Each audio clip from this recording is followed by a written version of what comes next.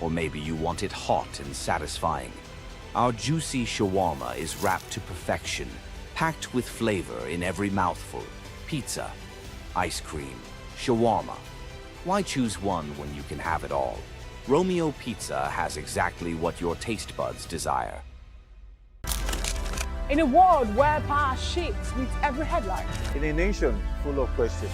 In a world filled with noise, the truth needs the voice. The policies that shapes our world and the economy that determines our future. Every hour, every day, the grapevine keeps buzzing. And together, we are committed to telling the stories that shape our world because your voice is our focus.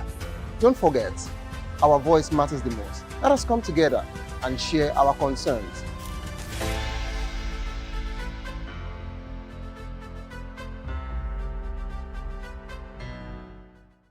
Welcome to the locker room, the home of football talk that matters. I am Jerry Apelon. Join us every weekday, Monday to Friday at 5 p.m. Nigerian time, as we share the hot takes and hot debates in the exciting world of football. And joining me are the usual suspects, Ikechukwu and Mayowa, as we break down all the hot takes and everything that is happening in the football. Don't just watch football, live it with us. Catch us on the locker room and Voice of the People television at 5 p.m. Nigerian time. And I got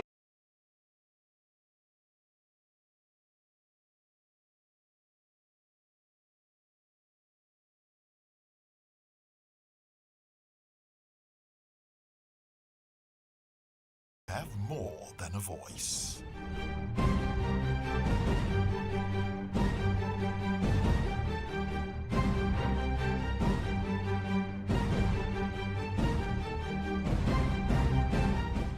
Entertainment and cultural documentaries. Voice of the People 90.3 FM became a symbol for 21st century media. And now, a new baby is born. Voice of the People Television, VOP TV, youthful, full of vigor and penchant for excellence in the continent's media space, exposing the wrongs, applauding the rights, dissecting the news without fear or favor, through factual and accurate stories and contents. Corruption kills three things that makes a society. Representing the interests of the people and giving them a voice. Voice of the People TV is here to stay towards building a fair society. VOP TV, Voice of the People Television, truly a voice for the people. Hey guys, it's your girl Arika of the Dimples, aka Risky Baby, and you are watching VOP TV. Do not go anywhere. Where are you going to? Stay here. Calm down. Stay here if you're not. What's up, everybody? Uzo Arco here, and I'm hanging out on VOP TV. Keep it locked, don't go nowhere. Let's go. Hi everyone, my name is Yvonne Jagade. You are watching VOP TV, and don't change the dial, because I said so.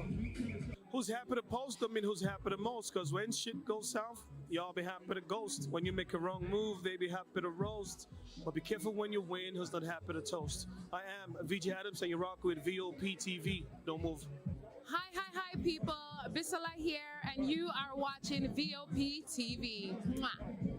Shout out to VOP TV. It's so good to have you on the red carpet of AV. Love you all. Wishing you all the best. Here's a shout out to VOP TV. It's your girl April Oshidikwe at the AV premiere.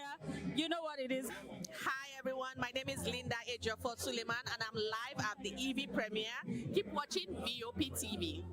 I want to say hello to my Italian friends. I want to say them that Nigeria is the best country in the world, and I'm so happy to be here. Thank you so much. Hi guys, my name is Tomo Atebe. I'm an actor, and you guys are live on VOP TV. Keep it locked, because I said so. Ladies and gentlemen, boys and girls, this is your girl Philly Storms out here, and this is a big shout out to VOP TV.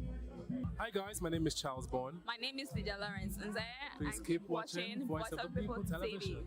Love ya. Are you ready for the extraordinary? Something big is happening on your screen. Introducing VOP TV, now streaming on SLTV channel 264. From breaking news to captivating conversations, news analysis, giving you all sides to the story. We bring in-depth discussions on the issues that matter, from politics to sports, entertainment, and lifestyle. VOP TV on SLTV, channel 264. Join us as we redefine what television means to you. Voice of the People Television, VOP TV. Now you have more than a voice.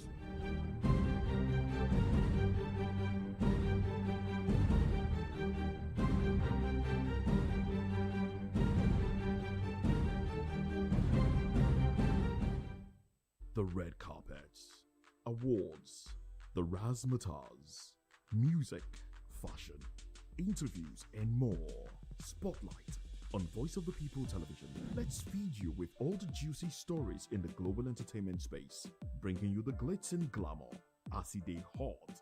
Stay tuned to Spotlight, 1 p.m. Monday to Friday. Spotlight on VOP TV. Entertainment like never before.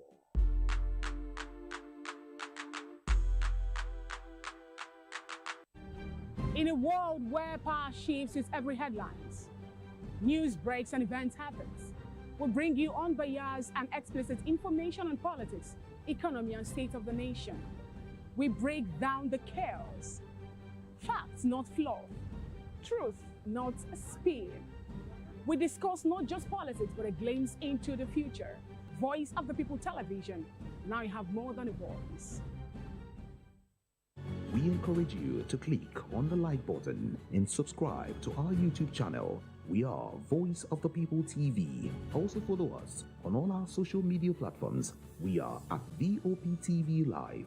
Visit our website www.vop.ng for fresh and trending news. Also watch us live on SLTV channel 264. VOP TV, Voice of the People Television. This is African News on Voice of the People Television, where we don't just bring you the news, we bring you Africa's heartbeats, the policies that shapes our world, and the economy that determines our future. African News on Voice of the People Television. Stay with us. When I first heard VOP, I thought they were talking about me because I'm a voiceover personality, but no, this is Voice of the People TV, and you are riveted forever because this is the place to be. Yo guys, your boy Chella, shout out to VOP TV. I love you guys. Salut, salut tout le monde, Suspect 95, là on est sur VOP TV, on passe un bon temps, j'espère que vous kiffez, on est au Afrima, on est ensemble, VOP TV. Don't see me like a fool because I don't do giddy giddy giddy. VOP, you don't know Stoneware from Ghana representing live and living color. Yeah, Beam Nation President, outside with it. Bless up. Hello, this is Milo from Ivory Coast. Keep watch Voice of the People TV.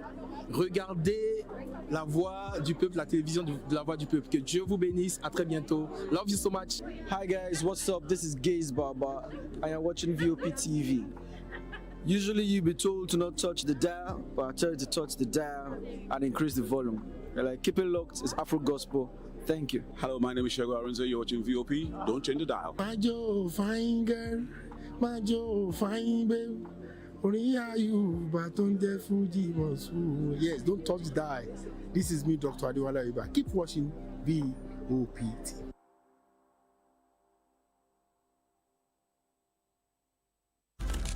In a world where power shapes with every headline. In a nation full of questions. In a world filled with noise, the truth needs a voice. The policies that shapes our world and the economy that determines our future. Every hour, every day, the grapevine keeps buzzing. And together, we are committed to telling the stories that shape our world because your voice is our focus. Don't forget, our voice matters the most. Let us come together and share our concerns.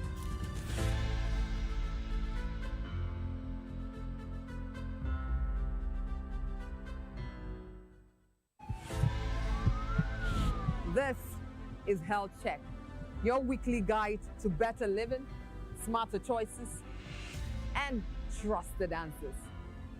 From everyday wellness to urgent health issues, we've got you covered. Health Check, only on Voice of the People Television, where your health has a voice.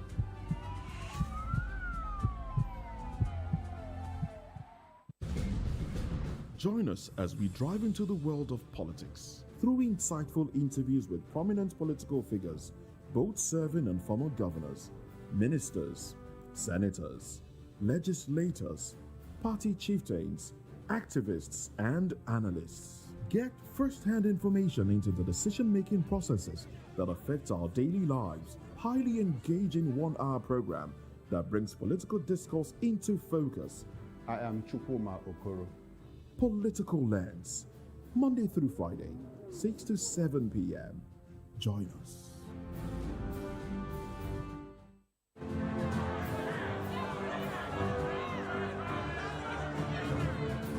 Do you want your voice to be heard? Do you know that you matter in the scheme of things? The People's Voice, the show where ordinary citizens take center stage as we discuss the biggest stories that affect you and I. With you in mind, we facilitate lively discussions, debates, and interviews on the topics that matter most to you and I, from social justice to economic empowerment, education to healthcare, governance, and more, tackling tough topics and amplifying your voice. Join the conversation and make your voice count. The People's Voice. Make your voice count. Hello there, my name is Damilola Ogunsi, also known as the Goldfish. Hi, my name is Chiki Bright Emmanuel. I'm an actor and a filmmaker. Hello peeps, my name is Yomi E. Adejimo. Hi everyone, I'm Paul Utomi. Hi everyone, my name is Stacey Benjamin and this is Voice of the People TV. I need you to keep it locked to VOP TV. See, are you looking for good entertainment? You want to get good movies, good music, politics, talk shows, sports and entertainment. You really want a channel that gives you everything you need without you having to run around. VOP is where you are. That's Voice of the People. If you're not listening to this, you're not one of us. And you deserve to be killed. Scrap chat. Don't be killed, but watch it. Or I'll find you. And I want you. And you are locked on VOP TV. Don't go nowhere. This is where the juice is. This is where all you need for entertainment, politics, movies, and whatnot. And keep watching VOP TV. So keep it locked because I'm locked already, man, and it's money back guarantee. So you're gonna have a good time because I do. And please keep watching VOP TV. I won't turn to you actually. I beg you, subscribe, watch it. If not, whatever you see. You better not touch that die because VOP is the plot. From the views on the street, we go to bed empty hunger, to the blaring horns of a hustling city, the loudest voices of the common man got a medium to be heard. This particular administration, they were coming unprepared. It's not a bad thing to renovate the president's lawn. Through top-notch programming, unbiased reportage of news, sports, business, entertainment, and cultural documentaries, Voice of the People 90.3 FM became a symbol for 21st century media. And now, a new baby is born. Voice of the People Television, VOP TV, youthful, full of vigor and penchant for excellence in the continent's media space, exposing the wrongs, applauding the rights, dissecting the news without fear or favor, through factual and accurate stories and contents. Corruption kills three things that makes a society. Representing the interests of the people and giving them a voice. Voice of the People TV is here to stay towards building a fair society. VOP TV, Voice of the People Television, truly a voice for the people. Hey guys, it's your girl Larry the Dimples, aka Risky Baby, and you are watching VOP TV. Do not go anywhere. Where are you going to? Stay here. Calm down. Stay here if you're not. What's up, everybody? Who's Arco here, and I'm hanging out on VOP TV. Keep it locked, don't go nowhere. Let's go. Hi everyone, my name is Yvonne Jagade. You are watching VOP TV, and don't change the dial, because I said so. Who's happy to post them and who's happy the most? Because when shit goes south, y'all be happy to ghost. When you make a wrong move, they be happy to roast. But be careful when you win, who's not happy to toast. I am VJ Adams and you rock with Vop Tv. Don't move. Hi, people. Bisola here, and you are watching Vop TV. Mwah. Shout out to Vop TV. It's so good to have you on the red carpet of AV. Love you all. Wishing you all the best. Here's a shout out to Vop TV. It's your girl April Oshidikwe at the AV premiere. You know what it is. Hi everyone, my name is Linda Ejiofor Suleiman and I'm live at the EV premiere. Keep watching Vop TV. I want to say hello to my Italian friends. I want to say them that Nigeria is the best country in the world and I'm so happy to be here. Thank you so much. Hi guys, my name is Tomo Atebe. I'm an actor and you guys are live on Vop TV. Keep it locked because I said so. Ladies and gentlemen, boys and girls, this is your girl Folu Storms out here, and this is a big shout out to Vop TV. Hi guys, my name is Charles Bourne. My name is Lydia Lawrence Nze. Please keep watching Voice of the People Television. Love ya. Are you ready for the extraordinary? Something big is happening on your screen. Introducing VOP TV. Now streaming on SLTV channel 264. From breaking news to captivating conversations, news analysis, giving you all sides to the story. We bring in-depth discussions on the issues that matter, from politics to sports, entertainment, and lifestyle. VOP TV on SLTV channel 264. Join us as we redefine what television means to you. Voice of the People Television, VOP TV. Now you have more than a voice.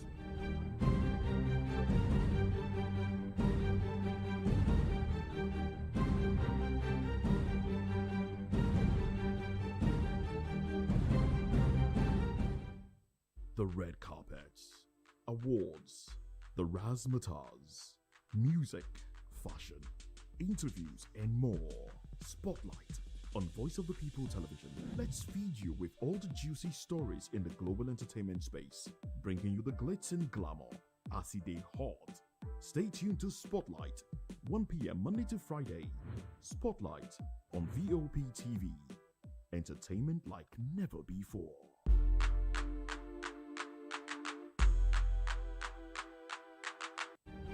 In a world where power shifts with every headlines, news breaks and events happens, we bring you unbiased and explicit information on politics, economy, and state of the nation.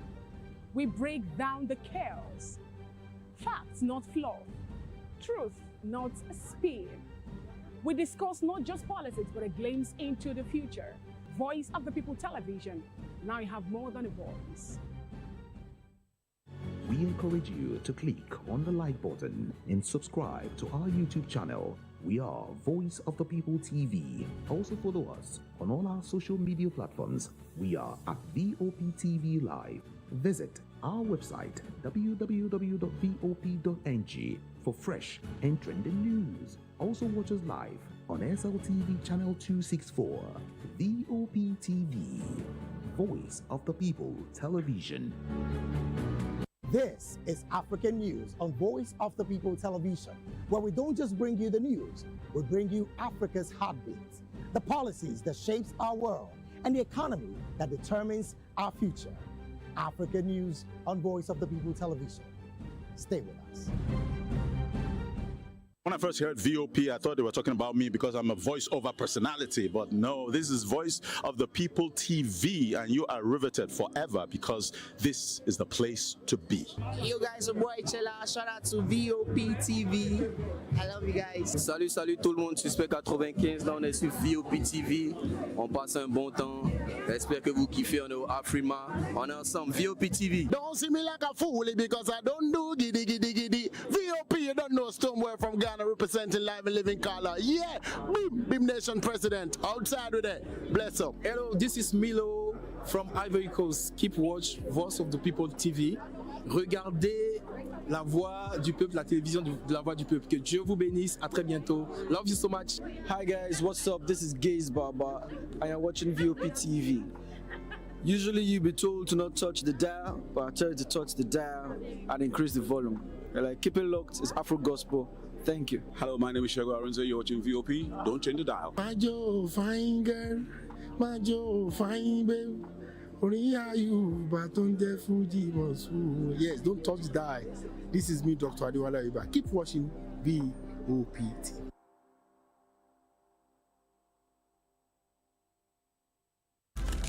In a world where power shapes with every headline. In a nation full of questions. In a world filled with noise, the truth needs a voice. The policies that shapes our world and the economy that determines our future. Every hour, every day, the grapevine keeps buzzing. And together, we are committed to telling the stories that shape our world, because your voice is our focus. Don't forget, our voice matters the most. Let us come together and share our concerns.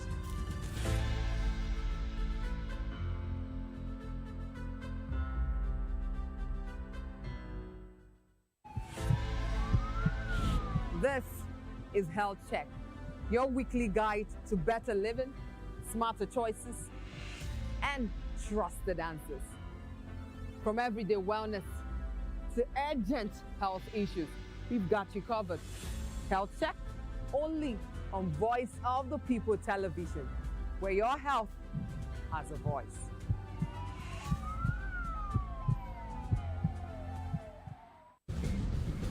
Join us as we drive into the world of politics through insightful interviews with prominent political figures, both serving and former governors, ministers, senators, legislators, party chieftains, activists, and analysts. Get first-hand information into the decision-making processes that affect our daily lives. Highly engaging one-hour program that brings political discourse into focus. I am Chukwuma Okoro. Political Lens, Monday through Friday, 6 to 7 p.m. Join us.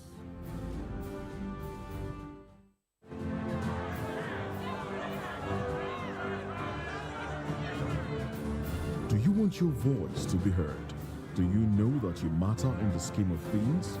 The People's Voice, the show where ordinary citizens take center stage as we discuss the biggest stories that affect you and I.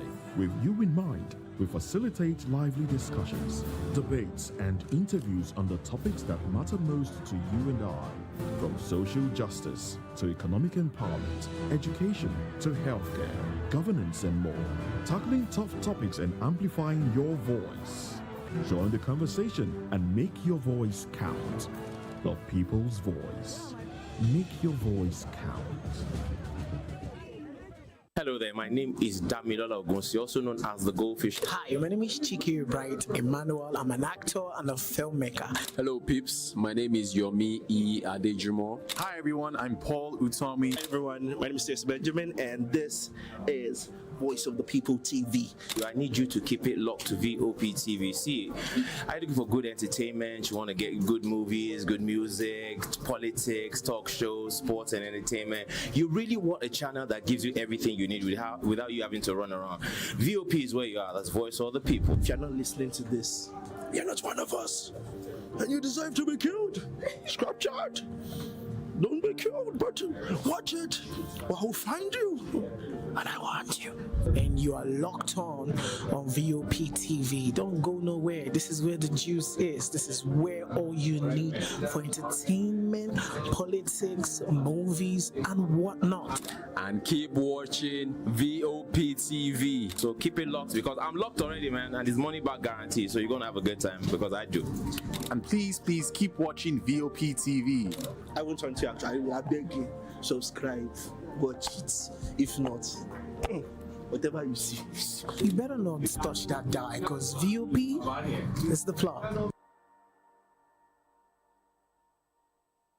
From the views on the street, we go to bed empty hunger, to the blaring horns of a hustling city. The loudest voices of the common man got a medium to be heard. This particular administration, they were coming unprepared. It's not a bad thing to renovate the president's lawn. Through top-notch programming, unbiased reportage of news, sports, business, entertainment, and cultural documentaries. Voice of the People 90.3 FM became a symbol for 21st century media. And now, a new baby is born.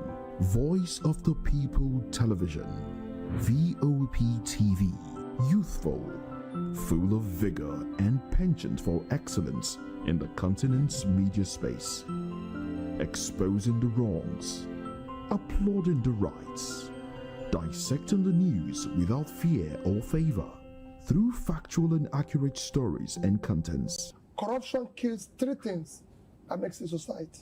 Representing the interests of the people and giving them a voice. Voice of the People TV is here to stay towards building a fair society. VOP TV, Voice of the People Television, truly a voice for the people.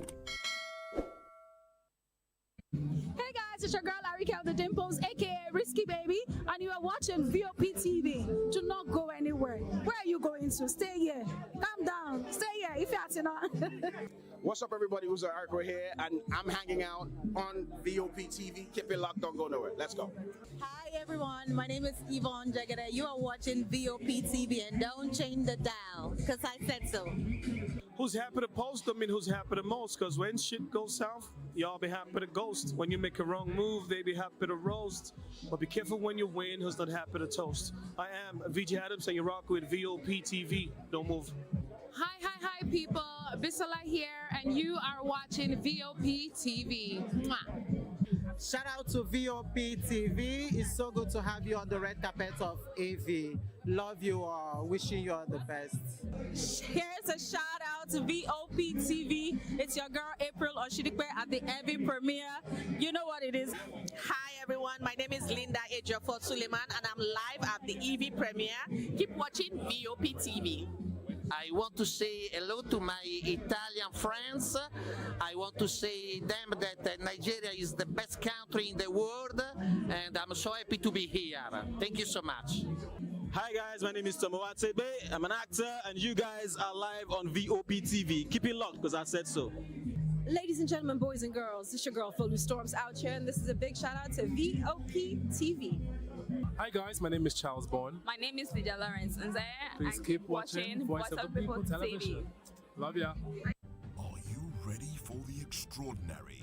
Something big is happening on your screen.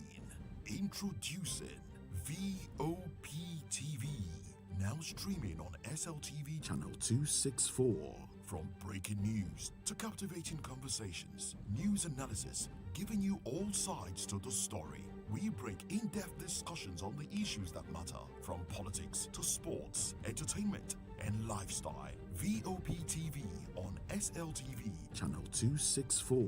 Join us as we redefine what television means to you. Voice of the People Television, VOP TV. Now you have more than a voice.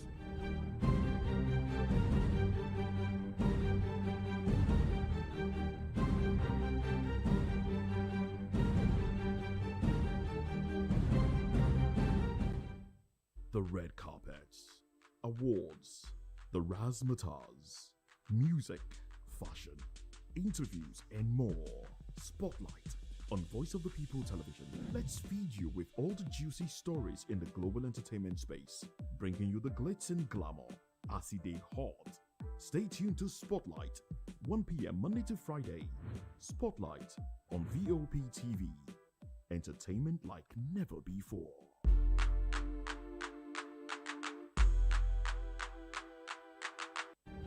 In a world where power shifts with every headlines, news breaks and events happens, we bring you unbiased and explicit information on politics, economy, and state of the nation.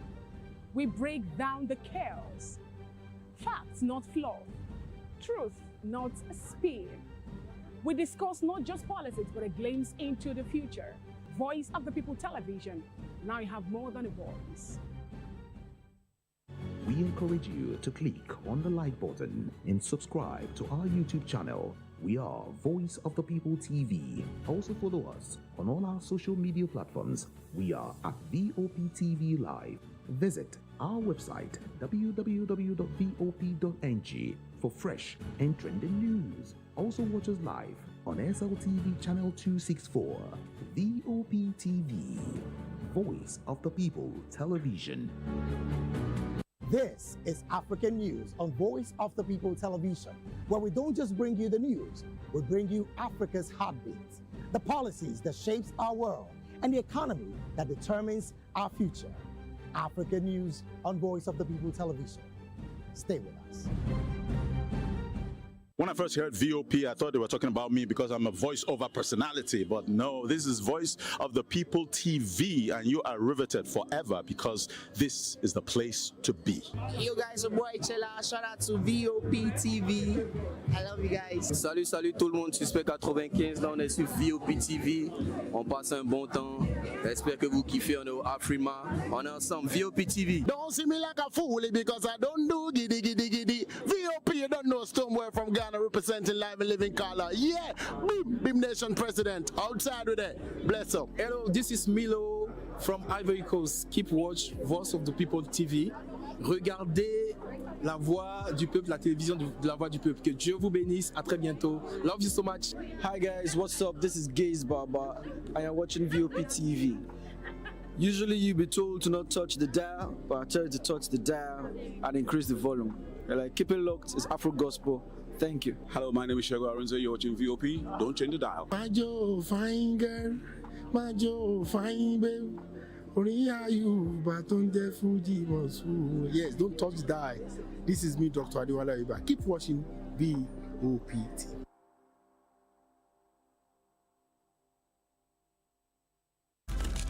In a world where power shapes with every headline. In a nation full of questions. In a world filled with noise, the truth needs a voice. The policies that shapes our world and the economy that determines our future. Every hour, every day, the grapevine keeps buzzing. And together, we are committed to telling the stories that shape our world because your voice is our focus. Don't forget, our voice matters the most. Let us come together and share our concerns.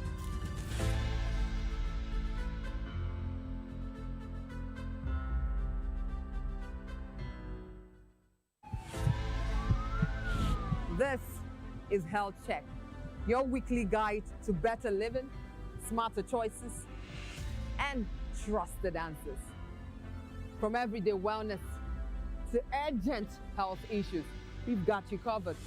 Health Check, only on Voice of the People Television, where your health has a voice.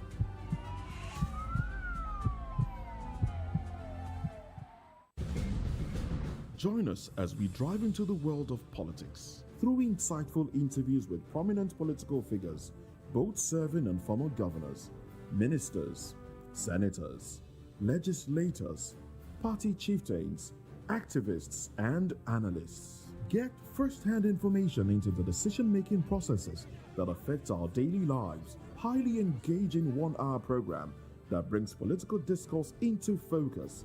I am Chupuma Okoro. Political Lens, Monday through Friday, 6 to 7 p.m. Join us.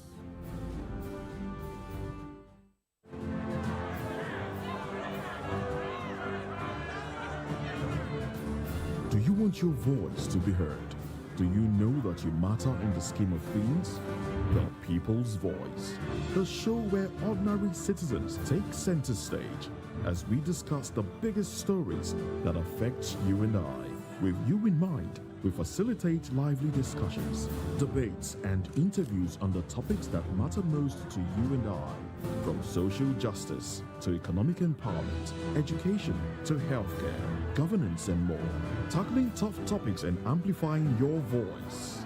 Join the conversation and make your voice count. The People's Voice. Make your voice count. Hello there, my name is Damilola Ogunsi, also known as the Goldfish. Hi, my name is Chiki Bright Emmanuel. I'm an actor and a filmmaker. Hello peeps, my name is Yomi E. Adejimo. Hi everyone, I'm Paul Utomi. Hi everyone, my name is Stacey Benjamin and this is Voice of the People TV. I need you to keep it locked to VOP TV. See, are you looking for good entertainment? You want to get good movies, good music, politics, talk shows, sports and entertainment. You really want a channel that gives you everything you need without you having to run around. VOP is where you are. That's Voice of the People. If you're not listening to this, you're not one of us. And you deserve to be killed. Scrap chat.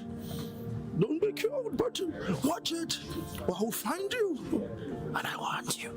And you are locked on VOP TV. Don't go nowhere. This is where the juice is. This is where all you need for entertainment, politics, movies, and whatnot. And keep watching VOP TV. So keep it locked, because I'm locked already, man, and it's money back guarantee. So you're gonna have a good time, because I do. And please keep watching VOP TV. I won't want to actually, I beg you, subscribe, watch it. If not, whatever you see. You better not touch that dial, because VOP is the plot.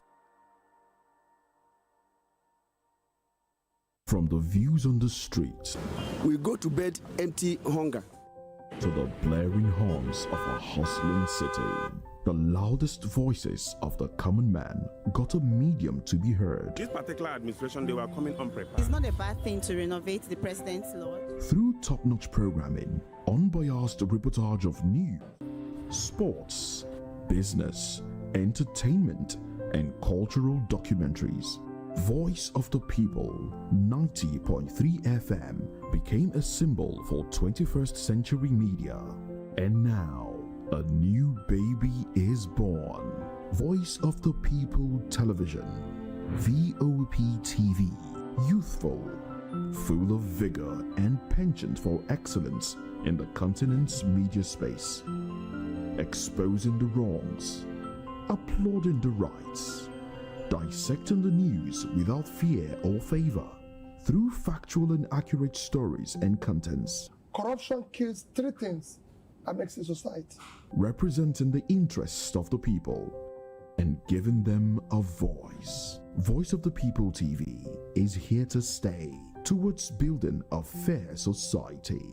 VOP TV, Voice of the People Television, truly a voice for the people. Hey guys, it's your girl Larry Kel the Dimples, aka Risky Baby, and you are watching VOP TV. Do not go anywhere. Where are you going to? Stay here. Calm down. Stay here if you're not. What's up, everybody? Who's Arco here, and I'm hanging out on VOP TV. Keep it locked, don't go nowhere. Let's go. Hi everyone, my name is Yvonne Jagade. You are watching VOP TV, and don't change the dial, because I said so.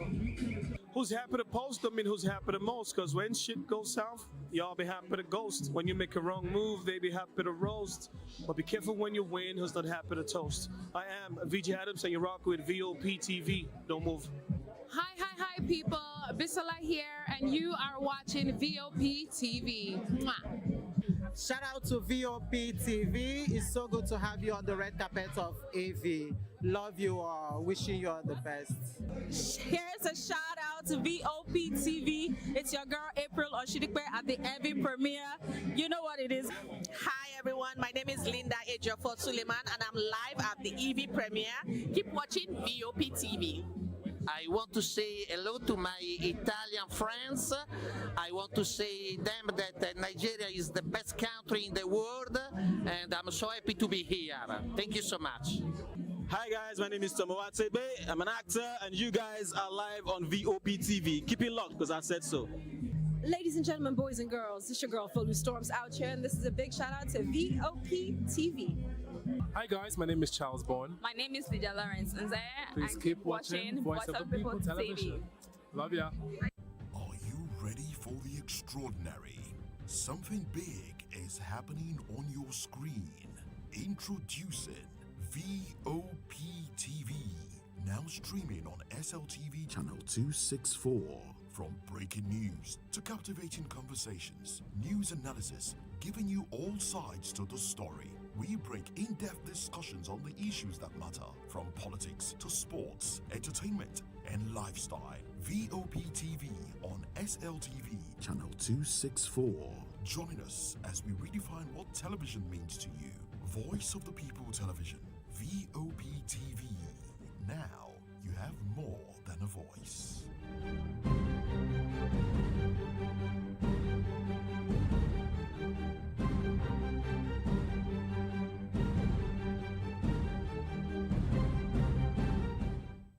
The red carpets, awards, the razzmatazz, music, fashion, interviews, and more. Spotlight on Voice of the People Television. Let's feed you with all the juicy stories in the global entertainment space, bringing you the glitz and glamour as they hot. Stay tuned to Spotlight, 1 p.m. Monday to Friday. Spotlight on VOP TV. Entertainment like never before.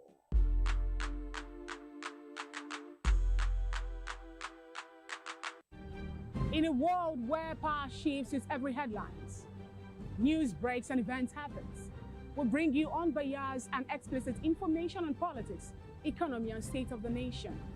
We break down the chaos. Facts, not fluff. Truth, not spin. We discuss not just politics, but a glimpse into the future. Voice of the People Television. Now you have more than a voice. We encourage you to click on the like button and subscribe to our YouTube channel. We are Voice of the People TV. Also follow us on all our social media platforms. We are at VOP TV Live. Visit our website www.vop.ng for fresh and trending news. Also watch us live on SLTV channel 264. VOP TV, Voice of the People Television. This is African News on Voice of the People Television, where we don't just bring you the news, we bring you Africa's heartbeats, the policies that shapes our world, and the economy that determines our future. African News on Voice of the People Television.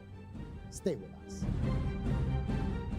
When I first heard VOP, I thought they were talking about me because I'm a voice-over personality. But no, this is Voice of the People TV, and you are riveted forever because this is the place to be. Yo guys, your boy Chella. Shout out to VOP TV. I love you guys. Salut, salut tout le monde. Suspect 95. Là, on est sur VOP TV. On passe un bon temps. J'espère que vous kiffez. On est au Afrima. On est ensemble. VOP TV. Don't see me like a fool because I don't do giddy giddy giddy. VOP, you don't know somewhere from Ghana representing live and living color. Yeah, Bim Nation president. Outside with it. Bless up. Hello, this is Milo from Ivory Coast. Keep watch Voice of the People TV. Regardez la voix du peuple, la télévision de la voix du peuple. Que Dieu vous bénisse. À très bientôt. Love you so much. Hi guys, what's up? This is Gaze Baba. I am watching VOP TV. Usually you'll be told to not touch the dial, but I tell you to touch the dial and increase the volume. You're like, keep it locked. It's Afro Gospel. Thank you. Hello, my name is Shego Aronzo. You're watching VOP. Don't change the dial. My Joe, fine girl. My Joe, fine babe. Only are you, but on the Fuji was. Yes, don't touch the dial. This is me, Dr. Adiwala Iba. Keep watching VOP TV.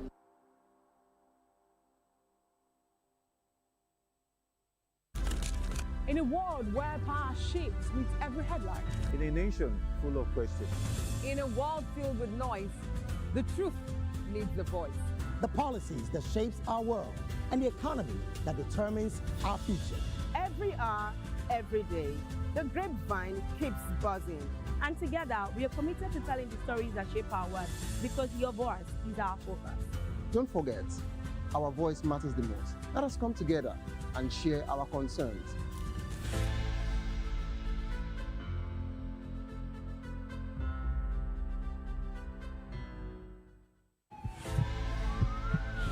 This is Health Check, your weekly guide to better living, smarter choices, and trusted answers. From everyday wellness to urgent health issues, we've got you covered. Health Check, only on Voice of the People Television, where your health has a voice.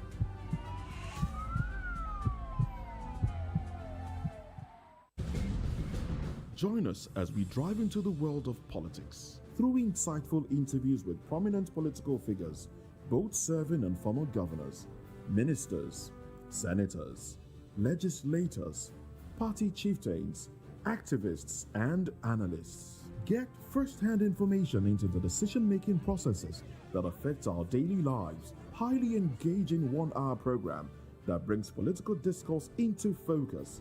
I am Chukwuma Okoro. Political Lens, Monday through Friday, 6 to 7 p.m. Join us.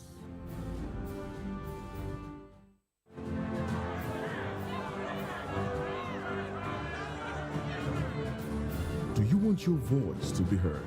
Do you know that you matter in the scheme of things? The People's Voice, the show where ordinary citizens take center stage as we discuss the biggest stories that affect you and I. With you in mind, we facilitate lively discussions, debates, and interviews on the topics that matter most to you and I, from social justice to economic empowerment, education to healthcare, governance, and more, tackling tough topics and amplifying your voice. Join the conversation and make your voice count. The People's Voice. Make your voice count. Hello there, my name is Damilola Ogunsi, also known as the Goldfish. Hi, my name is Chiki Bright Emmanuel. I'm an actor and a filmmaker. Hello peeps, my name is Yomi E. Adejumo. Hi everyone, I'm Paul Utomi. Hi everyone, my name is Stacey Benjamin and this is Voice of the People TV. I need you to keep it locked to VOP TV. See, I'm looking for good entertainment. You want to get good movies, good music, politics, talk shows, sports and entertainment. You really want a channel that gives you everything you need without you having to run around. VOP is where you are. That's Voice of the People. If you're not listening to this, you're not one of us. And you deserve to be killed. Scrap chat. Don't be killed, but watch it, or I'll find you, and I want you. And you are locked on VOP TV. Don't go nowhere. This is where the juice is. This is where all you need for entertainment, politics, movies, and whatnot. And keep watching VOP TV. So keep it locked because I'm locked already, man, and it's money back guarantee. So you're gonna have a good time because I do. And please keep watching VOP TV. I won't turn to you actually. I beg you, subscribe, watch it. If not, whatever you see. You better not touch that dial because VOP is the plot. From the views on the street, we go to bed empty hunger, to the blaring horns of a hustling city. The loudest voices of the common man got a medium to be heard. This particular administration, they were coming unprepared. It's not a bad thing to renovate the president's law. Through top-notch programming, unbiased reportage of news, sports, business, entertainment, and cultural documentaries, Voice of the People 90.3 FM became a symbol for 21st century media. And now, a new baby is born. Voice of the People Television, VOP TV, youthful, full of vigor and penchant for excellence in the continent's media space, exposing the wrongs, applauding the rights, dissecting the news without fear or favor, through factual and accurate stories and contents. Corruption kills three things that makes a society. Representing the interests of the people and giving them a voice. Voice of the People TV is here to stay towards building a fair society. VOP TV, Voice of the People Television, truly a voice for the people. Hey guys, it's your girl Arika of the Dimples, aka Risky Baby, and you are watching VOP TV. Do not go anywhere. Where are you going to? Stay here. Calm down. Stay here if you're not. What's up, everybody? Who's Arco here, and I'm hanging out on VOP TV. Keep it locked. Don't go nowhere. Let's go. Hi everyone, my name is Yvonne Jagada. You are watching VOP TV, and don't change the dial, because I said so. Who's happy to post them and who's happy the most? Because when shit goes south, y'all be happy to ghost. When you make a wrong move, they be happy to roast. But be careful when you win, who's not happy to toast. I am VJ Adams and you rock with VOP TV. Don't move. Hi people, Bisola here and you are watching VOP TV. Mwah. Shout out to VOP TV. It's so good to have you on the red carpet of AV. Love you all. Wishing you all the best. Here's a shout out to VOP TV. It's your girl April Oshidikwe at the AV premiere. You know what it is. Hi everyone, my name is Linda Ejiofor Suleiman and I'm live at the EV premiere. Keep watching VOP TV. I want to say hello to my Italian friends.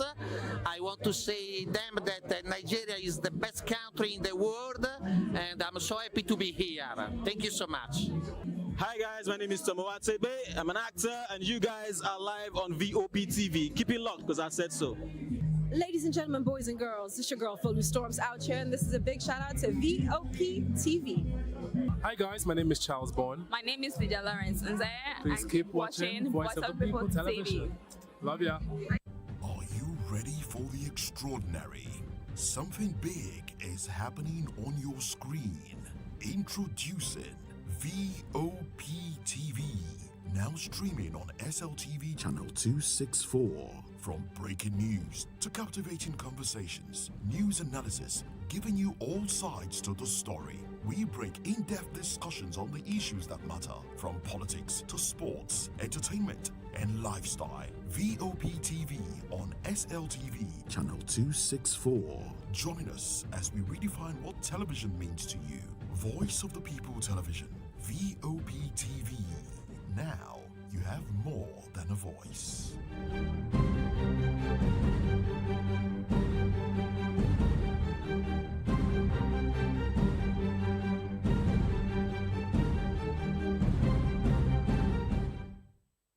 Carpets, awards, the razzmatazz, music, fashion, interviews, and more. Spotlight on Voice of the People Television. Let's feed you with all the juicy stories in the global entertainment space, bringing you the glitz and glamour as it is hot. Stay tuned to Spotlight, 1 p.m. Monday to Friday. Spotlight on VOP TV. Entertainment like never before.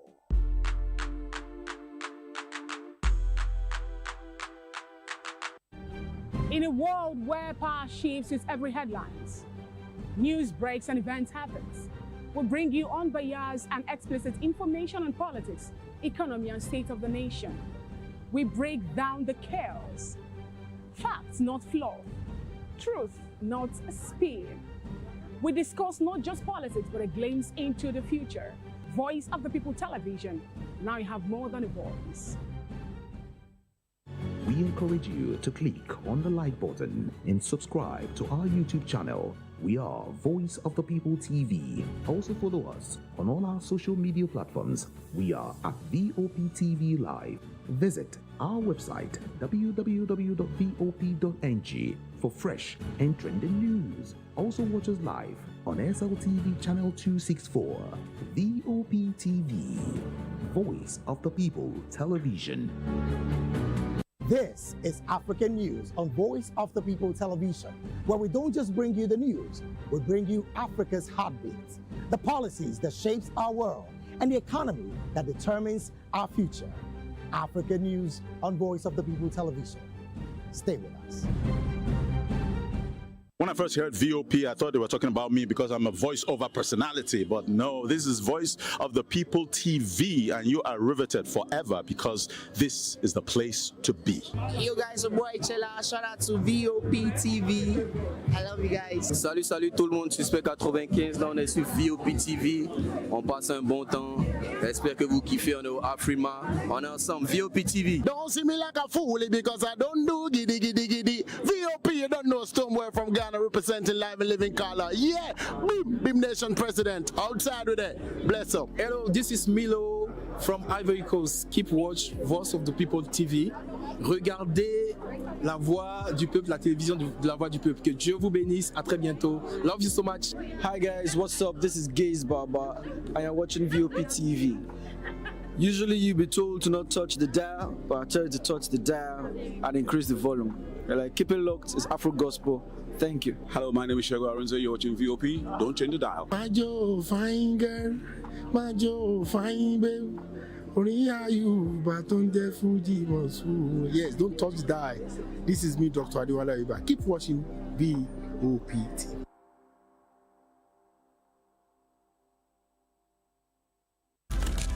In a world where power shifts with every headline. In a nation full of questions. In a world filled with noise, the truth needs a voice. The policies that shapes our world and the economy that determines our future. Every hour, every day, the grapevine keeps buzzing. And together, we are committed to telling the stories that shape our world because your voice is our focus. Don't forget, our voice matters the most. Let us come together and share our concerns.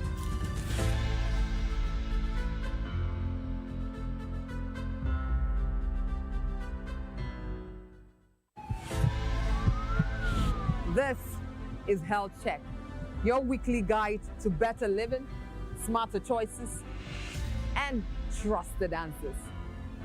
From everyday wellness to urgent health issues, we've got you covered. Health Check, only on Voice of the People television, where your health has a voice.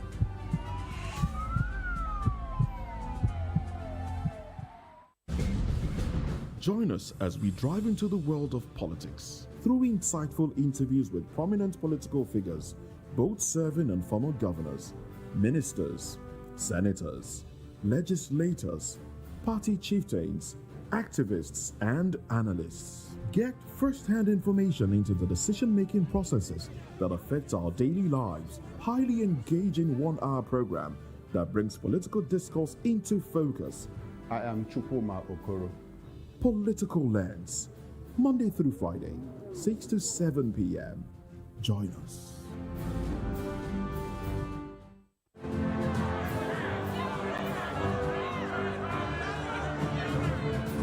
Do you want your voice to be heard? Do you know that you matter in the scheme of things?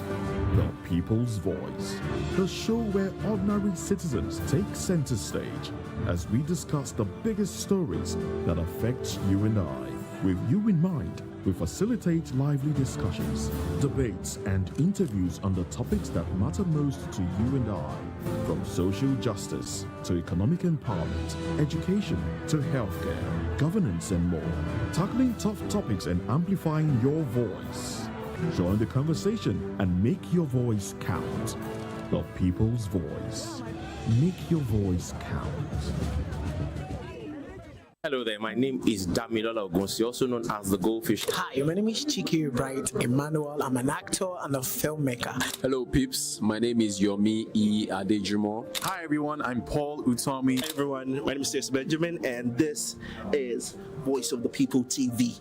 I need you to keep it locked to VOP TV. See, I'm looking for good entertainment. You want to get good movies, good music, politics, talk shows, sports, and entertainment. You really want a channel that gives you everything you need without you having to run around. VOP is where you are. That's Voice of the People. If you're not listening to this, you're not one of us, and you deserve to be killed. Scrap chat. Don't be killed, but watch it, or I'll find you, and I want you. And you are locked on VOP TV. Don't go nowhere. This is where the juice is. This is where all you need for entertainment, politics, movies, and whatnot. And keep watching VOP TV. So keep it locked, because I'm locked already, man, and it's money back guarantee. So you're gonna have a good time, because I do. And please keep watching VOP TV. I won't want to actually, I beg you, subscribe, watch it. If not, whatever you see. You better not touch that dial, because VOP is the plot. From the views on the street, we go to bed empty hunger, to the blaring horns of a hustling city. The loudest voices of the common man got a medium to be heard. This particular administration, they were coming unprepared. It's not a bad thing to renovate the president's lawn. Through top-notch programming, unbiased reportage of news, sports, business, entertainment, and cultural documentaries, Voice of the People 90.3 FM became a symbol for 21st century media. And now, a new baby is born. Voice of the People Television, VOP TV, youthful, full of vigor and penchant for excellence in the continent's media space, exposing the wrongs, applauding the rights, Dissecting the news without fear or favor. Through factual and accurate stories and contents. Corruption kills three things that makes a society. Representing the interests of the people and giving them a voice. Voice of the People TV is here to stay towards building a fair society. VOP TV, Voice of the People Television. Truly a voice for the people. Hey guys, it's your girl Arika the Dimples, aka Risky Baby, and you are watching VOP TV. Do not go anywhere. Where are you going to? Stay here. Calm down. Stay here if you're not. What's up, everybody? Who's Arco here, and I'm hanging out on VOP TV. Keep it locked, don't go nowhere. Let's go. Hi everyone, my name is Yvonne Jagada. You are watching VOP TV and don't change the dial, because I said so. Who's happy to post them and who's happy the most? Because when shit goes south, y'all be happy to ghost when you make a wrong move. But be careful when you win, who's not happy to toast. I am VJ Adams and you rock with VOP TV. Don't move.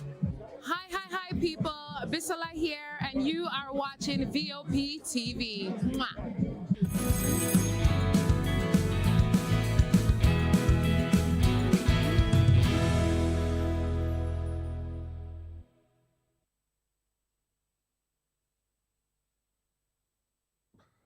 Well, sincerely apologize to you for starting the show behind schedule. But in any case, we are already here and the show is going to kick off now. Nigerians woke this morning to the news that former presidential candidate of the Labour Party in 2023 general election, talking about P2B, has defected from the ADC to the All Progressives Congress. And they are wondering, how did that happen?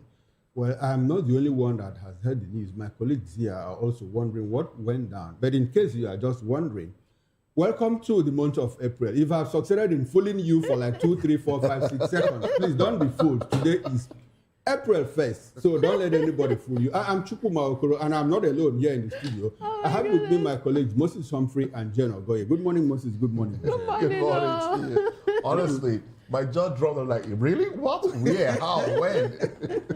You know? And then I looked at Jane and she smiled. I'm like, oh, okay. Okay. You got it's it. April Fool's Day. It's April Fool's Day. Good morning and welcome. It's the first day in the month of April. And, well, don't let anyone fool you. And if you must fool anyone, please keep it simple. All right? Don't do anything that will make them lose their mind. Welcome to the program. This is VOP This Morning. I'm Moses Humphrey. Thank you for joining us this morning. I'm Jane Ogoye, and you got me there, really.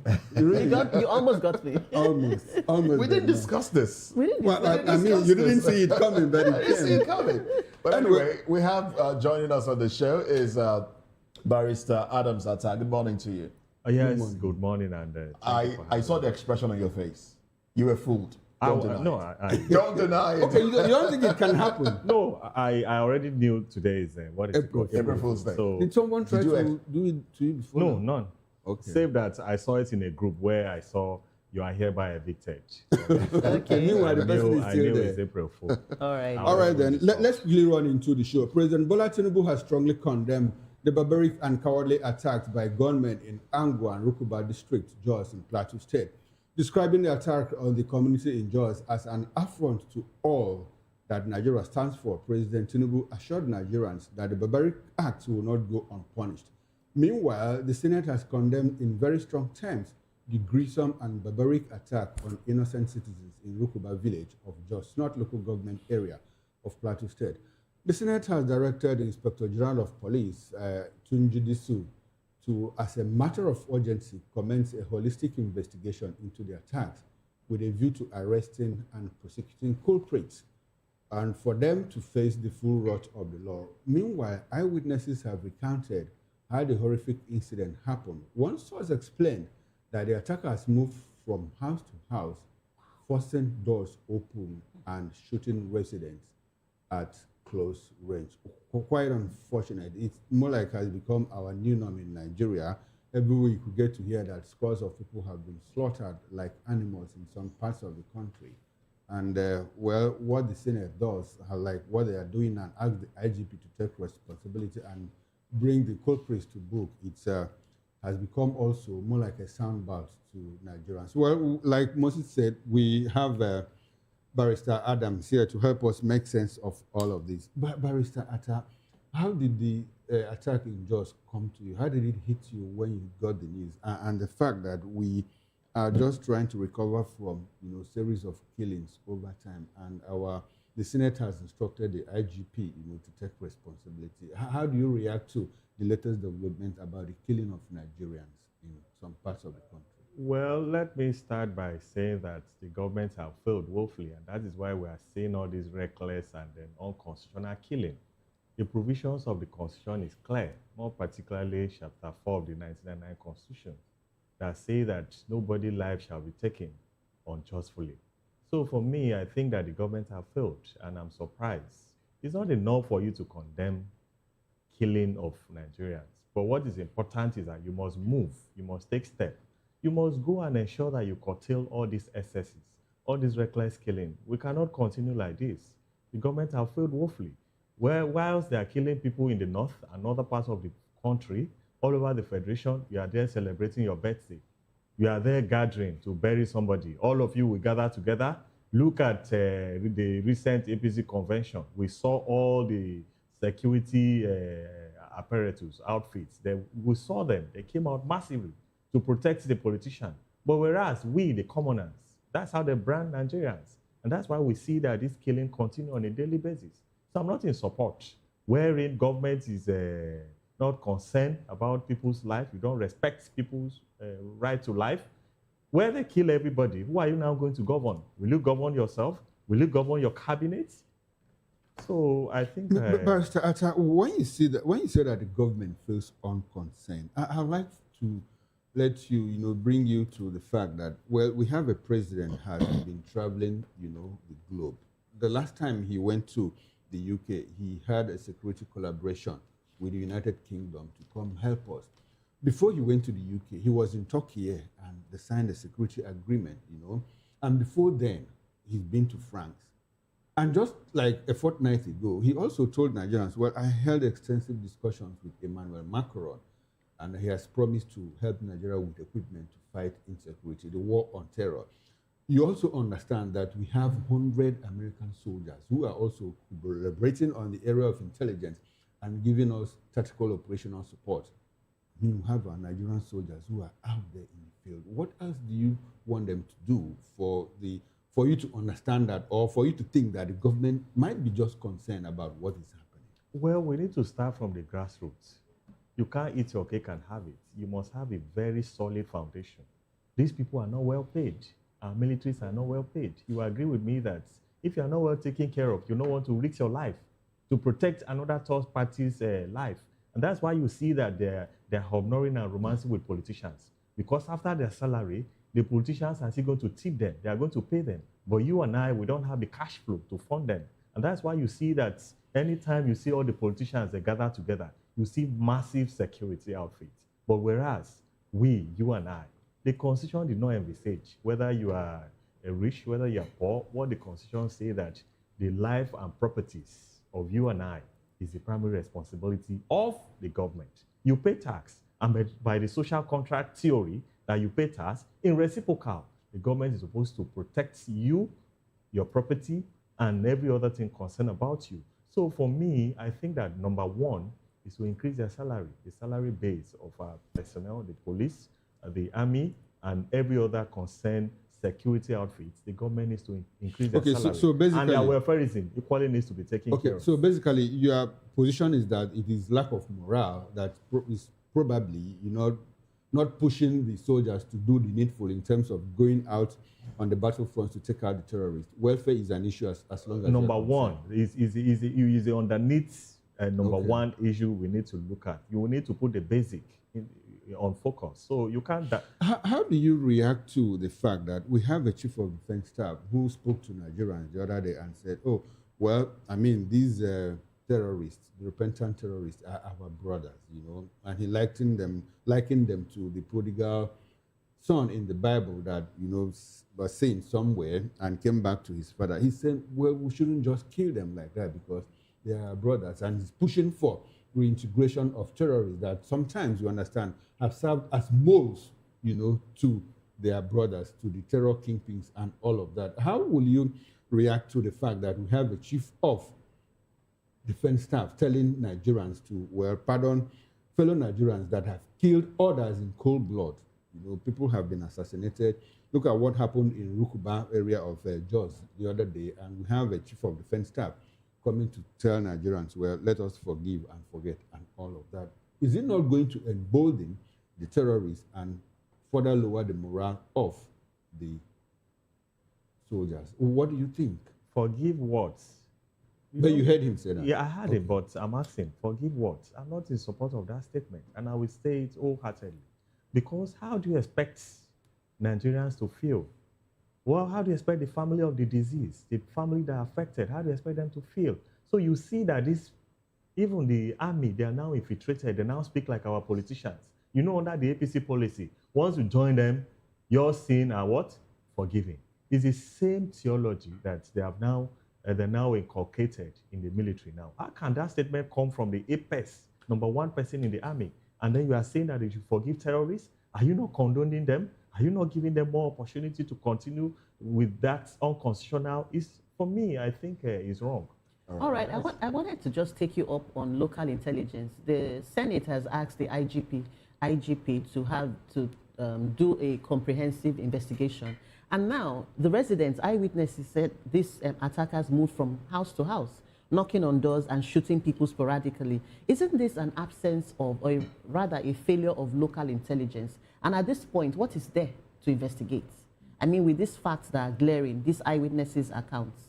Well, investigation continue. That's what they will tell you. In that atmosphere, they will tell you investigation continue, and then thereafter you don't hear anything again. We have had series of matters like this. It will die down, and that's why the other group will regroup, and then they will attack. So for me, I think the government don't have what it takes to protect Nigerians. And that's why they have even admitted by inviting the Americans. And you say that they have traveled all over the world. Mr. President have traveled. He is going on a frolic on his own. He has other personal agenda that is good. It's a health issue. Let me not say it otherwise. I will say it how it is. Because if I don't say it, God will not forgive me. What will I tell God in heaven? How do you say that? How do you know that? This is not the first time. Let me quote the statement of the president of, Russia. He said that Nigeria is a country where is like a, what is it called? Is it a mortuary, or where they bury people?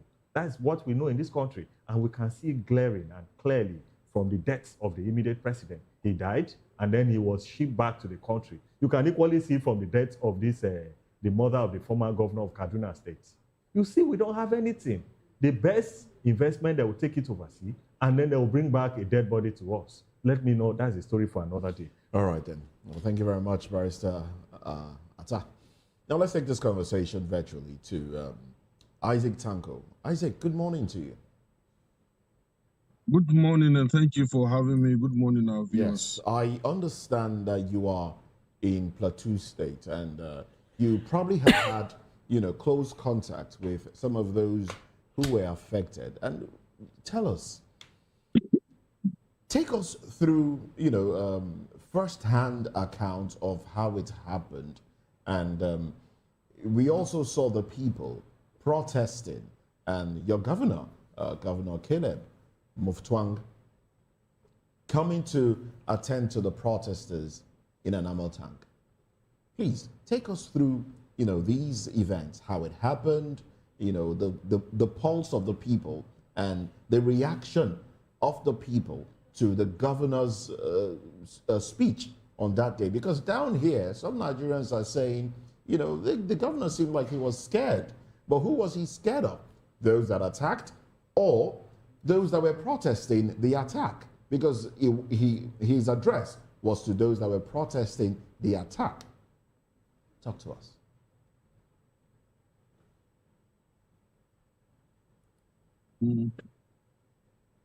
Go ahead. Hello, good morning. Let me correct the notion. First of all, I'm not in Plateau State at present.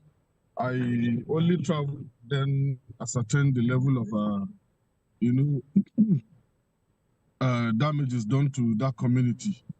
The truth is, before I mention what really happened in Plateau State, I think there is a deliberate attempt to sustain insecurity in Nigeria because from the body language of the present Chief of Defense Staff, the statements attributed to the National Security Advisor some weeks ago, where he categorically and openly said, if one of your hands is injured, can you cut it off because it is injured or it has a wound?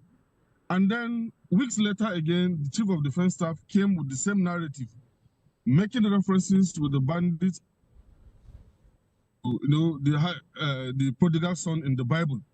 And I can't imagine the height of recklessness condoned by the President of the Federal Republic of Nigeria, where you have your security chiefs coming to publicly condone the activities of terrorists, and then nothing is being done. Rather, they prefer to go after those who criticize their governments for failure to provide security to the citizens of Nigeria. This has further discredited the government of President Bola Ahmed Tinubu. Now, going back to what happened in Plateau State. Okay. That attack happened in Plateau State alone. It happened simultaneously with another attack in community in Kagarko local government of Kaduna State, where 13 people were killed. That same day, 28 were kidnapped, and then 10 were badly wounded and taken to different hospitals based on the degree of injuries sustained. And like the one in Kaduna State, if you check, it is not even in the mainstream media. The same pattern being perpetrated by the Tinubu's government at the federal level is being carried out at the state, where they pay huge sums of money to conceal information regarding insecurity, just to score the government high, and then the governor, before you know it, you see him receiving awards as the best security governor in the state. What really happened in Plateau State? There was a stem warning circulated on the social media 2 or 3 weeks before this occurrence. I think, I don't know his name, but I think he's a white man from the United States, from a particular Christian association. Yeah, Babir. Whereby he said Babir. warned that this attacks will be carried out in Plateau State, Taraba State, and part of Southern Kaduna, generally the Middle Belt. So it actually happened. There were no measures on ground to actually, beef up intelligence to actually curtail these occurrences. But we keep seeing this spread of attacks happening over and over. All the government will come and then just make their statement. But the general mood of the Plateau people is pathetic. It is disheartening and heartbreaking, where you just come out, having your normal I need to understand. I need to understand. Have you spoken to the people of Plateau State? Did you speak to the people? Did the statements of the governor give them any kind of solace, any kind at all, especially those who are hospitalized? Well, as usual, government will say they are taking responsibility of their treatment. But the general mood of the Plateau people is completely against the governor. That is the truth.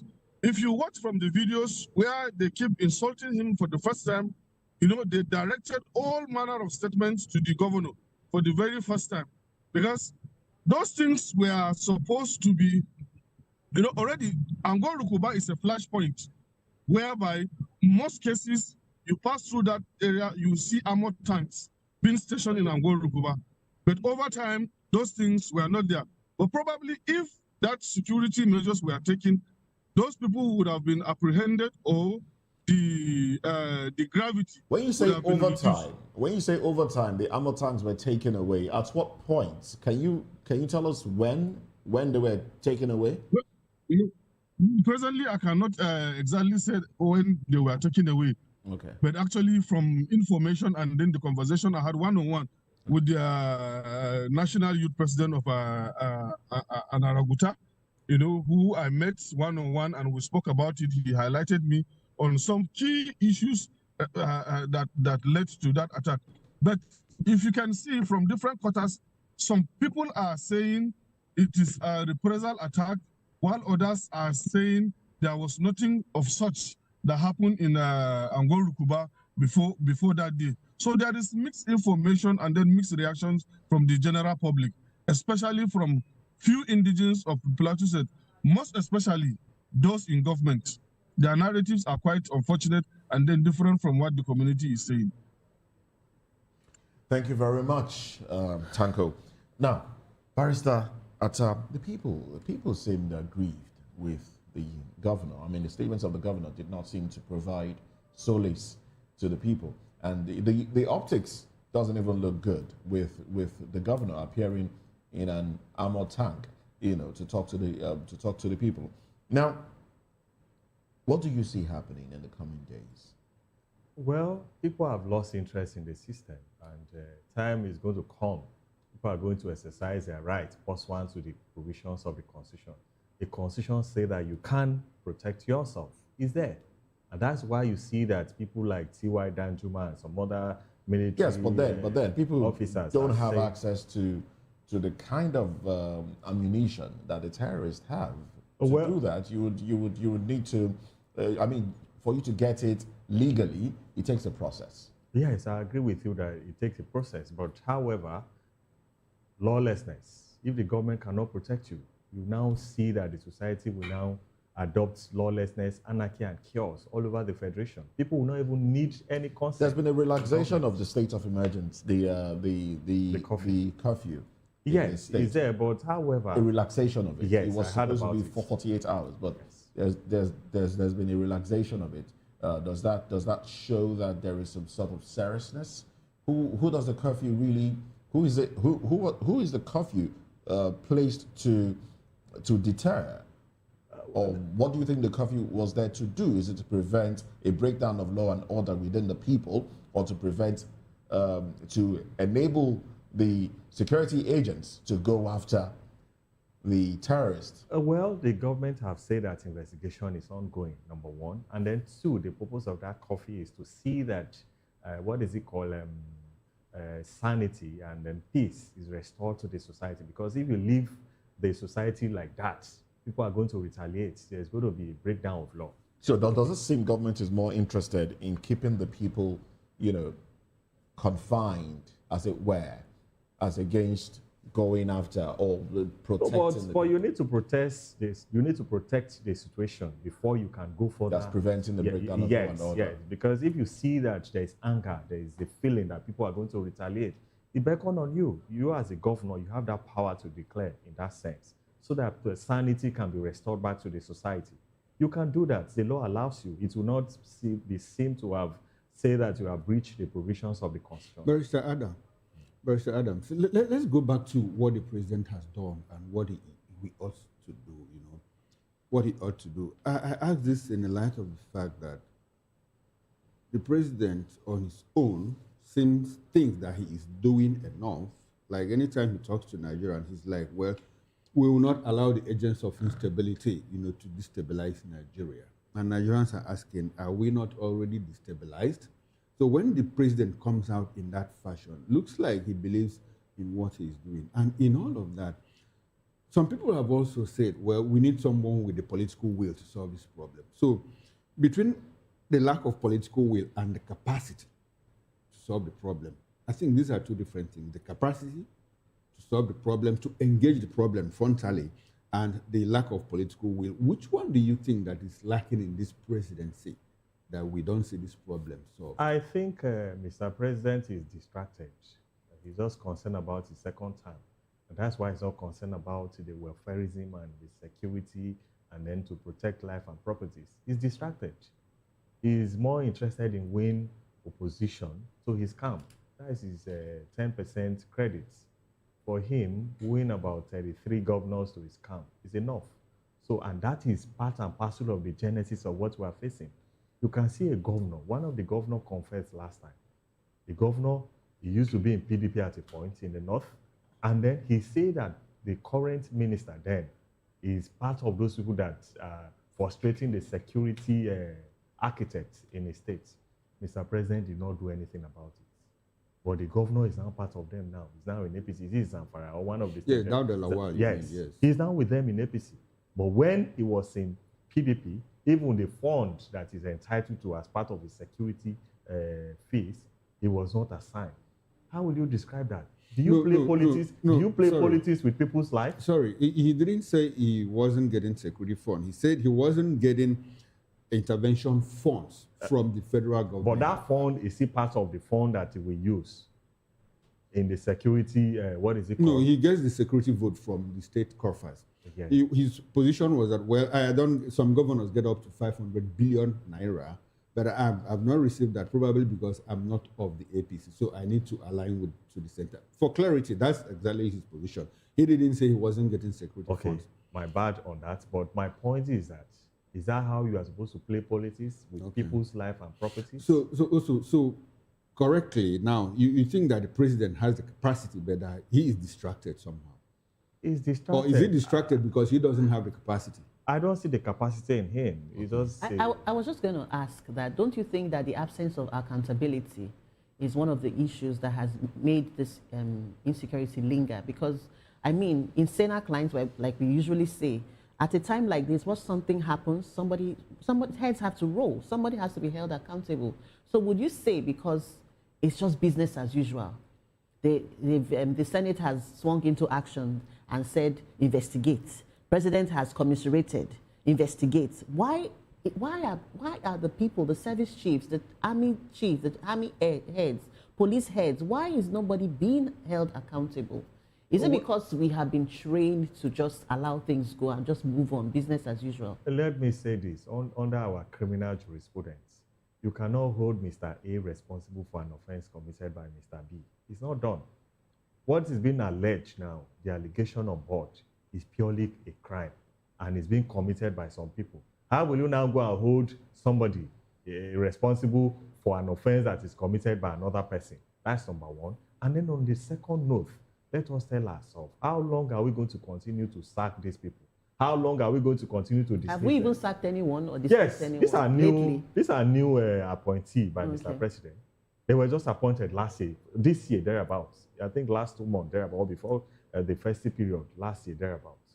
The minister, and then people were jubilating all over the federation and everything, that the right man is here. But instead of him to come out and protect you and I and all other Nigerians, they're at the APC convention, John Ketting, and protecting politicians, people who are milking our money. It's not done. I will not support that. Come out and do your work pursuant to the provisions of the Constitution. You go to the field. I was happy when the then president, the immediate president, Buhari, he said, okay, we are going to Sambisa. When he came on board, his first statement said that we are going to Sambisa Forest, but I don't know what then happened subsequently. All right, Barrister Adams, before we move into our next topic of discussion, I would like to ask you, because in the course of your intervention, you said that, well, the president is distracted by probably 2027. He wants to return. And there is a school of thought that says that, well, the president has the capacity, but he's just biding time, waiting for his second term. Because if he more like goes after these people frontally, that the North is going to push back. We have seen situations where anytime the military hierarchy goes after these terrorists, and the North is quick to say, oh, I mean, any attack on Boko Haram is an attack against the North. So do you think that the president is biding his time, probably playing it, pandering to the interests of some people up there, so that if he attacks them, the terrorists, he might not be able, he might not get second term? Talking about 2027, is there a likelihood that something like that could be happening? Do you think that 2027 is at play here? Okay, let's calm down until we get second term, and now we deal with these guys. Let me tell you this.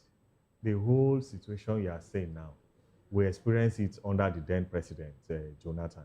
Same with Buhari for 8 years. And now, so I don't believe in that statement. You don't think it's a pattern? No. Protect the people now. Is he that is alive that you are going to govern? You are not going to govern another people from other planets. It's you and I. So once everybody is gone, why are you now going to oversee their affairs? So I'm not in support of that statement. All right, then. Let's quickly go back to Isaac Tanko. Isaac Tanko, I understand that you are in transit. I hope you can still speak to us. Well, do we still have Isaac Tanko with us? Great. We'll get your audio in a bit. But Now, as you give us your concluding thoughts on this one, as you give us your concluding thoughts on this one, I would like to ask, does it seem like the people are looking to form some sort of local vigilante to protect them against future attacks? I mean, going by your conversation with the people, is that in the works? Well, from different communities across, especially across the Middle Belt, efforts have been made by community leaders and youth to form vigilante groups to see if they can forestall this occurrence. But let me be very clear. I expected Plateau and Benue state government to come up with something like Omachaku, seeing the kind of spate of attacks happening within Plateau and then Benue state. It has been persistent, but most especially Plateau state. I've never seen either the past or the present government making an attempt to come up with something like a Omachaku to help the security, or let me say local community policing, to help the security, fight banditry and terrorism within Plateau State. It is quite unfortunate. I don't know their present security strategy within the traditional council and then the state government and the politicians and then opinion leaders. I don't know. I don't have any clear direction on what they intend to do. To be honest, they are just living dependent solely on security agents, and I don't think that is going to help them further. All right, thank you very much, Isaac Tanko. Now let's go to another conversation now. Senate approves President Tinubu's $6 billion loan request in less than 12 hours. Let's talk about this when we come back.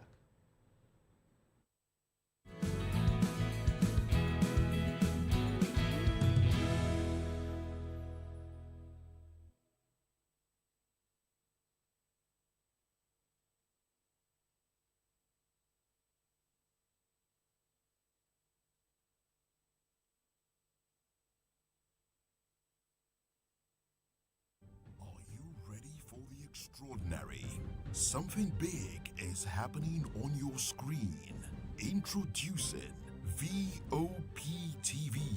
Now streaming on SLTV channel 264. From breaking news to captivating conversations, news analysis, giving you all sides to the story. We bring in-depth discussions on the issues that matter, from politics to sports, entertainment, and lifestyle. VOP TV on SLTV channel 264. Join us as we redefine what television means to you. Voice of the People Television, VOP TV. Now you have more than a voice.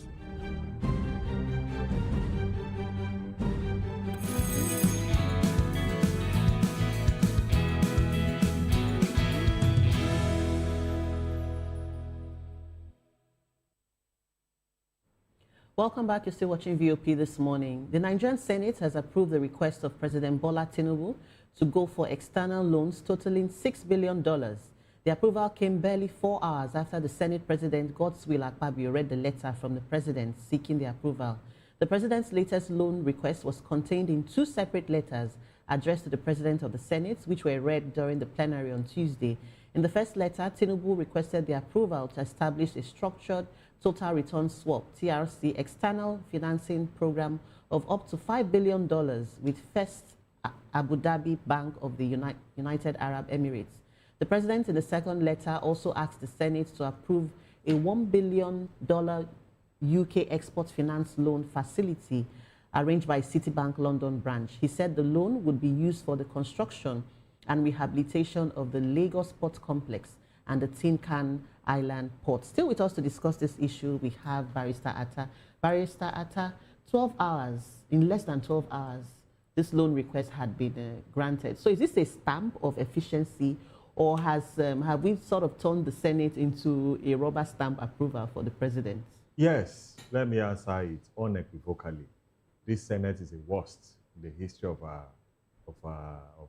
the history of Nigeria, because Mr. Senate President have clearly demonstrated that it's an instrument, it's a vehicle to be used by the executive arm of government to defraud Nigerians. This is pure fraud. How can you determine what is it called? This kind of requests within 4 hours, not even 12 hours, like you said. Some people say it's 4 hours. That's what we saw on the news. So how can you do that? This is not a private entity where you run it at your bedroom. You run it from your bedroom or from your toilet. It's not done. You can approve anything you want to approve. So for me, there are procedures that the law have put on board. You must go through the procedure. Mr. President must request. The Senate must sit on it. They must deliberate on it. You must make it open. There must be debates. So it's not a mere cosmetics. The provisions of our laws are not there for mere cosmetic purpose. They must be followed strict to census. That's my take on that. You don't think they have done underground work before? Yeah, definitely. That's politics. But however, politics cannot override the supreme interest of the provisions of the Constitution. It's not done. All right, I was just going to ask you that we are borrowing $1 billion to refurbish the Tin Can and Lagos sports. We have been refurbishing and awarding contracts for these sports forever. Where have the past loans, where have they been sunk into? What is the... And, you know, recently the president returned from the UK, his grand visit to the King of England, where they also gave us some loan, and I recall the British Steel Company was going to provide some of the things, and we're still getting money for the same ports, year in, year out. What exactly is happening? It's not a bad thing to get loan, but accounting for it and the proper use of that loan is what matters. And that is what I continue to ask this government, not even government, because government is a continuation. Mr. President will leave and go. Soldier come, soldier go. The barracks still remain. So the point is certain. We have a right. It's our right. It is your right. It is my right by the provisions of the Information Act thereabout. So to request for accountability from our leaders. So you have asked, where is the accountability here as to the loan so far borrowed by our government? They have consumed it for their personal advantage. They cannot give account. Nigerians have been requesting, where is this money going to? They borrow money instead of them to look inward. This is a government that came on board and gave a very bogus amount of earning to themselves, and then they have exposed you and I to stress. They'll say, okay, you need to suffer for the meantime, since it's going to get better, according to the word of Mr. President. Why can't he suffer?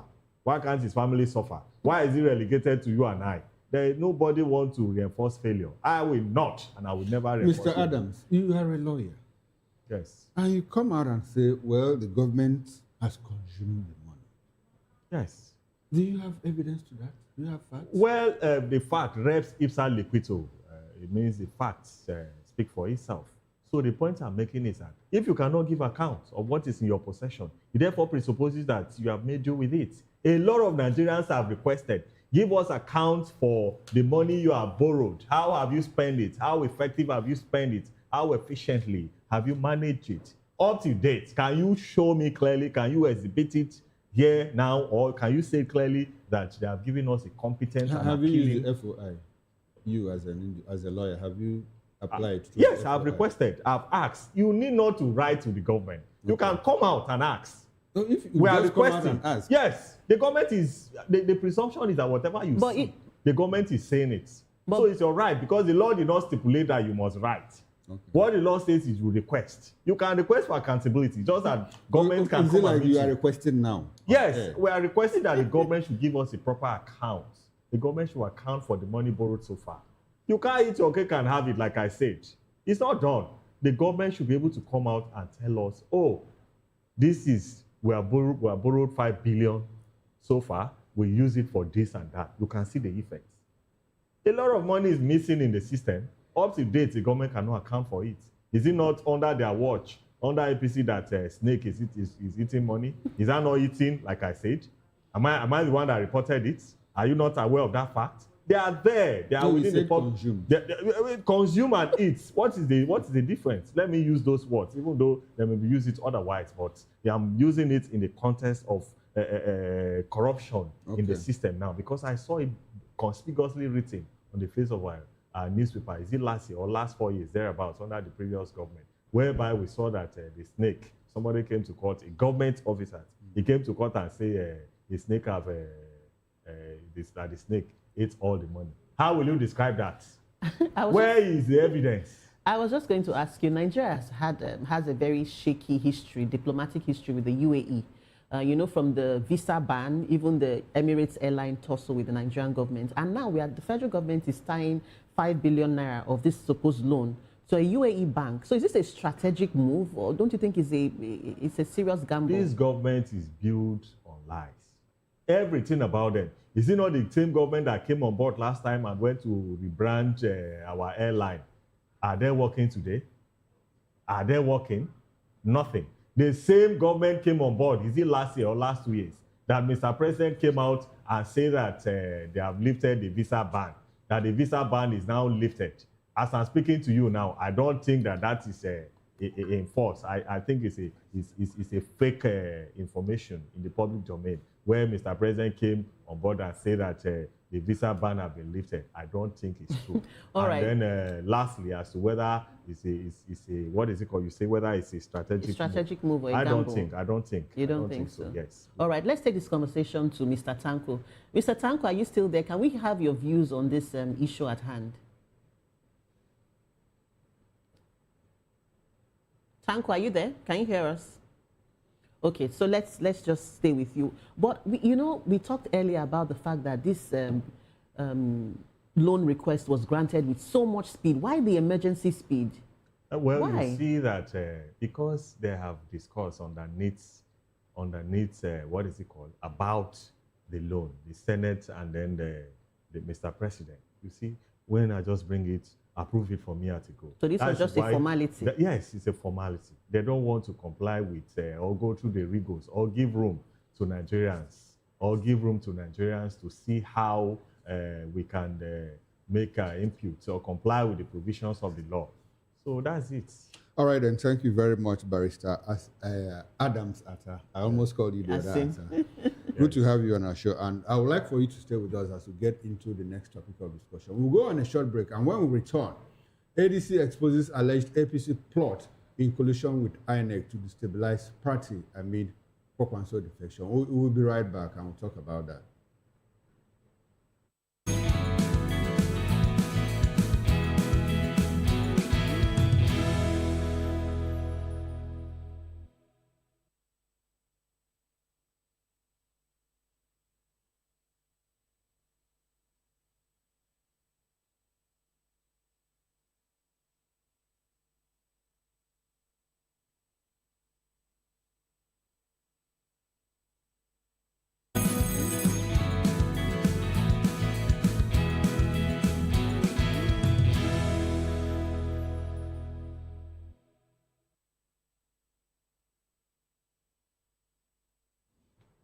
Well, the African Democratic Congress, ADC, has accused the All Progressives Congress, APC-led federal government of attempting to destabilize the party following the defection of Senator Rabiu Musa Kwankwanso.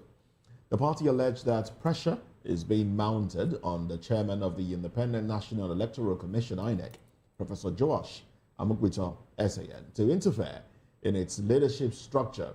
In a statement issued on Tuesday and signed by the National Publicity Secretary of the ADC, Malam Bolaji Abdullahi, the party said a letter dated March 28, 2026, written by some senior advocates of Nigeria, was part of an attempt to push INEC to invalidate certain party decisions. According to the statement, the lawyers claimed to represent an expelled member of the party and were urging INEC to alter the party's leadership arrangement before the courts reach a final decision on the dispute. The party described the move as part of a broader plan to destabilize what it called the only viable opposition party left in the country. Barrister Adams Atta, your broad reaction to this. You know, some people would say APC has always been accused of infiltrating parties, and each time there is a problem, there's a problem in the SDP, it is APC. There's a problem in the Labour Party, oh, it's APC. There's a problem in ADC, it's APC. What do you make of this reaction? And, also reacting to statements that have been made in the media over Let time. me start by condemning the statement from ADC. Let me say it wholeheartedly. Who told them they are the sole viable opposition party all over the federation? There are other parties. There are parties more opposition parties. Yeah, play the role of opposition. Every other party is in opposition. Labour Party is a force, whether you like it or not. ABGA is still there. There are a lot of parties. We have more than 20 parties all over the federation. So you can't brand yourself. It's just like show. But they have a right. They have a right to blow their trumpet. I agree with you. Every other party, but you say that you are the only viable opposition party. I disagree with that. Everybody is coming with a force. Everybody will brand themselves in that capacity. Having said that, I can say I'm the only opposition to you on this table. I agree with you, but I am the only opposition to you on this table. And it's left to Jane and Prof here to say the same or not. Yeah, it's fine. But on a serious note, let me narrow it down to whether or not there is a move to curtail what is it called, ADC movements. Yes. Well, ADC, whether influencing INEC. INEC. ADC is a movement. It's a party that is a strong party right now, and with Kwankwaso now joining the movement, it's a force. It's a credit, and even more so that the former deputy governor of Kano State under Ganduje recently, yesterday thereabout, joined ADC. The deputy governor, the former deputy governor under Ganduje, that he was even the candidate of APC in the last election. The candidate for governorship position in Kano State under APC joined Kwankwaso yesterday in ADC. So for me, I think ADC is now a force, but it's now left for them to put their house in order. Yes, but the conversation around wanting to influence INEC, seeing that there's a case in court already as to the legibility of the David Mark-led leadership. Yes, of the party. How do you react to that?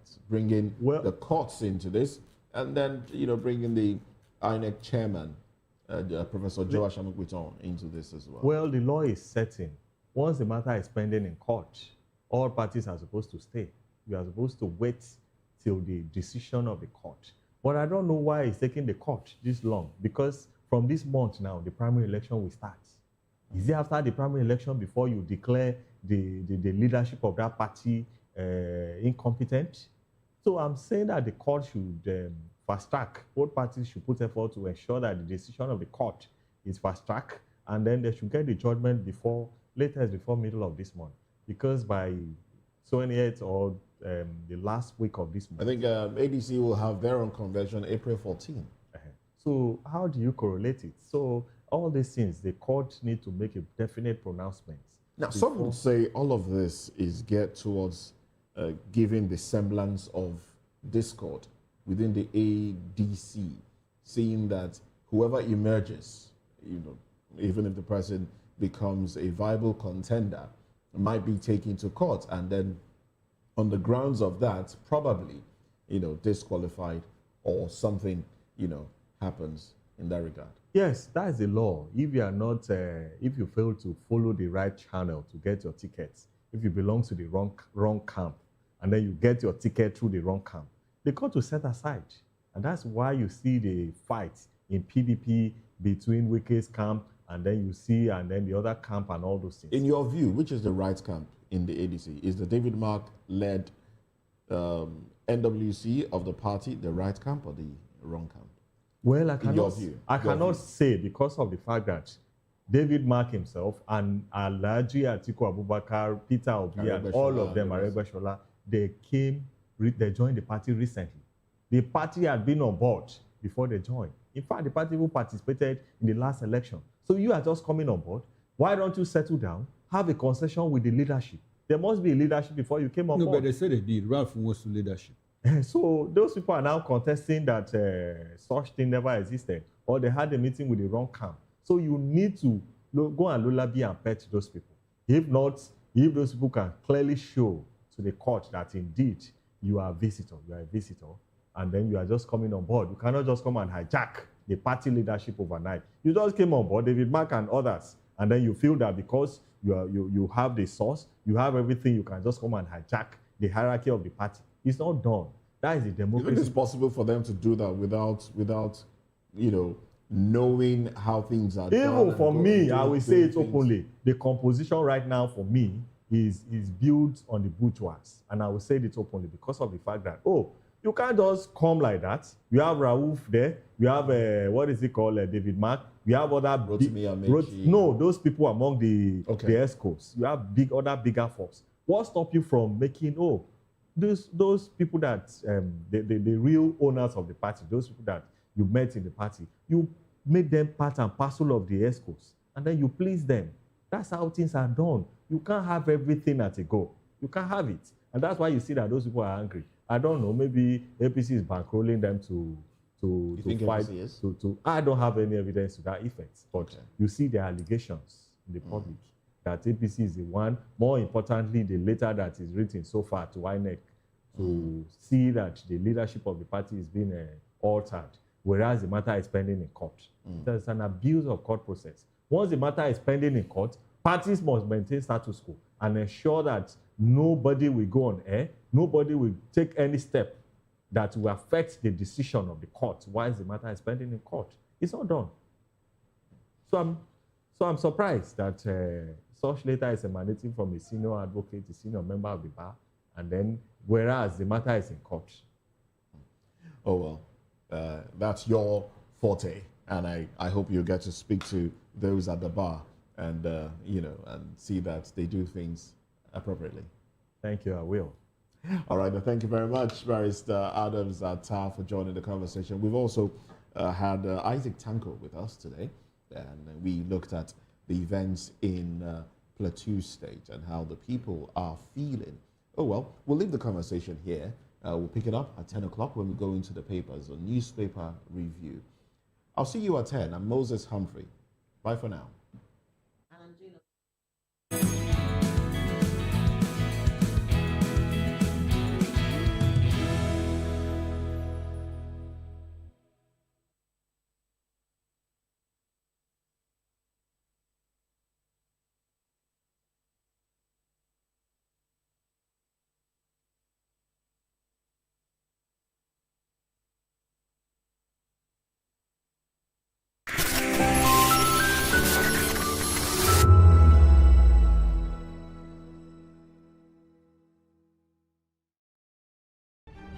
In a world where power shifts with every headlines, news breaks and events happens, we bring you unbiased and explicit information on politics, economy, and state of the nation. We break down the chaos. Facts, not fluff. Truth, not spin. We discuss not just politics, but a glimpse into the future. Voice of the People Television. Now you have more than a voice.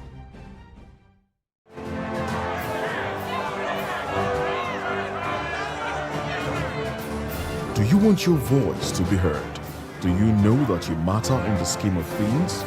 The People's Voice, the show where ordinary citizens take center stage as we discuss the biggest stories that affect you and I. With you in mind, we facilitate lively discussions, debates, and interviews on the topics that matter most to you and I. From social justice to economic empowerment, education to healthcare, governance, and more. Tackling tough topics and amplifying your voice. Join the conversation and make your voice count. The People's Voice. Make your voice count. This is Health Check, your weekly guide to better living, smarter choices, and trusted answers. From everyday wellness to urgent health issues, we've got you covered. Health Check, only on Voice of the People Television, where your health has a voice.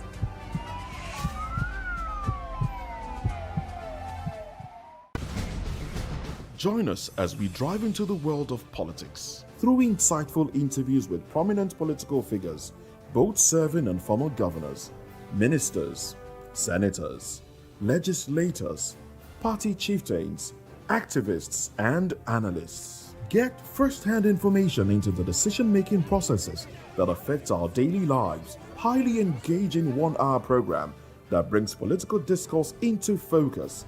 I am Chukwuma Okoro. Political Lens, Monday through Friday, 6 to 7 p.m. Join us. Behind every broken debt lies a broken promise. Education shapes the nations. But who is asking the right questions? Introducing Edu Dialogue, the show that goes beyond the surface, exposes the cracks, the corruption. From missing funds to policy failures, we ask the tough questions and demand real answers. Edu Dialogue, this Saturday, 3 p.m. on Voice of the People Television. To know the happenings in the maritime sector, join us on the program Maritime Frontiers on VOP TV as we discuss key areas in the maritime sector from aquaculture, maritime transportation, maritime labor regulation, oil and gas exploration, ferry and passenger insurance, marine pollution and prevention, port operations, and lots more. Maritime Frontiers, exploring Nigeria's blue economy. In a world where truth is the ultimate power and opinions scream the loudest, it's time to wade through the noise. Hunger no get tribe! Hunger no get religion! And scan the human interest and trending topics that matter. Stay tuned to The Issues, your plug to the stories making the buzz, from politics to science and technology, social justice, and more. Let's tackle the tough questions and expose the truth. The Issues on Voice of the People Television, Mondays to Fridays, 8 to 9 p.m. The Issues. Don't just react, understand. The red carpets, awards, the razzmatazz, music, fashion, interviews, and more. Spotlight on Voice of the People Television. Let's feed you with all the juicy stories in the global entertainment space, bringing you the glitz and glamour as they hot. Stay tuned to Spotlight, 1 p.m. Monday to Friday. Spotlight on VOP TV. Entertainment like never before.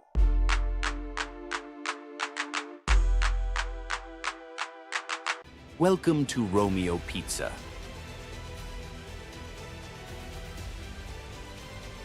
Sink your teeth into our freshly baked pizzas. Loaded with rich sauce, melted cheese, and irresistible toppings.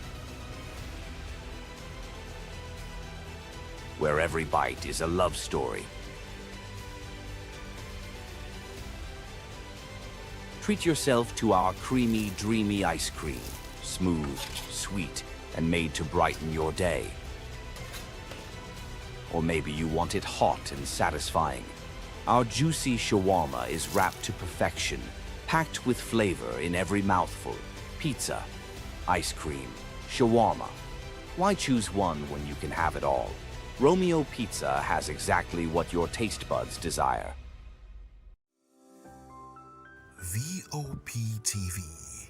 Now, you have more than a voice. In a world where power shifts with every headline. In a nation full of questions. In a world filled with noise, the truth needs a voice. The policies that shapes our world and the economy that determines our future. Every hour, every day, the grapevine keeps buzzing. And together, we are committed to telling the stories that shape our world because your voice is our focus.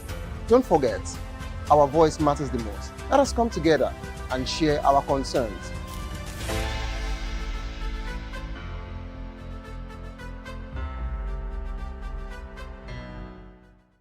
Welcome to the locker room, the home of football talk that matters. I am Jerry Apelon.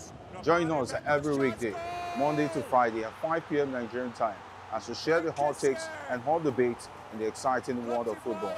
And joining me are the usual suspects, Ikechukwu and Mayowa, as we break down all the hot takes and everything that's happening in the football. Don't just watch football, Live it with us. Catch us on the Locker Room and Voice of the People television at 5 p.m. Nigerian time. And like I always say, if not 2012, with the sport. And it's Hakim Ziyech who puts the Atlas. Welcome to Golden Tulip, where every stay is a celebration of comfort and style.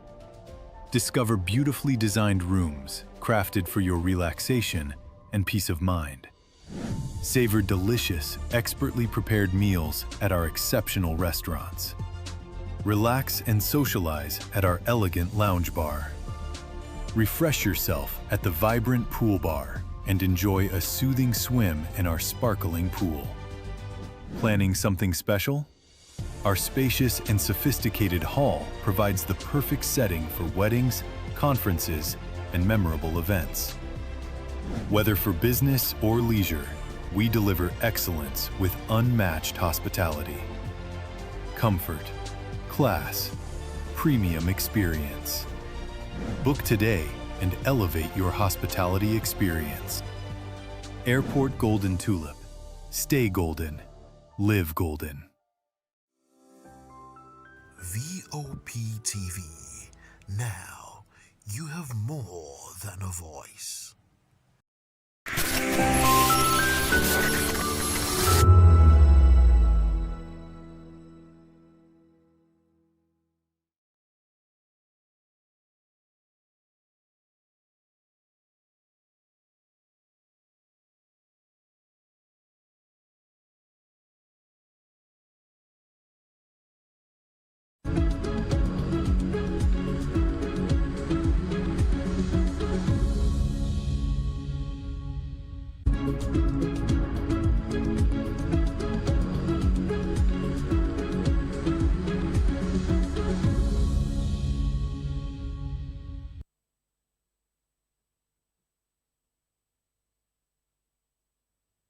Over to me. Oh, well, welcome. Welcome to the program. It's Newspaper Review. I'm Moses Humphrey, and the team still very much here. Jane Ogoye is here. Chukwuma Okoro very much in the building. And we're being joined by Dele Fanimo, who is a reporter and a public affairs commentator. And we also still have Barrister Adams Atta in the capacity of public affairs commentator right here. Thank you very much for staying. Welcome to the program. Now, let's look at what the papers have for us this morning. The Guardian says, 2027, mass defections in House of Reps as 28 switch parties. Middle East crisis. Marketers urge federal government to consider temporary subsidy. And then insecurity. Tinubu meets security chiefs, summons Mutwang. And then this day has... relating to insecurity, says, Tinubu, perpetrators of Plateau Kaduna killings will face justice. President summons Mutwang. Governor insists states won't bow to fear. Idris, federal government tracking perpetrators as Senate demands security overhaul. Senate demands security overhaul. Can Nigerians tired of government statements demand action? EIE condemns killings, accuses federal government of failing to protect Nigerians. Troops intercept terrorists' logistic supplies. Apprehend 16 suspects. Boko Haram kills 9 in Borno. Oh well, these are the conversations on our table. I'd like to start off with you, Barrister Atta. Let me start from the killing, the incessant killing all over the Federation. And the summoning of the governor. Yes. You see that it's not enough to summon the governor. It's not enough. This is not the first time that we are hearing that. What are you going to discuss with him that you have not discussed before? Is he the one that will go to the field to protect life and properties? You must empower the army, the Nigerian police force, and every other people concerned. And Mr. President, I've been talking about state police, even though I'm not in support of state police. But instead of a community to brand, what is it called, local vigilante, it's better we start a state police. it's better. I mean, I'm now in support. It's better that government should see how they can set up a state police because of this reckless killing on a daily basis.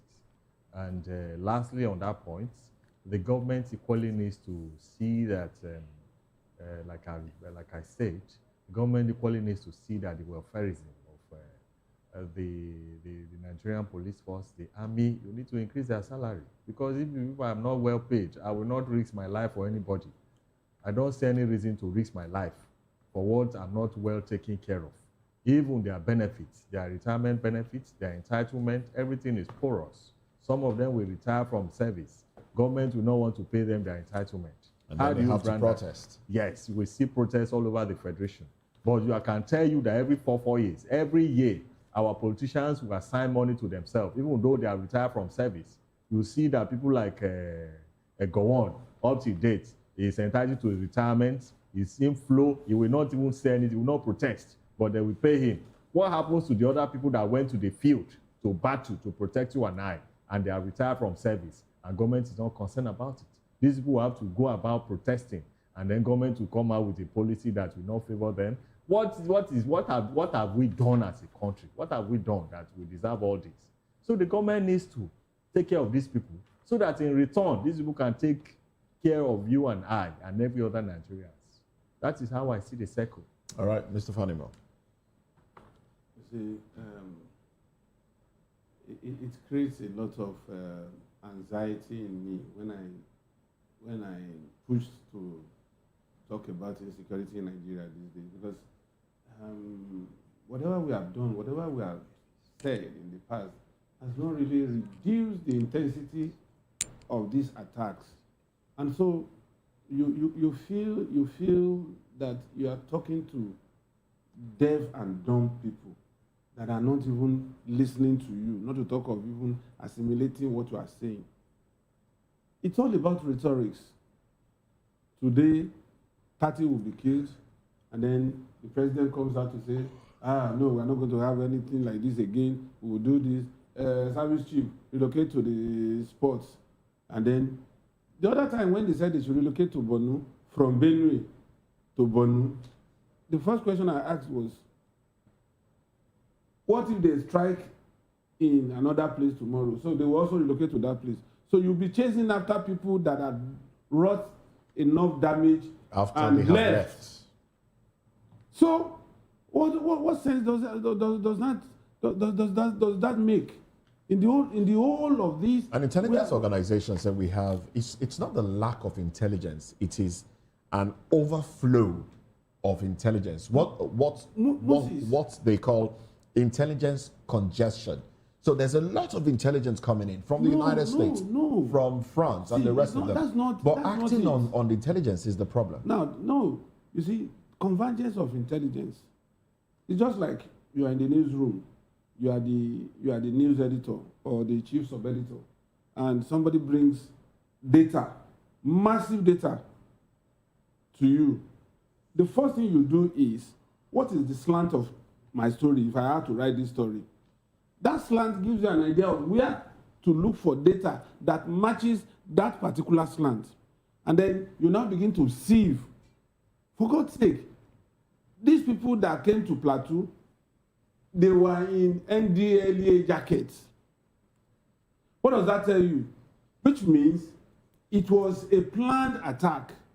They knew that some cluster of drug peddlers or drug dealers or whatever were around that place, and the NDLEA operatives had been coming to that environment, probably to arrest, to intimidate, whatever. And so they knew that it was more convenient to catch the locals unawares. That's why they had to use NDLEA jackets. And for a massive onslaught like that, it means there must be some measure of insiders giving information. There must be a carefully planned route through which they will come and retreat. 3, there will be supply of arms and ammunition.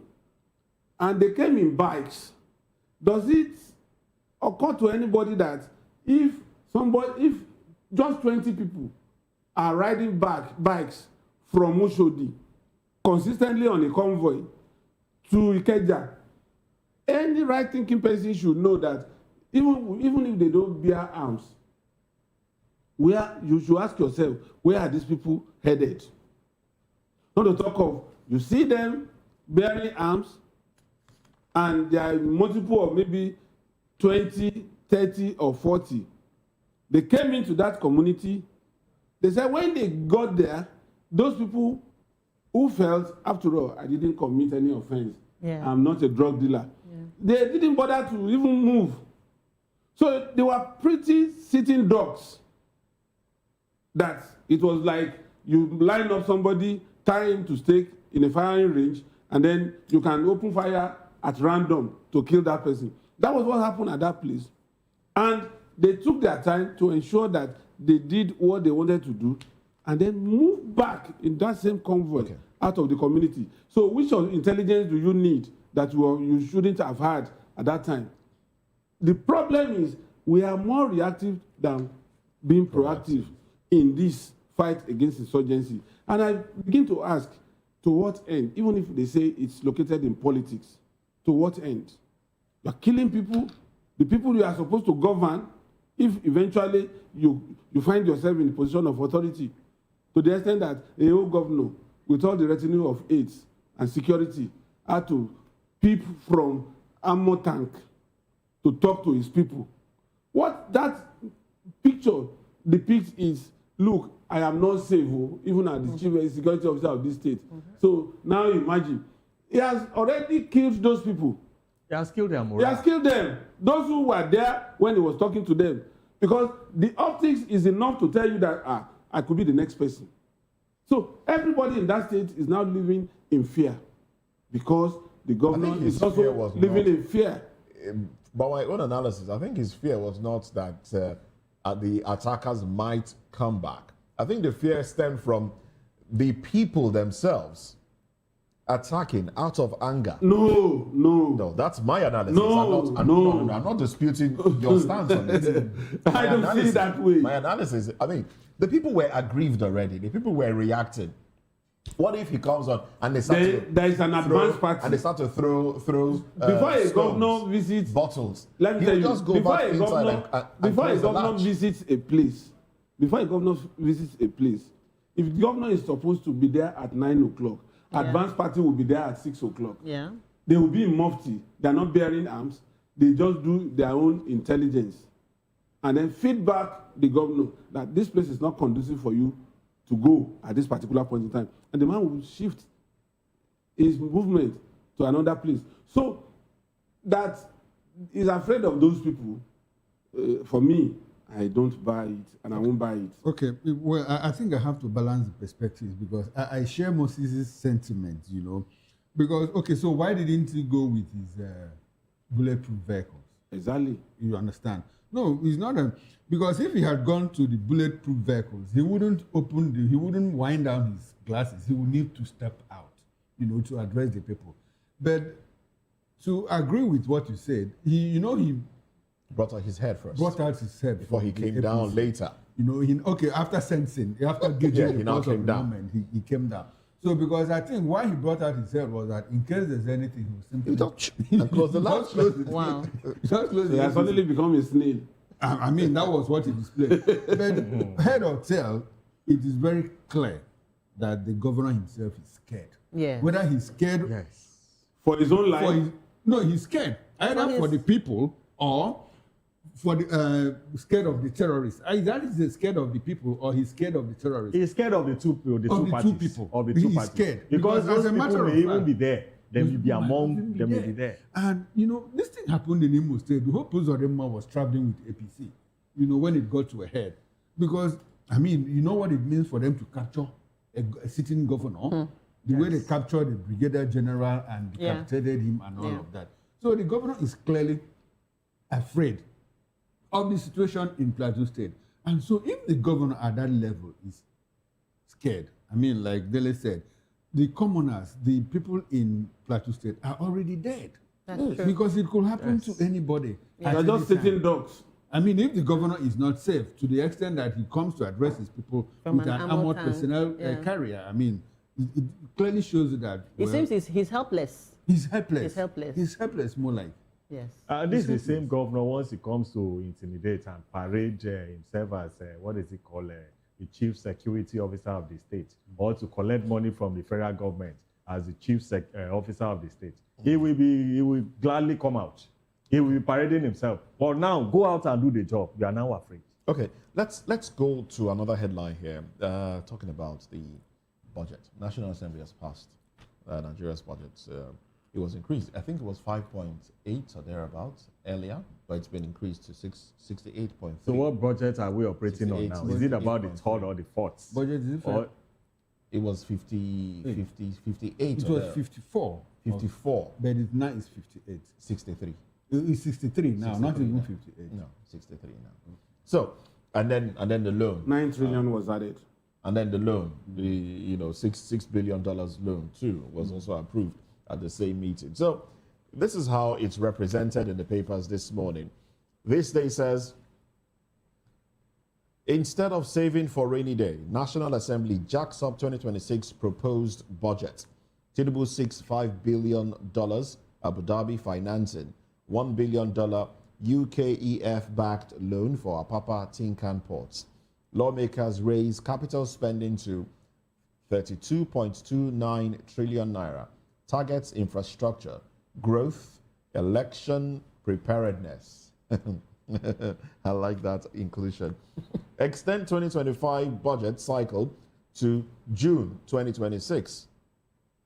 Warns MDAs against funding delays, weak implementation. Atiku slams Tinubu Senate. That's how it's represented in this day newspaper. The Guardian says 2026 budget. NAS OK's 68.3 trillion naira budget shifts burden of funding execution to federal government. Fiscal deficits may hit 35 trillion naira. 5.71 trillion naira 2025 capital obligations rolled over. Execution of 2026 capital projects extended to June 30. There you have it. And then I think the Punch also reacts to it. The Punch has FGI's oil windfall to fund 9 trillion naira budget gap. FG raises 2026 spending from 58.12 trillion naira to 68.3 trillion naira. Government bets on oil boom. Fresh borrowing. National Assembly justifies budget hike, cites settling arrears and economic reality. Tinubu's $6 billion loan request gets NAS nod. Debt set to climb. There you have it, gentlemen. When you say economic reality, if you ask yourself or you ask the commoner on the streets, how many days, how many times do they feed daily? They will tell you once in a day. Some don't even have the means to feed on a daily basis. And what we see on the newspaper is you assign figures upon figures upon figures. What I see there is figure. I can't see how effective that is on budget. So they're betting on the oil boom. They're betting on the oil boom, the same oil boom that Nigerians are suffering. Nigerians are paying more for fuel now, and there's an oil boom. That's the point. But we want to use it to fund our budget, 9 trillion naira. Okay. So now the question is, what if this oil boom didn't come? We would have had that addition of 9 trillion naira. Apparently. Okay, so we borrow to fund the budget, the way we are borrowing now. We're still borrowing anyway. There's a $6 billion that we're also borrowing alongside. Borrowing is not an issue, but following the procedure. You can't just approve it. Too much he who goes are borrowing goes are sorrowing. My father used to tell me that. So you see, borrowing to do this, borrowing to do that. Very soon we'll start borrowing to take the fresh air that we are consuming, right? Buhari borrowed to pay salaries.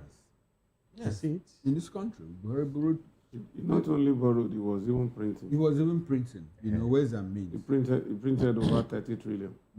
Now, this administration is also still printing. Just that they have reduced the window from 30-something to 20-something, ways and means. I think it was in the news last week. Yes, yesterday. So they are the same people, so they're colleagues together. My quarrel, like Barrister said, is not that we shouldn't borrow, is not my quarrel. But to what use is this money being plowed? For instance, there are a lot of loopholes.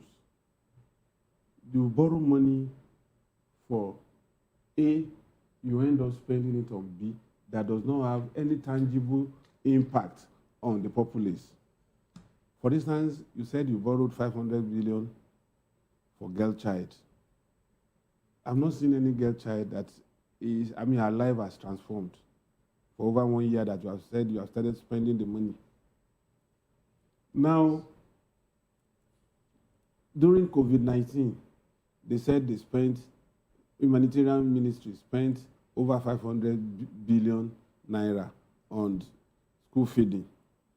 Who benefited from this school feeding? Is it my child that is at home with me? Were they doing door-to-door feeding? Were they bringing food to every man's doorstep at that time? And nobody asked questions up to today. Now, a lot of issues are raised. Today, they said they have spent over 30 billion on primary health care. Go to villages. I went down to certain parts of Ibadan, the lesser city part, and I went to some health centers. Honestly, it's still the same as we speak. So where has that money gone to? And these are not just our own earning. These are money gotten as loan that creditors would ask you to pay at some point. Today, we are only doing debt servicing, and debt servicing is taking 15 out of this money, 15 trillion out of this money. And when you talk about debt servicing, you are only making sure that the oil that moves that loan is on course, not that you are paying the loan. So principally, you are paying the interest, not the capital. So don't be surprised tomorrow that they tell you that a $10 billion loan has risen to $15 billion loan, because you are only servicing even part of the interest and not the loan itself. And all of this is still what affects the microeconomy. Because if you are building up macroeconomy and the thing is not cascading to the micro level where you and I can feel the impact of government, then we are not doing anything at all. For instance, we're talking about return of subsidy. It's getting to that point that we need to do something about the escalating oil price. Because just like my colleague, when we were coming this morning, when we were talking, is it going to end soon? We are not sure. When Ukraine and Russia started, we thought it was going to be Russia would just overrun Ukraine in a matter of days. But today, they are over 3 years fighting, and we don't even know when the end will come. So if we assume or envisage that this US, Israel, Iran problem would stop in the next 1 or 2 months, what if it escalates to years? Are we going to be under the shackles of these excruciating economic problems, particularly now that you buy 1,000, and petroleum is something that every aspect of the economy revolves around. If you produce your farm produce, you need transportation. Transportation requires either diesel or petrol. And whatever you spend on that will be passed on to the consumer. If you are in the rich sector, you produce anything. And most of the time, most of these people, they don't even use NEPA. They use generators. And if diesel is sold at 1,700, 1,800 per liter, you see, sometimes I have to call myself back when I think about this liter thing. I almost sometimes mistake it for a gallon. You know, a gallon is about 4 liters. 4 liters. 4, 5, you know. So I just assume, because when I hear the price, I want to transport myself to gallon, not even liter. Because when you look at liter, imagine a 500 kVA generator. Before you can start it, if you don't want it to suck air, you need a minimum of 200 liters of diesel to even start it at all. Minimum. So, minimum. And that's about 200,000 naira. What is 200,000? The minimum. When it is 1,700. That's about. Okay. That's way above it. Way above it, yeah. Yes, that's You're talking about maybe like 320,000 naira just to start your generator. And some of these companies, they use 500 kVA, like 5. Yeah, at once. At once. Some, they interchange. Okay, so you can now imagine telcos that have 2 base stations. Two generators in one base station. And they have now, thousands of them all over the country. So they will not shout again. Don't you know that these days your data you just have to increase your. They just have silently. Yes. Silently they are ripping us off. Today you buy 50 gig data and you are not in an industry where you use data all the time. By the time you open your phone, they will say insufficient data. And because data is more like air to a lot of people. It's oxygen. You just have to go back. You just have to go by it. Because without it, practically there's nothing you can do. I was speaking with someone yesterday. The person, we're having a conversation. Within 30 minutes, the person renewed data twice. Yeah. And I asked, what data do you use? Oh, you know, in the conversation, I found out that this person spends about 35,000 naira on data alone. Monthly. A month. On data alone, and this person, that's pretty small. In a week, this person is not. This person is not under any employment. That's an interesting part. Not under any employment, and you're spending 35,000 naira. And I say, how do you do it? So I recharge 1.5 now, and that will just last me a few hours, and then I recharge 700 and 7. But when you collect the 1.5, 700, yes, I agree. All of that, it amounts to about 30 something. I agree with you. In 30 days, you know. So people, even the ordinary man that says, oh, I don't have money, but I need to be online. So let me just buy a recharge card of 1,000 naira What I or even wanted to add is that you know that a lot of businesses have folded up. I mean, people who have stores, who have physical shops, because they can't afford to pay for rent, especially those on the island. Even on the mainland, they can't pay for rent.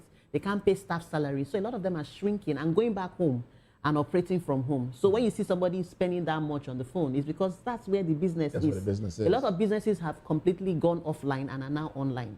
That's the reality. Yes. And data is not cheap. Sometimes you don't even know how the data finishes. Well, if you look at it, it pays them. Yeah. As against going to pay for rents and all those things. Yeah. No, depending on the kind of business. But depending on, because you still need a warehouse or a store, depending on what you sell. But some other people will lose employment in that process. At the end of the world day. is IT now. We need to face it. AI is coming. And AI has come. He's here. No, it's coming massively. Time is going to come down. All right. Yes. Since we're talking about businesses, some folding up, some doing businesses from home, airlines lose 32.5 billion naira to flight delays, cancellations in 1 year. That's right here. 32 billion naira. 32.5 billion naira. In 1 year. In 1 year. Then the industry is not thriving. Yes, the industry is not thriving. Anyway, our aviation is not thriving. How many airports do we have? How many airlines do we have? You know, you have a... Well, I in some airlines fleet, you don't have more than 3 aircraft. 3 aircraft. Yes. It's expensive to run. It's not for chicken. And even now, everything is expensive. So... you see, you know what causes this delay at the airport? Our airlines had borrowed a leaf from Danfo drivers and Molue drivers. You know, in Molue, you may be inside the Molue and the fee called by the conductor is 200 naira. As soon as one sights people rushing towards the bus, it increases it to 300 naira. You don't have a choice. Either you come down or you abide by the 300. And midway into the journey, they might even be calling 500. You understand? And that's what they are doing now. That's why they merge trips. For instance, if you go to the airport, usually the only time you may not experience this delay and cancellation is probably on Monday from Lagos to any other part of the country. Abuja and the rest. And on Friday from Abuja to any other part of the country. Because there is compelling need and there will be rush. But sometimes, if there is no rush, they don't want to fly empty aircraft because they'll be running at a loss. So they will merge 2 o'clock, 4 o'clock, 7 o'clock, and wait until 9 o'clock, at least to have an appreciable number of people. I've had calls to stay at the airport till around 12 a.m. You recall last year, a flight that was supposed to be 3 o'clock in the afternoon, it couldn't fly until 12 a.m. I got to Lagos around 1:30 a.m. So why would they not lose? Because the schedules are not normal. And then passengers, how many people, if you don't have a business that will fetch you 1 million naira, why would you fly 600 to and fro Lagos and Abuja? The only reason why you still have people flying is that the roads are not good and then bandits are also there. That's why people still manage to fly. This is an industry that was thriving at some point, in Nigeria. You could decide to pick your bag and say you want to travel to anywhere. How much is ticket at that time? If you buy ahead of time, 18,000. If you buy at the counter, 23,000. And you have multiple choices at the counter. Yes, you can go from one airline even to the other. 18 or 13,000 then. It's equivalent to about 100,000 now. It's just like you look at a particular car that's been sold for 2.5 as far back as 2017. It's now sold for 10.5 million. How will you equate it? The same car, the same brand. As everything with Nigeria, one unfortunate thing is that as we are discussing this problem now, the people involved will not even start planning ahead. We didn't plan ahead because if we had planned ahead, I recall, when we had the Nigerian Airways all over the place, the green, white, green. At some point we had Okada, we had Kabu, we had ADC. They started coming, one after the other. And there was competition. It was because of that competition that the price had to come down.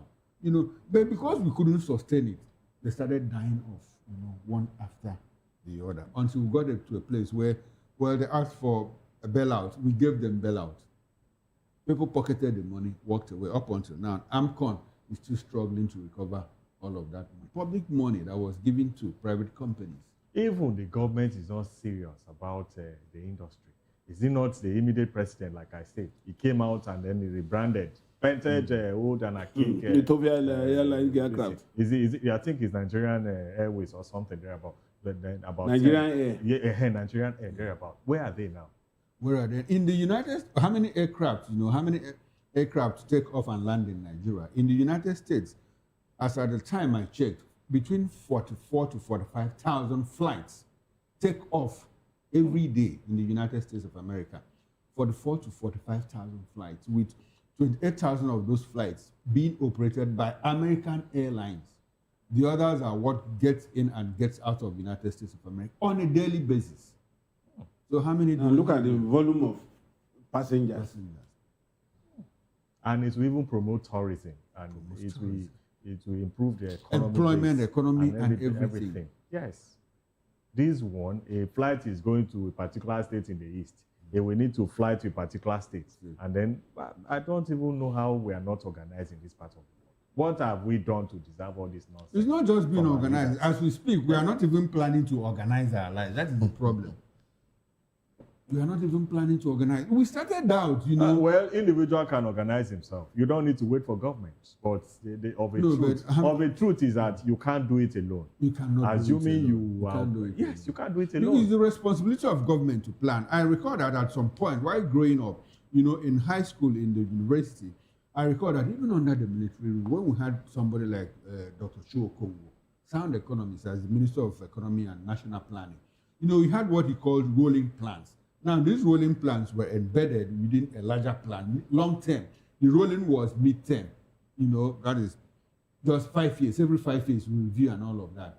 But the moment the military left, everything died. Yes, look at, there was a time, like sometime last week, I sat with a friend, and we gave a clear analysis as to the achievements under the former head of state, Badamasi, Ibrahim Badamasi, Babangida thereabouts.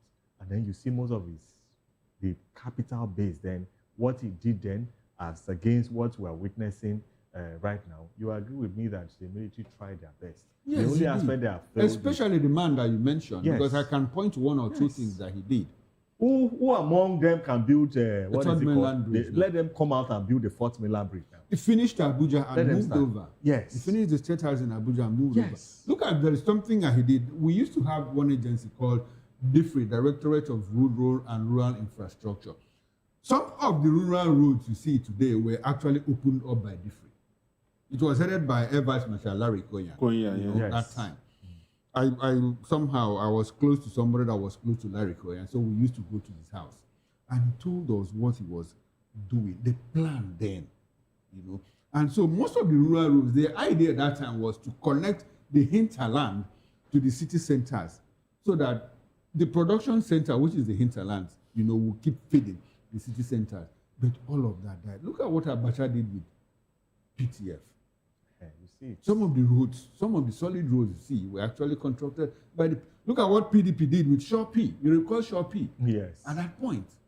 Even we're told at a point, Vision 2020?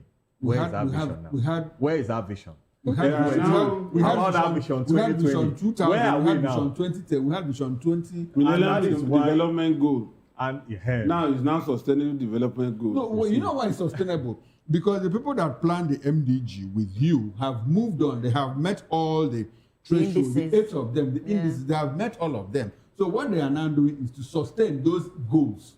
So that's why they have sustainable development goals. They have met all the requirements. Were we able to meet?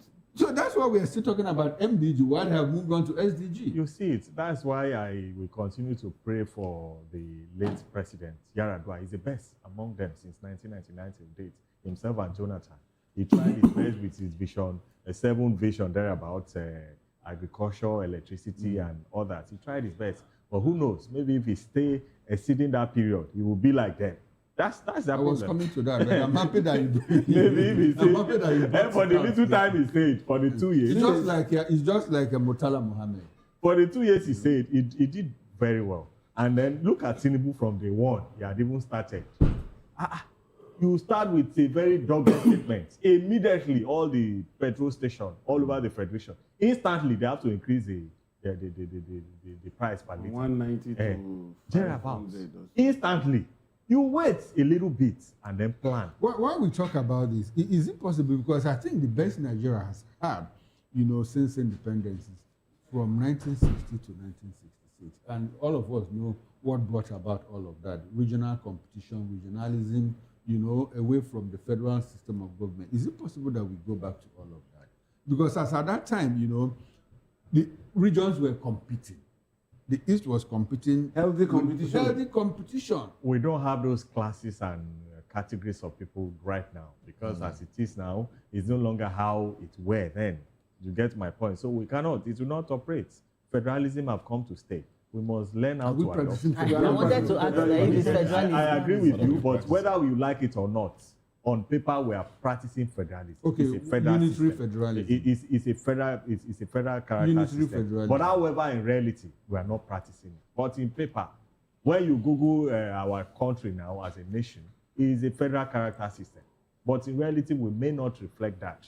So for me, I think we must learn to adopt and then improve. Okay, all right. Sorry, Moses. There's one news that you read out that I'd like for us to touch on. The defections on the floor of about 20 something. 28 of them. Defected to which of the parties? No, exactly. That is the catch. That's some people say 28, some say 27. Dump reps, according to the Punch, 27 reps dump PDP, others for APC, ADC. In some other papers, I think about 8 reps dumped NNPP for the APC. Okay, oh, beautiful. Now you got it. For APC or ADC? APC and ADC. Now you got me where I wanted us to get to. You know, looks like something is happening, you know, ahead of 2027 election. And the way our democracy is more like trying to create some kind of balancing. Now, 28 of those reps left from their parties, to other parties. Now, APC got 15. 15 of them left their parties to APC. ADC got 8. You'll be surprised that APP in Imo State got 1. You'll also be surprised that people left their party to Labour Party. 1 in Benue State and 1 in Lagos State. The person in Ojo left the APC to LP. In Lagos State here, Labour Party, LP. Now in Osun State, Accord Party got 2. So what is happening? Clearly telling you that, the tectonic plates are shifting, realigning ahead of 2027. I'm pretty surprised that somebody will leave APC to Labour Party. I'm sure you're surprised too, the way you're looking at me. And APP, Accord, in Osun State, got 2. That is to tell you that, the governor is understandable now. Because the governor is... the governor is on the platform. He's on the platform. Not the party. He's on the platform, not the party. So, and a lot of people in Kano left NNPP to APC. Some also... That I can also understand. Some also left to the ADC. So on the whole, APC got 15, ADC 8. APP 1 in Imo. Labour Party 2, Benue and Lagos, and Osun State got 2 to Accord Party. Well, the law allows them. The provisions of the Constitution is clear. You can frolic and then join any political party of your choice. And but there are conditions once you are being elected to pilot or represent your constituency. There are conditions that you will lose your seats. But you must show clearly that indeed there's a dispute as to the leadership of the party at the federal level, just like what is obtainable with PDP right now. So I agree with those ones that are the campaign, because they can clearly show that indeed there are disputes as to the leadership of PDP. So as to what is happening in Kano State, that is Kano State for you. For the sitting governor, people are saying that joined, what is it called, APC. APC, some to ADC. Hence, is going to win. This is not the first time it's happening in Kano State. In the 80s, the former governor then, Ibrahim Remi thereabout, he left Abubakar Remi thereabout. He left his party with some assembly members to another party.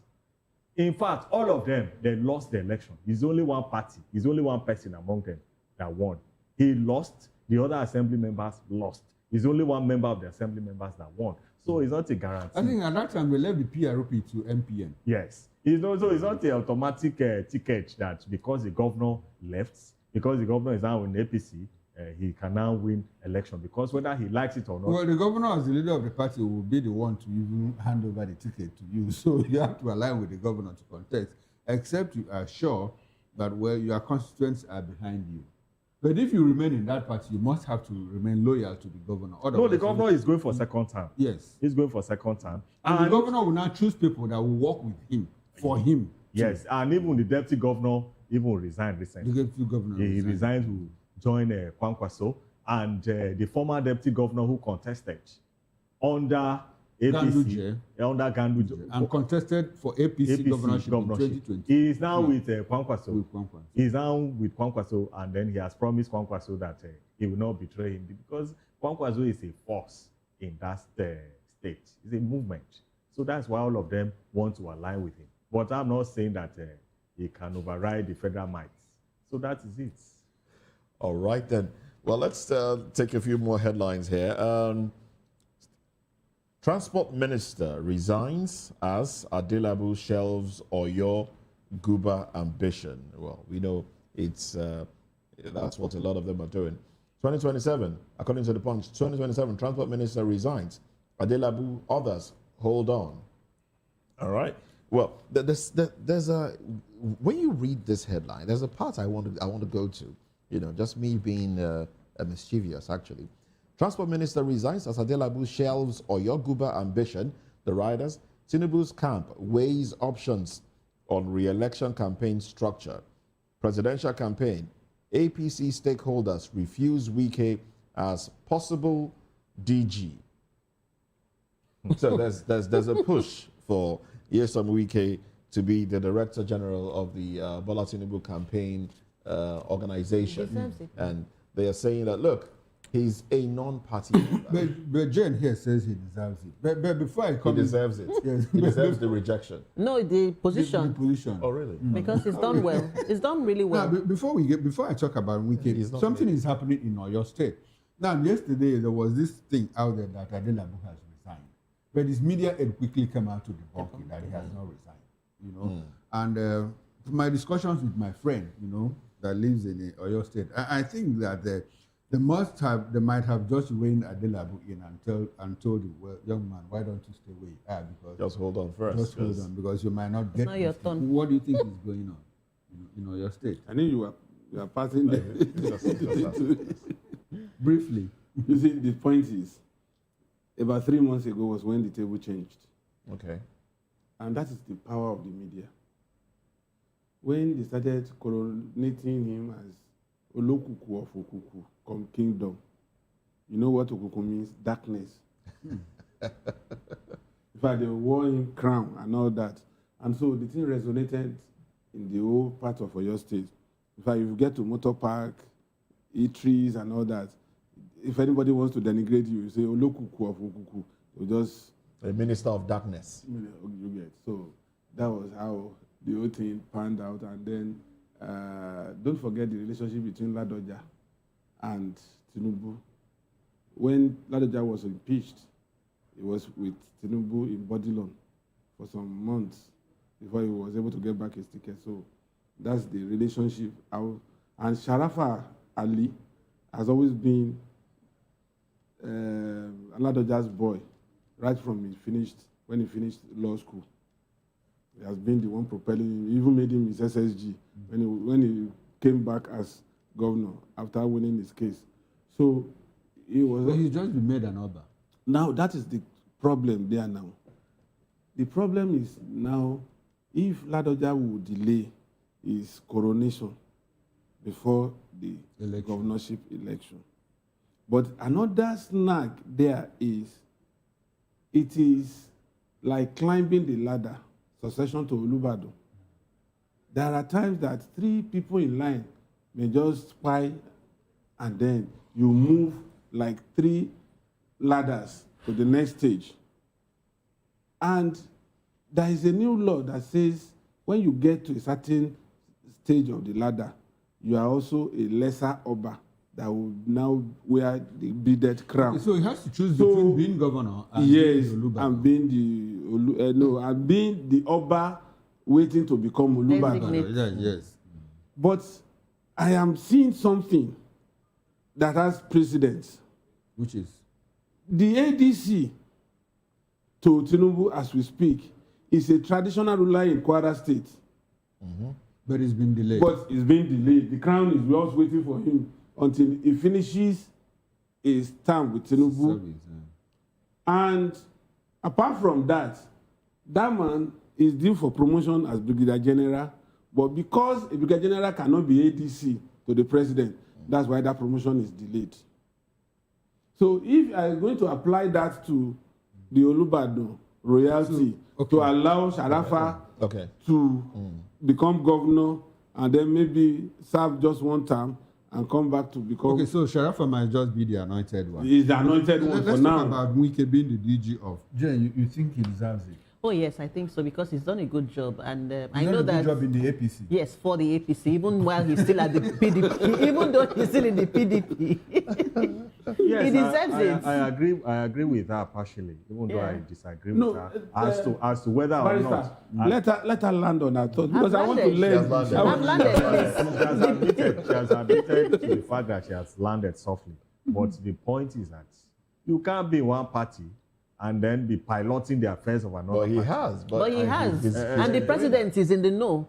The APC themselves have allowed it. Making them to win an election. No, they are kicking now. They are kicking now. Making them to win an election in FCT is because of the fact that he is being seen as a governor of FCT.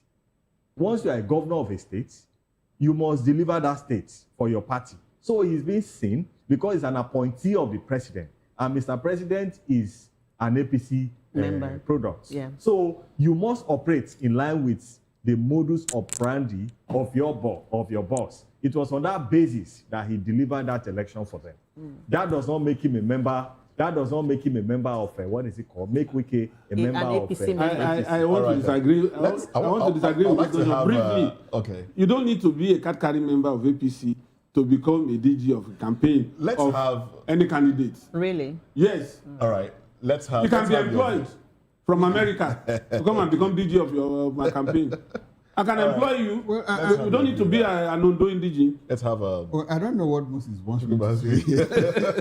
I don't know what Moses wants me to say here. Well, Dele has offered a perspective which looks like it is something that might be considered legal, because as a matter of fact, we have a lawyer here.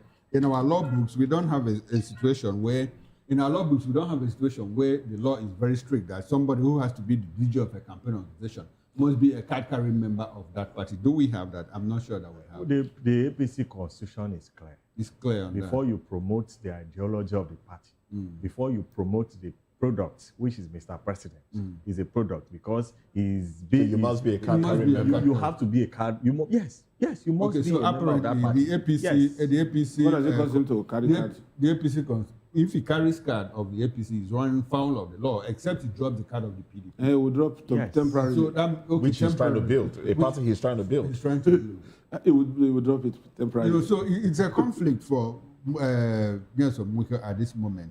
I'm even surprised that Mwike aspired to be the DG of President's campaign organization. If he on his own, if he sits down and thinks about it, how does it come out to him? That he was at the convention. He was at the convention. Yeah. He hosted members of the APC, delegates from River State, in his house, in his residence. PDP member trying to, host APC. No, not just. He was in the process of, a peace process, with his PDP people. Problems with PDP people, that they have problems. I'm looking for the appropriate word. I can't find that now, but it was in the middle of a fence mending, mission, with members of the party that have problem with him. And in the same breath, he was hosting APC delegates from River State. That is to tell you, at some point he said, it's only in River State that you have a unity of the PDP and APC. The APC. At that point, people in PDP didn't kick. People in APC didn't kick. And so why are they kicking now? So Moses, are you satisfied with my view? Well, you left us with a question, and we'll answer tomorrow. We'll let our viewers. They are kicking because he's want to come and take their job. That is a simple answer.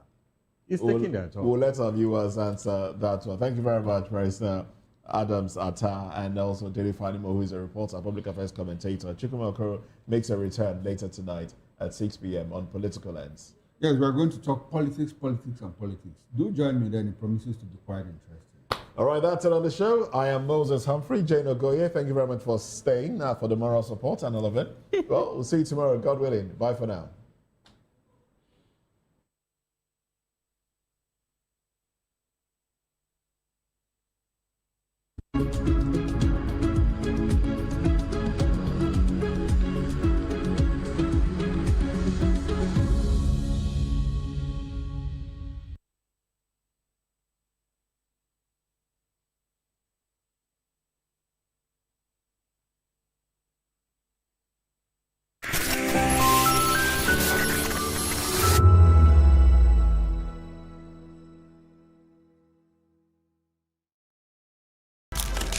In a world where power shifts with every headline. In a nation full of questions.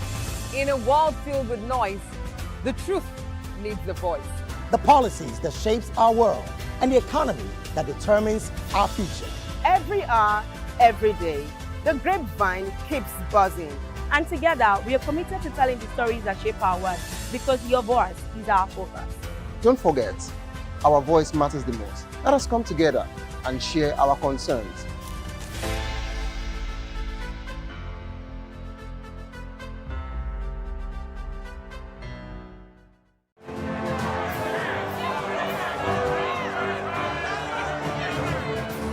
Do you want your voice to be heard? Do you know that you matter in the scheme of things? The People's Voice. the show where ordinary citizens take center stage as we discuss the biggest stories that affect you and I. With you in mind, we facilitate lively discussions, debates, and interviews on the topics that matter most to you and I. From social justice to economic empowerment, education to healthcare, governance, and more. Tackling tough topics and amplifying your voice. Join the conversation and make your voice count. The people's voice. Make your voice count.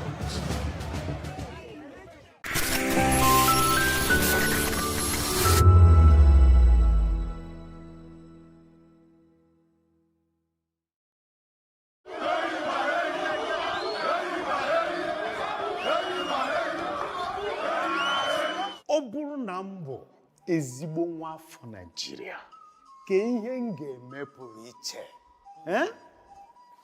nwanne m nwoke Adanne m ga-akwụ chi n'eziokwu kwanyere ndị ọzọ ugo ma lekọta obodo anyị anya gbam ụmụnne m na ụmụnna m obodo anyị bụ Nigeria ga-aga n'iru ma ọ bụrụ na anyị jikọta aka kwado ndị na-achị anyị ka ha mee nke ha anyị ga-emekwa nke anyị n'ezie ọganihu ga-adị ma ọ bụrụ na anyị na ndị na-achị anyị jikọta aka rụọ ọrụ asaa bụ ihe ndị na-achị anyị kwekọtara ha ga-eme ka obodo wee dị mma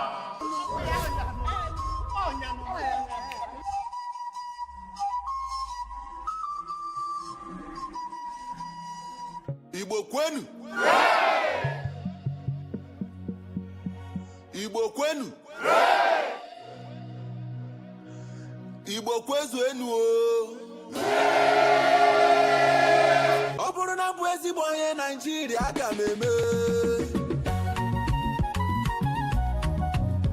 na-edosa ụzọ anyị ụcha oge niile na-akwụtụsi n'ụzọ eziokwu na-emere ndị agbata obi anyị ebere ndị ọchịchị ga-arụ ụzọ ọma na-abịa wuo ụlọ ọgwụ ọma na Anambra mee Enugu ka ọ dị nchebe ihe n'abalị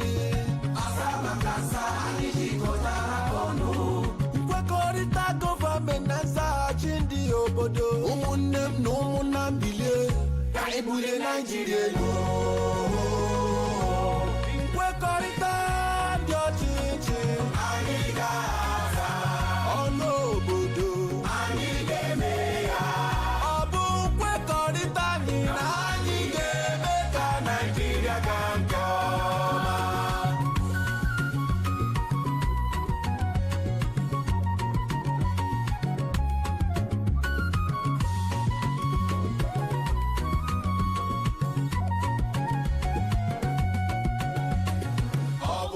nchebe gburugburu mebe obibi onye niile ndị ọchịchị ga-eweta ahụike ọ bụrụ na nrọ ọrụ ike mụta aka ọrụ ndị ọchịchị ga-emepe ụzọ ọrụ n'Ebonyi Imo ọ bụrụ na nkwanye ugwu nye agbụrụ niile n'otu ndọrọndọrọ ọchịchị ndị ọchịchị ga-ekpe ikpe ziri ezi nye onye ọbụla anyị jikọtara ọnụ nkwekọrịta gọọmenti na nzaghachi ndị obodo ụmụnne m na ụmụnna m bilie ka anyị bulie Naịjirịa elu nkwekọrịta dị ọchịchị anyị ga-aza ọnụ obodo anyị ga-eme ya ọ bụ nkwekọrịta anyị na anyị ga-eme ka Naịjirịa gaa nke ọma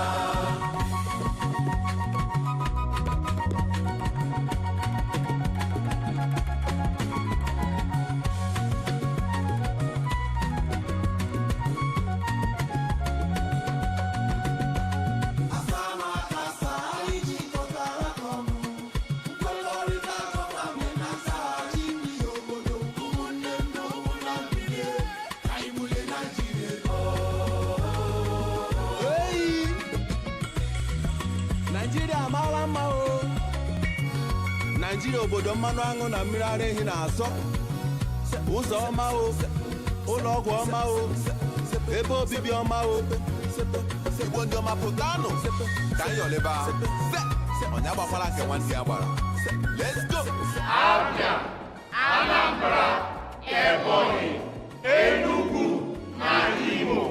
Anyị na-ekwe nkwa na anyị ga-eso ụzọ asaa na asaa ndị na-achị anyị wepụtara.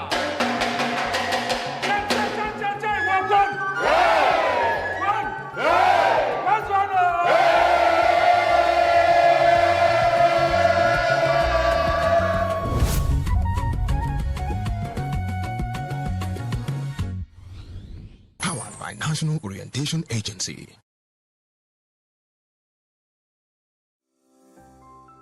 Vop TV. Now you have more than a voice.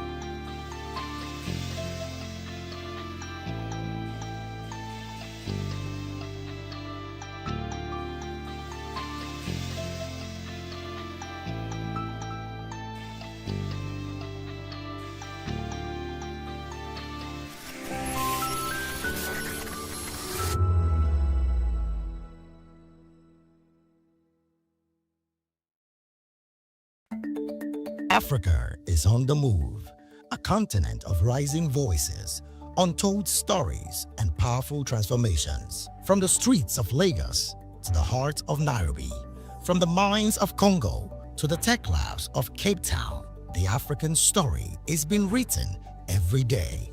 Bold, dynamic, unstoppable. This is African News on Voice of the People Television. We don't just bring you the news. We analyze and bring you Africa's heartbeat, the politics that shapes our nations, the economies that drives our future, the cultures that defines who we are, the voice that must be heard. Africa News, Africa's voice, Africa's future. Where Africa speaks, the world listens.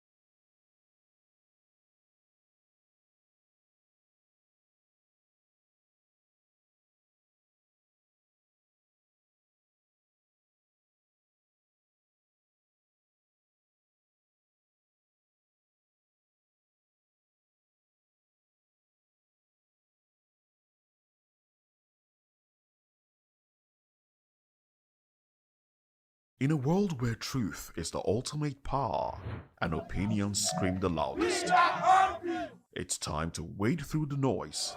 Hunger no get tribe. Hunger no get religion. And scan the human interest and trending topics that matter.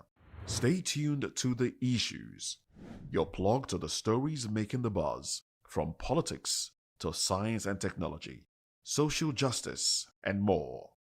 Let's tackle the tough questions and expose the truth. The Issues on Voice of the People Television, Mondays to Fridays, 8 to 9 p.m. The Issues.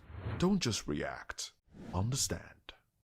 Welcome to the locker room, the home of football talk that matters. I am Jerry, Amplion. Join us every weekday, Monday to Friday at 5 p.m. Nigerian time, as we share the hot takes and hot debates in the exciting world of football. And joining me are the usual suspects, Ikechukwu and Mayowa, as we break down all the hot takes and everything that's happening in the football.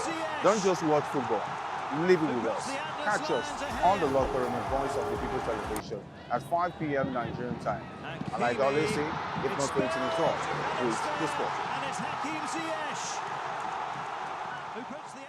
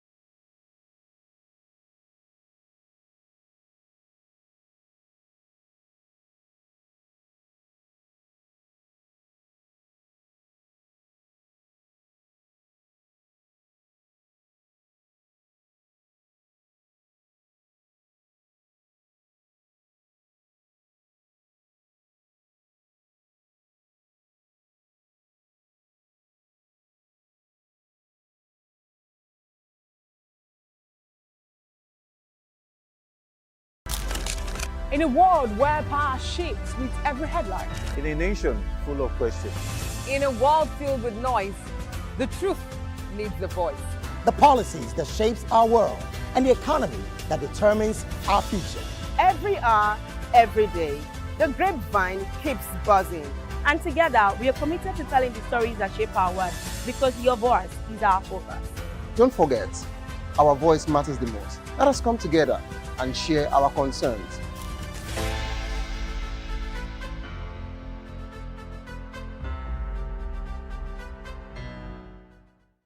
welcome to the Locker Room, the home of football talk that matters. I am Jerry Amplion. Join us every weekday, Monday to Friday at 5 p.m. Nigerian time.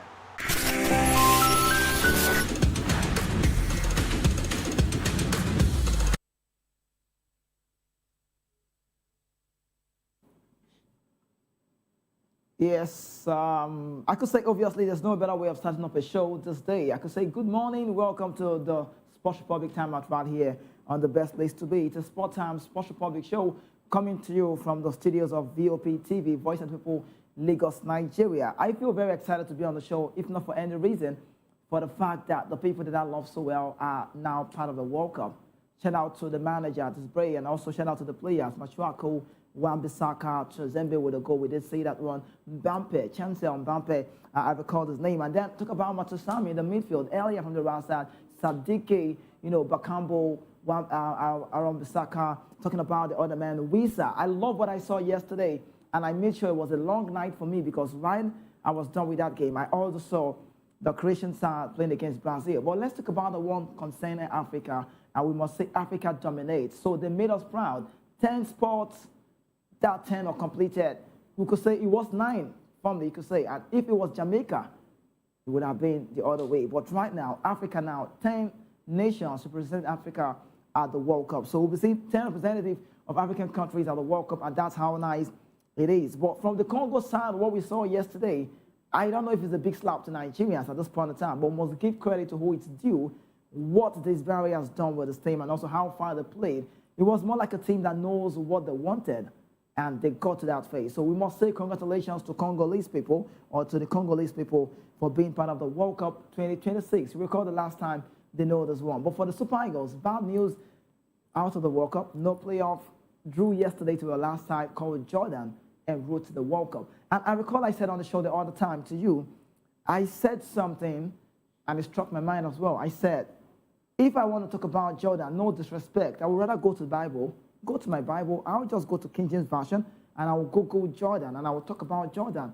But our team, who we felt we had a smaller side, the Super Eagles got a draw yesterday with them. But let's talk about the Congolese now to start with, because they are the most side to be celebrated on the soil of Africa. You know why? Because they've made us proud. So we have 10 and 10. But there's a man we should be talking about as well, an iconic supporter who stood there at that sort of very game. For the Congolese people, we'll have to show you on your screen so you can remember, just like I put a reminder to your face, your mind, so you can know who we're talking about. This man would not be part of the World Cup, but this is qualified, back on board with a celebration, past celebration. And then Congo, an iconic man, you could say a supporter, who we know, who we love, we've seen him stay and made a ground. This is the man I'm talking about. You can see it's written out there, the iconic Congolese supporter who performs this act aiming to provide spiritual strength to the national football team has confirmed he won't be attending the World Cup despite his efforts. And the reasons are, I don't know. I wish this can be over. I wish there's a way around this. It's heartbreaking to say this man stood his ground at the Morocco time when we saw the Nations Cup, and then visa issues are reasons why we will not be seeing this man at the World Cup. Stand out for the Congolese people. But if there's any way they can do it, please just find a way around this. Get this man at the World Cup. He's made a mantle. He's shown us that, yes, a Congolese legend can be talked about. And then freedom fighters should be remembered and also recognized. But on the show today, to help us talk this through, we have, I could use the word a media expert, versatile in whatever he wants to do. And this time around, he'll be talking sports with me on the show. And we have Atta, you could say Atta, with us here. Atta, good morning, great to have you. Yes, good morning, and thank you for having me today. Yeah, so we talk about Congo, first of all. Were you happy to see Congo making to the World Cup? Yes, I'm happy for them, and they have done the needful. They have put their expertise. They have equally shown that they are physical, they are versatile, and they want it. So let them go. Is that a slap to Nigeria? Well, because this side got us off. This is about the second time we have failed to make the World Cup. Right, consecutively. Yes, we're not there last 4 years, and then now we are not equally there again. It's bad. We're not just a giant of Africa for nothing. And then more importantly, that if you look at the last Nation Cup, the former Nation Cup, thereabout, we played a final, thereabout. Oh, that was Ivory Coast. Ivory Coast. 2023. And then we lost. And then this one again, we played what? Yeah, we played against Egypt. Egypt again. Yeah. And then but we lost at either the semi-final or quarter-final, thereabout. You see that indeed at the local level within Africa, we are doing well. But when it comes for us to compete and go global, we are not putting expertise. Our players are forming big. Is it that they are bigger than the nation itself? It's not done in other parts of the world. People submit to the leadership of the team, which is the coach, which is the authority. You don't just come and then be feeling bossy up and down as if you are bigger than the nation itself. So I give it to them. I give it to what DR Congo. DR Congo. I think I would say they look like a team that understand what it takes to go to the World Cup. When you watch them play, the resilience is there, the determination. They understand what a World Cup is. I'm not saying Nigeria don't, but when we look at 90%, we have more World Cup appearances we have 6. more than them. Yes. We have 6. So they are hungry for it. Oh, but we are very reluctant. We are not concerned. We are not bothered. Look at what we played towards the qualifiers to the World Cup. How can you describe that as our best performance so far? For me, it's 0. They are not serious. Okay, the Super Eagles you heard from Atta right here on the show today, they are not serious. But quickly, let's bring to you, to your notice, who we should be talking about African teams that have made it to the World Cup. These you have on your screen. These are the teams that have qualified, that have made Africa proud to a high level. And you know one thing about this setting is the fact that we have a 48 format, a renewed, a revamped one, where we saw, Gianni Infantino, the FIFA president, come to say we are having a different format. And how bad it is that 10 nations representing Africa, no Super Eagles, no Nigeria. And you have on your screen Algeria, Cape Verde, DR Congo, who were the last to just join yesterday, Egypt, Ghana, Ivory Coast, Morocco, Senegal, South Africa, Tunisia. So let me first start from the Algerian side. This side also were hungry for this World Cup, and they put in a lot of effort, and that's how far they got there. Cape Verde side, people said they are minnows in the game, and how surprising they are they've gotten us a surprising result. And DR Congo, the latest, the recent of them all. I love what I saw. Matusami was just at the right part. Sadiki will be at the World Cup.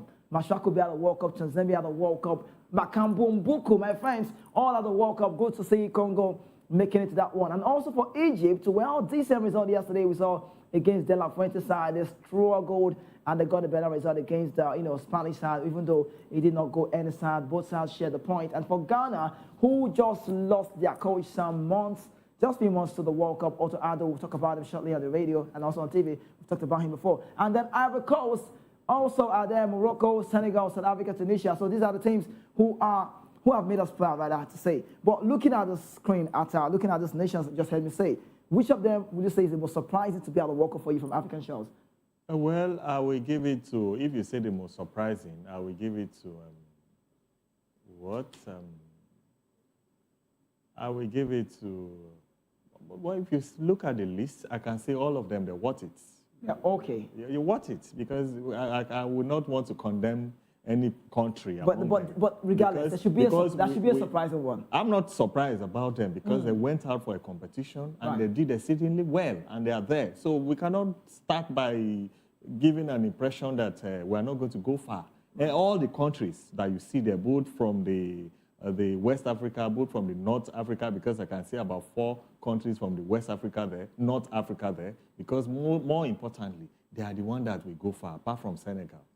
Tunisia, Morocco, Algeria, and one other country, they are North Africa. They play like the Europeans because they share boundaries with the Europeans. Basically, most of their doings are like the Europeans. You see that they share boundary with Spain and some other European country. So that is why you see them. They operate and they play football like Europeans. So then, if you look at the black Africans, among the black Africans, you have Senegal there. Senegal, they went far in the last competition thereabouts. And then for me, I think that all of them are fit and proper. We have 10 now, and it's a good development. Okay, yeah, you heard from him. He's just rated basically, well, the word is dark Africans, you can say. We don't like to use black because we're not racist anyways, but I understand what he's saying. But I look into Senegal. Who are your champions? Who are your African champions? Who are your African champions recently? Who would you say, who are the champions of Africa? Who won the Nations Cup the last time? Well, if you look at that, where is it called? You mean the Nation Cup? Yeah, the last one, the Nations Cup. Senegal won it, but now we're heading news about CAF trying to do overturning, giving it to Morocco. So who would you say, right now, on paper, we have Senegal, but with the scenario going on between CAF and CAS? The matter is a subject of appeal. So, okay. So what, do you see that Senegals have been stripped off? Senegals have appealed the decision of CAF, and we're still waiting. We are waiting for CAF. For now, the trophy is still with Senegal. So for me, Senegal is still the champion for now, except that CAF, what is it called, FIFA, or the other regulatory body that is currently handling the appeal, decide to set aside the decision of CAF. Okay, so we wait. No, like I said, someone asked me a question the other time. I said, what if a small or just a young boy runs to me just on the street and say to me, "Sir, with all due respect, I want to know the African champions for 2025. What would you say?" The scenario is still very high. Patrice Motsepe, the CAF president, is still very furious about what the parade that the Senegalese have just done a couple of days back, and also they are still having to tint more on their badge. They are like the military people now, so they have got 2 stars right at their jerseys. But we'll have it stripped off. It takes about time. We're waiting for the CAS, the Court of Arbitration, to come out with the verdict, and let's see how this can be, talked about, how it can be weighed if Senegal are truly the champions. Well, moving to the World Cup, I really don't think Pap Chow should be thinking about that. All they need to do is just be focused and go play yourself. Now, from one story to the other, let's talk about what happened yesterday as well. A very heartbreaking scenario for Gennaro Gattuso. I'm very sure he'll be fired very soon, just in a couple of days, because Italy have lost out on the World Cup for the 3rd time consecutively, and we remember their story, how bad it is. Donnarumma could not stop any of the side yesterday from getting the result, and it went so well for Bosnia and Herzegovina, and Edin Dzeko, he got off the game with an injury, but for a player like Sandro Tonali, for the first time and ever in his life, he's never played a major tournament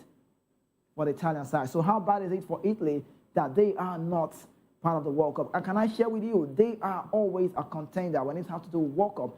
That's a World Cup winning team, what we saw. Now look at this. Look at the statement come from the manager, Gennaro Gattuso. He said, "I will take credit if I manage to achieve the goal. Otherwise, I will go and live far away from Italy. This is a heartbreaking message before the very game. And yesterday, they were not good enough to stop the Bosnia side. They got a red card. Moise Kean also, we saw the goal, and it felt like they were on top of the game, even with the red card. But later on, penalty missed by Cristante, penalty missed by Esposito, who made his debut for the side. And then you can see right now, congratulations to Bosnia for making that record. So I feel bad, sincerely, myself. I really would have loved to say Italy. I'm not trying to be biased here, but a team like Italian side, I've got Giacomo Raspadori, they've got Nicolo Barella, Moise Kean, Cristante, Bastoni. I love what they've produced so far. And I look at Italy and I say, this is a team that we should be seeing at the World Cup. And they are now bad. I think I could say they are worse than Nigeria because we just missed 2 consecutively, but they're 3 in a row. Yes, you see that the region that Italy they are from is very competitive. That is Europe. Right. Every country there is a threat. And they're all doing exceedingly well. You see that those underdog that you underrate, they will come out and then hit at you so hard. And that is what we witnessed yesterday against Italy. Surprising and results. then more importantly, I don't see Gattuso as a fit and proper person to pilot the Italian national team. You need somebody more tactical, more experienced, who has a vision.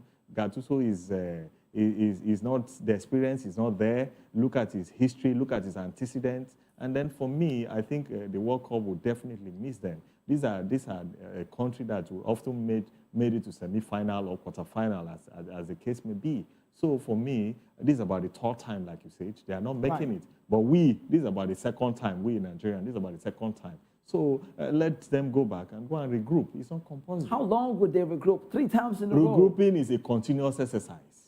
You cannot just fail and then retire back. You must go out and rebrand yourself. You look at the mistake. You look at whether it's the coach that is grossly incompetent. You look at whether it's the players. You look at whether it's the goalkeeper. You look at whether it's an internal issues in the country. So something is wrong somewhere. Yes, something is definitely wrong. Just like how we have in our dear country, we have all what it takes to make it to World Cup. And how can we where is it done that our dear country is going to play, what is it called, playoff? Thereabout. That is rubbish. I do not agree with that. So for Italy, I think that they need to go back to the drawing board and see, because for me, I don't think Gattuso is fit for the job. So if I get you right, to support Gattuso should be fired. He should be leaving. He should leave. Yes. If you cannot give out results, then you leave. Nobody reinforces failure. Once you are a failure, it's common with the whites. Okay, I'll come to that part where you talked about if you can't give us results. We'll talk about the Nigerian Football Federation. No World Cup consecutively twice, and they are still in office. But we'll look into that space very soon. But let's let you know that breaking as well, before that game, making fun of their rivals. When we saw Bosnia being tipped to play Italian football, or saying Italy will play against Bosnia, do you know what happened? I must tell you, the Italian fans were making mockery of the Bosnia people. They felt like it was a walk in the park. Look at your screen. Buffon, Gianluigi Donnarumma, Jorginho, all of these guys, bad result for them. And I'll tell you, March 26, Bosnia beat Wales. Italy players were seen laughing and mocking after learning that they will face Bosnia in the final. And just yesterday, March 31, Bosnia beat Italy and knocked them out of the 2026 World Cup. And all you can say in a matter of days, you can now understand that football is no manual. And I must say this, congratulations to those who will be 40, or more than 40 rather, playing at the World Cup. Roger Miller, never watched him play. We know the story. Ryder was playing for Cameroon. He made that record 40 years at the World Cup. And then Luka Modric, then another man again, Cristiano Ronaldo. And lastly, now we'll talk about Edin Dzeko, who is the recent one to join the elite in that very phase. So I must say, congratulations to Bosnia for that massive result that we saw yesterday. And from that one, we talk about Swedish. I don't know how he does it, but let me say, Victor Jokeres, Arsenal, leading goal scorer. He has done well. Big boots, big buy from Sporting CP, and we must give this, respect, better word, to one man, Graham Potter, the Englishman. The only thing he came to do was just to see that the Swedish people make it to the World Cup. And we saw the iconic celebration, Elanga and also Gyökeres.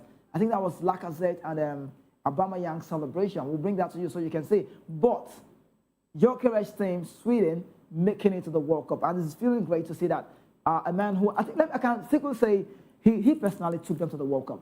Aside the coach's effort, but Gyökeres has lived up to expectation. No Alexander Isak. And you watched Gyökeres yesterday, he was still that man. Who knows, when the goal was right, we want to see big players score in big matches. Look at this iconic celebration. Elanga, he was so pacey, and this is the celebration I love so well. Iconic. Arsenal fans should be used to this very well as the sport and safety fans in Portugal. Now, this is the iconic celebration I love so well. Sweden to the World Cup, how good is it for Gyökeres and his team as well? Well, it will boost his morale. More importantly, that his club in Arsenal, they are currently competing for, what is it called? The Premier League. The Premiership, the Premier League. And then, importantly, that they equally lost a trophy to one of their rivals. Yeah, City, Carabao. So, for me, I think that this is a big boost for him. It will boost his morale. And then, more importantly, that he scored in the game that ushered them to the World Cup. It will continue to boost his stake, both at the club side and all over. Because once you continue to lose and then you lose and then you lose out, it will affect you directly or indirectly. So for me, I think it's fair that they are making it to the World Cup. They have done very well. They have done exceedingly well. It's just that things is so bad for Isak right now, both at the club level. He ought to have stayed back in Newcastle, thereabout, as against leaving for Liverpool. That the front line, the coach is even confused right now. He just went and exceedingly on the frolic on his own. He was just signing players. But how to use them is very important. And they are going to continue to further have more issues if Mo Salah leave by the end of the season. You can say so? Yes. But I don't really think so, though. Well, they are already having issues. But is it Salah thing? As to, you need to see how you can feed in your replacements to your players that are set to retire. He's not clearly exhibiting and showing succession planning, the management. So it matters. Okay, so from one result to another, let's talk about Turkey. They yesterday played a game, and for the first time, when we talk about the Italian side, for the 12th time, Italy has not been part of the World Cup. And now, for the first time since 2002, Vincenzo Montella has been great with the Turkey side, and now they were playing at the World Cup. They also made it there at Agule, and the rest of the guys, you know, how good they can. This is the Turkish side. They are now part of the World Cup. Hakan Şenol, penalty taker, and he knows Akatiloglu as well. This team is good to go. But I must say, the Vincenzo Montella, the Italian international, this is like, you know, Atta is saying right here on the show, these are kind of personalities who play the game. And it's not everyone that plays the game that should manage the game. Let's make it right. That you play the game to a high level doesn't determine that you should be a manager. But sometimes you have to go back and make things right, just like Frank Lampard is currently doing. Vincenzo Montella is an Italian international. Would they want to go for that very man? He's tired. He's already cup tired as well. So he will do the job with the Turkish side, and that's for the World Cup. So while we have to see Gennaro Gattuso just wallow somewhere down the fucking order with Spain. Now let's bring you this one. I think the one we had before was Walid Regragui, the Moroccan coach who just left the job 3 months to the World Cup, and I felt like that was just done. But recently, in Africa, it continues to grow. Every story, every day, different version of the game, where we have this one now. Otto Addo has been relieved of his job after the 2-1 with Germany side. And I think I saw a different Ghanaian side in the German friendly, because it was more like they wanted to play for the manager. That was what was missing, absolutely. But you see this man, he knows the Dortmund job so well. So technically, he's gifted. But I wouldn't say I know what went wrong with the Ghanaians. But looking at the World Cup, so let's talk about this, Atta. What would it be for a nation who will be playing at the World Cup, few months to the World Cup, letting your manager go? Can there be a strategy to make sure that Ghana side stay out well? Because I look at a team he's built what they are playing right now, even though they've not been fantastic in recent times. But football is also about the coach methodology and style. Like Nigeria, every year, different version. We are love to dominating. We are used to dominating. We used to have the balls.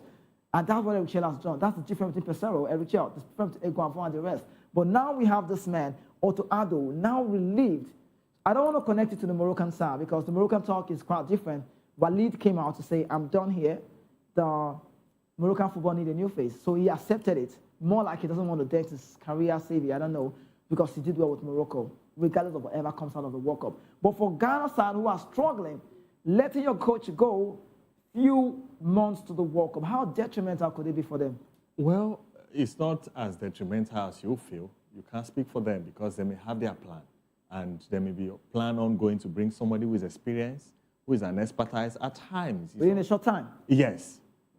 Because there's still about 4 months, and some countries just qualified. It's not up to 4 months. This is April. It's a new month. I could say happy new month. Oh. April, May, June is June. Thank you. Yes, about 3 months thereabouts. Let's say 2 months. Let me give you a practical example. Some nations, some country qualified last night. So their planning, their major planning will start from today. So it's not that all the players are going to camp in one place to start planning for World Cup. The league all over the world is going to finish sometime in May, thereabouts. And then you start calling your players. You have at least about 3 weeks to 4 weeks to train with your players. You must have experience. You must go and look at the video clip of your players, how they play from their different club side, and then you know how to fit them in. You must be conversant, and then you follow football over time. You can pick if you are a better manager.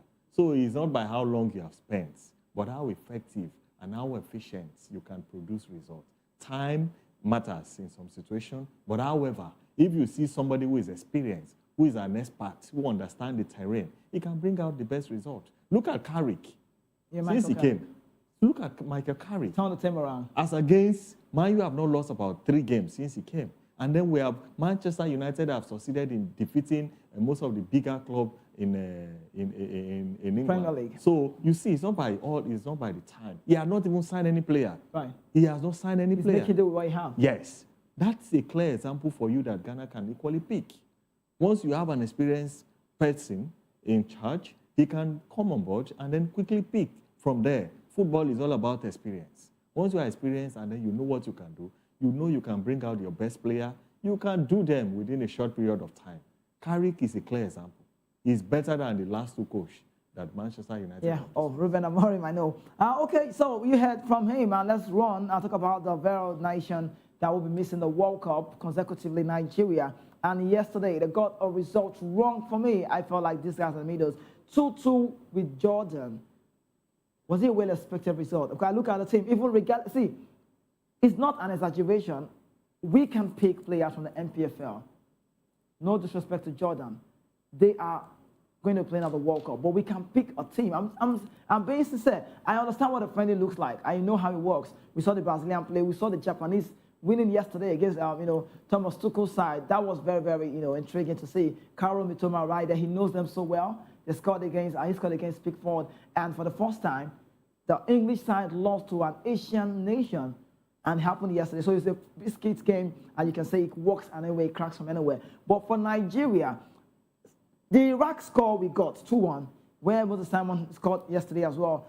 The Iraq game, we didn't celebrate it because even with the Tarimani goal, even with that result, we felt like we should not be playing this one. We should be playing at the World Cup.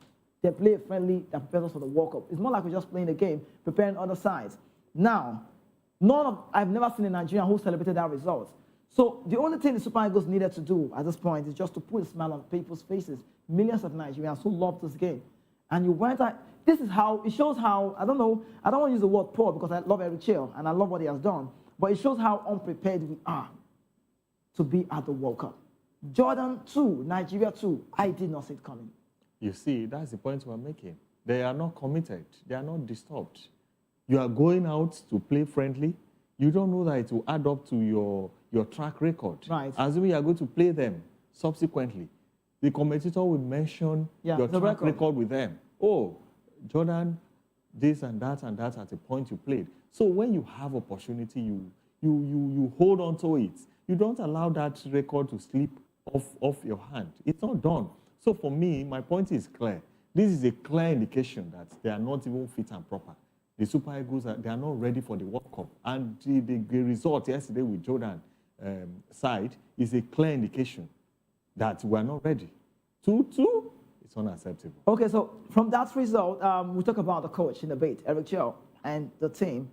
Everybody felt like we should have, we should have a different team. And Ozoho's, bad record continues. We saw yesterday, Malik Okoye back to Udine, and then Ozoho got opportunity to mount the post. And we all know if it was a bigger tournament, or major tournament rather, we would have Stanley Nwabali. But Nwabali right now has no club. He's clubless, and I love what the manager has done. And these are the kind of managers we want to have in our team, who can decide what happens in time. But I recall, let's take it back to you where you started talking. You talked about timing, and you also talked about when you're not doing well, you should be laid off. And I want to believe that we have a federation, which is the NFF, Nigerian Football Federation, and I also want to believe that they are respecting, or also what they report to a bigger organization. So we have a hierarchy of the NSC, the Sports Commission, generally. We have the Nigerian Football Federation, not just other one. NFF is strictly football. We have the tennis, we have the basketball, we have all of the games. It's NSC that governs. So NSC is bigger than NFF, if you want to look at it from that aspect. But these persons I've never heard, since I was born, never heard where you could say an NFF personality or person or media officer, any of them was old. I've never heard it. It's more like they earn every time. But I say something sometimes, people feel like you want to be this way. I love America, I can say. I love America because of transparency reasons. I'm not saying corruption does not happen elsewhere, but I think it's about how minimal it is. And in Nigeria, this is very clear, the corruption, the lack of transparency, the accountability. You can't, these people do this like it's a right. It's more like it's a ritual, no fear. We just do it and nothing happens. Now we have a nation, we have a body that governs our game. For 2 times in a row, we missed out of the World Cup. Why I reference America, I've watched clips, I've seen on TV, where a minister failed his people. He came out to the radio, he came out on TV, and he said, I have failed in my job. With all due respect, I resign. Put pen on paper, and he dropped it. What happens to a man who is like that? I think dignity, integrity, you get more respect. But look at our federation. Every time we fail, it's more like a Thanksgiving for them. I don't want to talk about the petition, the news we heard, the report we heard that says why we did not make it. We filed the case, but we did not follow it up. I don't want to talk about the part where I believe that they were given that money, but they did not do it. Let's keep that aside. But let's talk about those people. Because it's not all the time we say we blame the player or blame the coach. This man sometimes, Eric Chair, we now see him walking like he's been controlled. And I don't think he likes it. One of the reasons why he left Somalian football is that reason. But let's talk about Nigerian Football Federation. Do you see them good enough, competent enough, administrative-wise? Do they even know this game? Because I've made my research and I've checked all of the names there. I can't find anything so tangible about these personalities. Personalities in the board of administration, NFF, right? Well, you see that whether we like it or not, I don't know them in person and I don't have their CV. But we can see things. They are not the one that we can see. We can't see them. But we can see their jobs. If I ask you to mention about their jobs? 5 of their names now, why not? You mention them? I will. Okay. I will mention them. That is fine. Having said that, I don't have their CV, so I don't know whether or not they are competent or they are fit for that job. But you know that you will interface with the coach, and then you see the players come on board and they perform on stage. So most of the insults, most of everything is being poured on the players. So whether or not you can see Osimhen, he did well, others were just being sluggish on the pitch. Is it the admin that told them not to participate? Okay, let's get it right. Is it the admin? It might not be at the admin, but let's get it right from that part. You now sound more like the other side because no, you agree with me. See, well, I say that I'm not disputing the fact that there's corruption in the system. Corruption is there, and it has eaten the system so badly. 10 over 10, fine. People try as much as possible to bring their family members to ensure and then force it on the coach to play that person. It also has effect in their productivity. If the right person is not being paraded, the right players are not being paraded for a particular football. So, and then that is certain. But however, most of those players we saw, is it Iwobi you want to talk about? Is playing in the Premiership? Is he, what is it called? The other one now in Atletico Madrid. Lookman. Is he Osimhen? But can you say this thing? Can you say all of this you're saying at the last Nations Cup? We saw them. They got to bronze. They played a good, decent football. They got numbers. Their goals were numbered. They were looking like a team to win it. They look as a favorite during the tournament. Is it not the same player we used to play the World Cup? They are the same set of players. So what about we talking about the recent? So what then happens to them? The recent is just this game we played. The major game we have played, apart from other games, is just this game we played against Jordan. Now I'm talking about the recent tournament, major tournament. Is it the World Cup qualifiers? The recent AFCON we played. We played well. We tried our best. We got to a stage, and then what happened. At least we made it. I'm trying to hold on to the parts where you talked about you made mention, if you're not doing your job well, you should be laid off. You just talked about Gattuso. You don't know him in person. You cannot tell me you don't know Nigerian Football Federation in person. I will just tell you some of the names just to remind you. The Glass House, so people you know. Let me not talk about Mohamed Sanusi, the secretary. Let's talk about Ibrahim Musokuzo. That's the NFF president. Should we talk about the players you know who work with him? Iguavon is also there. He's been technical advisor. He owns the job anytime he wants it. Ikpeba is also there. Gabalawa is also there. Babangida is also there. So these are players you know. Now, you might not want to talk about this, but I just feel like you don't want to talk about it because if you're saying... No, I have said, I have used the word. No, aside the corruption I have used word. the words that if it's not corruption, why are we not getting But why are they still on the job? Yes, it's because the system is bad. The system condones people who are grossly incompetent. The system is bad. Otherwise, once you are not doing well, my position all over the years, and I will say it and I will continue to say it again, if you are not fit and proper for the job, you should be dismissed. Nobody reinforce failure. I don't reinforce failure. I don't celebrate failure all over the world. But people who are feeding fat from corruption, they will come out to reinforce that. So that point is certain. I will speak as it is, and I'm saying it that corruption have eaten deep into the system, and that is why we're not getting the best results on the pitch. It's affecting everybody. Yeah, do you go with the same? It's the same thing that's affecting, is it Chelsea or what? Once the foundation is bad, the board is bad, you will see it on the pitch. That's exactly my point. Exactly my point. Because I agree with you. But however, the players they can also pick up and say, no, I'm bigger than this.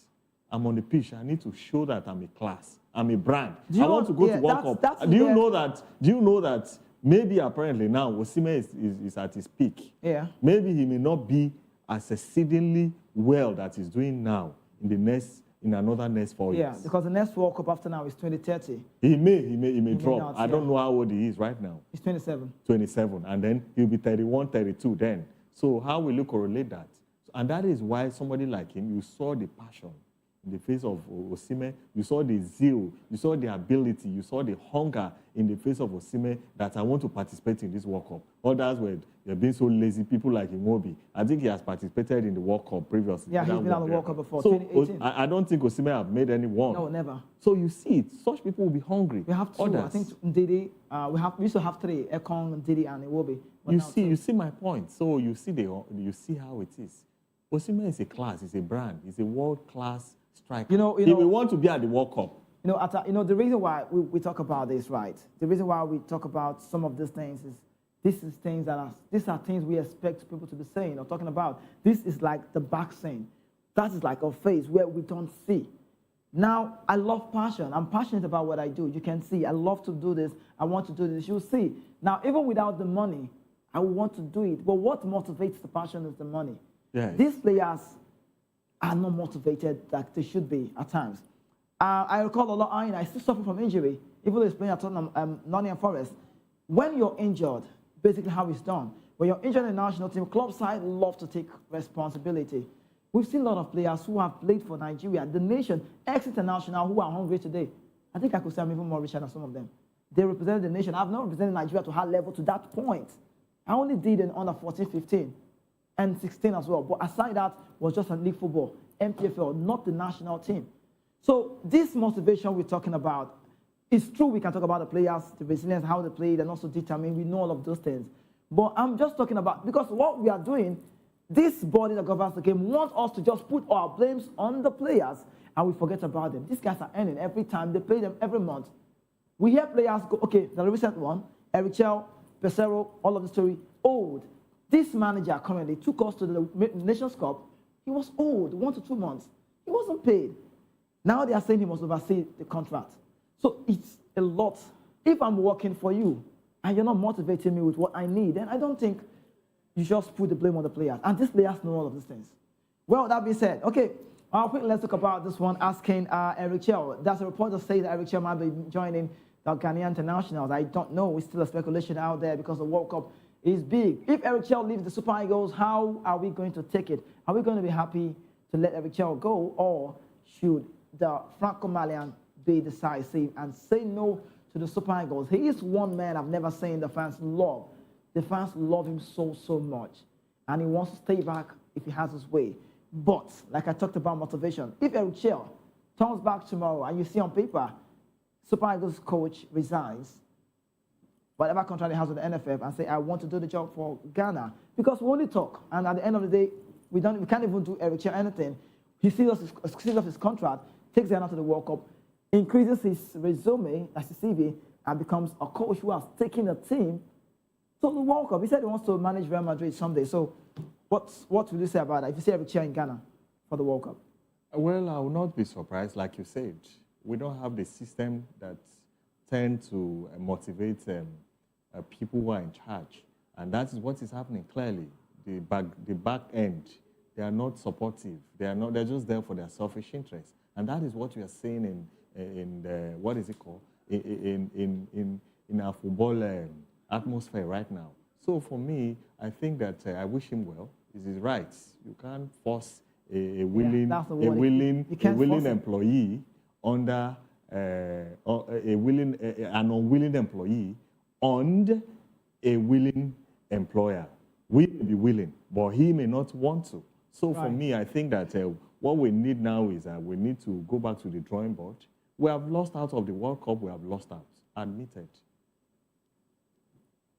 Nothing is bad in failing because failure is part of the system. But admitting that you failed and then you are putting all the best to ensure that you get a positive result matters. All right, thank you so much. Thank you so much for being on the show with me. Was a very good time talking. I love the part that we had to drag the NFF talk. You sounded like you don't want to talk so deep, but thank you so much. It was great having you on the show. I hope we can do this another time. Thank you. We're available for your service. All right. Thank you so much. Show Lagos, Nigeria. Let's get back to talking ways and quickly. Just a reminder about the nations that made it to the World Cup from African shows. Let's bring you on your screen so you can see Morocco, Senegal, Cape Verde, Ghana. All of these teams made it to the World Cup. And we must say congratulations to these teams and how far they've come. We just bring you that one. And no Super Eagles, no Nigeria, you can say, it still continues to grow. Which day, which way Nigeria? When will the Super Eagles make it to the World Cup again? Should we start bearing the stocks? Or should we look back and say, yes, we can make it? How long can we keep talking? Because I say it all the time. Mouths are waggling and eyebrows is being raised. Look at your screen. Morocco, Tunisia, Egypt, Algeria, Senegal, Cote d'Ivoire, Ghana, Cape Verde, South Africa, and DR Congo are the teams that have made it to the World Cup. But right now, let's switch our attention to tennis. Now, the tennis story, quickly, we'll bring you this one. While we wrap up with the Jack Draper, we draw from the that's the Monte Carlo's, Masters. Jack Draper has the latest start of this very one of his court clay season by pulling out of the Monte Carlo Masters. The British star has been hoping to kickstart his 2026 clay court season in Monte Carlo and tennis between 5 to 12 April. But his quest for a maiden clay court title will have to wait. It remains to be seen whether Draper will play at the next scheduled event after an armed injury that derailed his 2025 season. The Barcelona Open, which runs from April 13 to 19. The 24-year-old returned to action during the Great Britain Davis Cup victory against Norway in February, having played just one match since Wimbledon in July before competing in Doha. He's made a superb run to the quarterfinals at the Indian Wells earlier this month as defending champion, defeating former world number 1 Novak Djokovic in the fourth round, and then losing his opening match at the Miami Open to Raleigh or Becker. So we go from that one and talk about 15-time major champion Tiger Woods. One thing I say all the time, I love Tiger Woods, and this man is a top-notch man, 15-time major champion. We can't take away anything from a man who has said, I will stick with the PGA Tour. And the recent one is Tiger Woods has stepped away from golf, and just for a period of time. He just loved the court. He wants to be on the court. If he has his way, he will continue doing this. But we had the recent one where he got off the game. And then right now, Tiger Woods has confirmed that he will be stepping away for a period of time from golf to seek treatment following his latest car crash in Florida. Woods was arrested for driving under the influence of DUI on March 27 after being involved in a car crash where his Land Rover rolled over following a collision with a pickup truck. Now, the statement reads, the 50-year-old was held under Florida law for the mandatory 8 hours before being released on bail, with an incident report released by the Martin County Sheriff Office on March 31, revealing Woods admitted to looking his phone moments before the crash. Now, this is a statement from Tiger Woods. He said, I know and understand the seriousness of the situation I find myself in today. I am stepping away for a period of time to seek treatment and focus on my health. This is necessary in order for me to prioritize my well-being and work towards lasting recovery. I'm committed to taking the time needed to return in a healthier, stronger, and more focused place. Both personally and professionally, I appreciate your understanding and support and ask for privacy for my family, loved ones, and myself at this time. So that's a statement from Tiger Woods, and that is very emotional. So lastly, let's talk about one man, the Japanese McLaren story, where we have the Andre Stella says Oscar Piastri. He's in the news and then has been an inspiration to what he does and also to McLaren after bouncing back from a nightmare start of the season with a podium start in that Japanese Grand Prix. Piastri was unable to start the opening two races in Australia and China, crashing on the way to third grid in Melbourne before suffering a mechanical fault in Shanghai, but did not let disappointment affect him in Japan as he qualified third and finished second behind race winner Kimi Antonelli. The McLaren driver was actually in a position to win the race, but lost out to Antonelli through a safety car period, but still impressively fended off the other Mercedes of George Russell and Ferrari Charles Leclerc. Lastly, let's talk about Chisora, the boxing story right now. Well, we want to see this one, big fight. We want to see this happen. Derek Chisora welcomes Tyson Fury and also Anthony Joshua. Now, Derek Chisora is gearing up for the 50th and final bout for his decorated career on Saturday. And while one of the British boxing toughest fighters prepares to bow out, he remains as big as a fan of his support as a body. Now, such in the case, he has championed the return of Tyson Fury with the knowledge that all roads could still lead towards a long-awaited all-British clash with Anthony Joshua. Fury returned to the ring in April when they took on Asbalek Mokshinov at Tottenham Hotspur Stadium. Now, let's talk about Chisora. You have on your screen. He said, "I'm happy to be back. I'm happy he's back because we can finally get into a big fight with him and Anthony Joshua. I see Anthony Joshua winning that fight in 4 or 5 rounds." Chisora, now 42, was speaking ahead of what is set to mark his career-closing fight against John Wilder at the O2 this weekend. It took up 2 decades of his role among the most prominent names in British boxing, a star-studded resume of opponents featuring Fury, Vitaly Klitschko, David Haye, Alexander Usyk, and the latter of whom has previously created Chisora as one of the toughest fighters. So this is where we call it a close on the show today. Thank you so much for being on the show with us. We had fun having our guests right here on the show today. Also, that very conversation was great. And then it's time for me to sign out. We have the media news coming up for 12, and do well to join the guys later, 5 p.m. Nigerian time, the Locker Room Show. That's the sports show, strictly football. And while Ikechukwu returns tomorrow to take you through to where you need to be. And I must say, lastly on the show, congratulations to every team that has made it to the FIFA World Cup. No Super Eagles, it's no longer scary. Thank you so much. Do have yourself a very great time. It's still good morning to say Happy New Month, Lagos, Nigeria.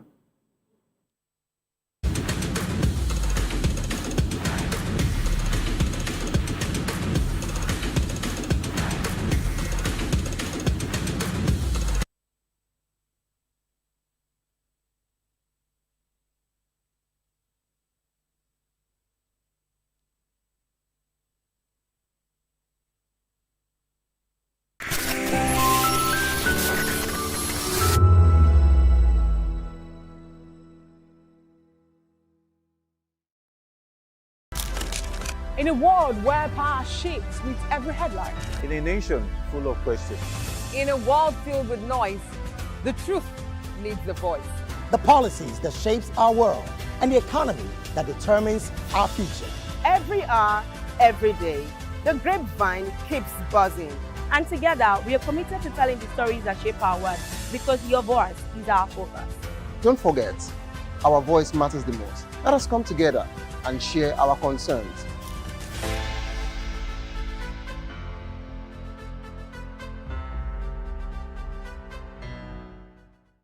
Are you ready for the extraordinary? Something big is happening on your screen. Introducing Vop Tv. Now streaming on SLTV channel 264. From breaking news to captivating conversations, news analysis, giving you all sides to the story. We break in-depth discussions on the issues that matter, from politics to sports, entertainment, and lifestyle. Vop Tv on SLTV channel 264. Join us as we redefine what television means to you. Voice of the People Television, Vop TV. Now you have more than a voice.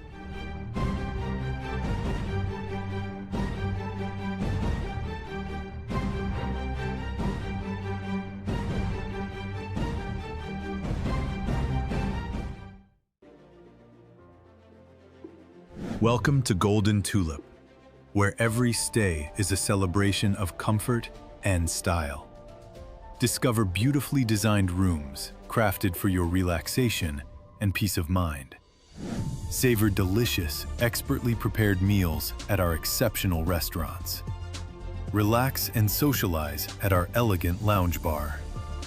Refresh yourself at the vibrant pool bar and enjoy a soothing swim in our sparkling pool. Planning something special?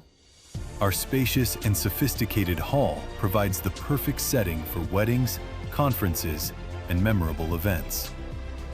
Whether for business or leisure, we deliver excellence with unmatched hospitality.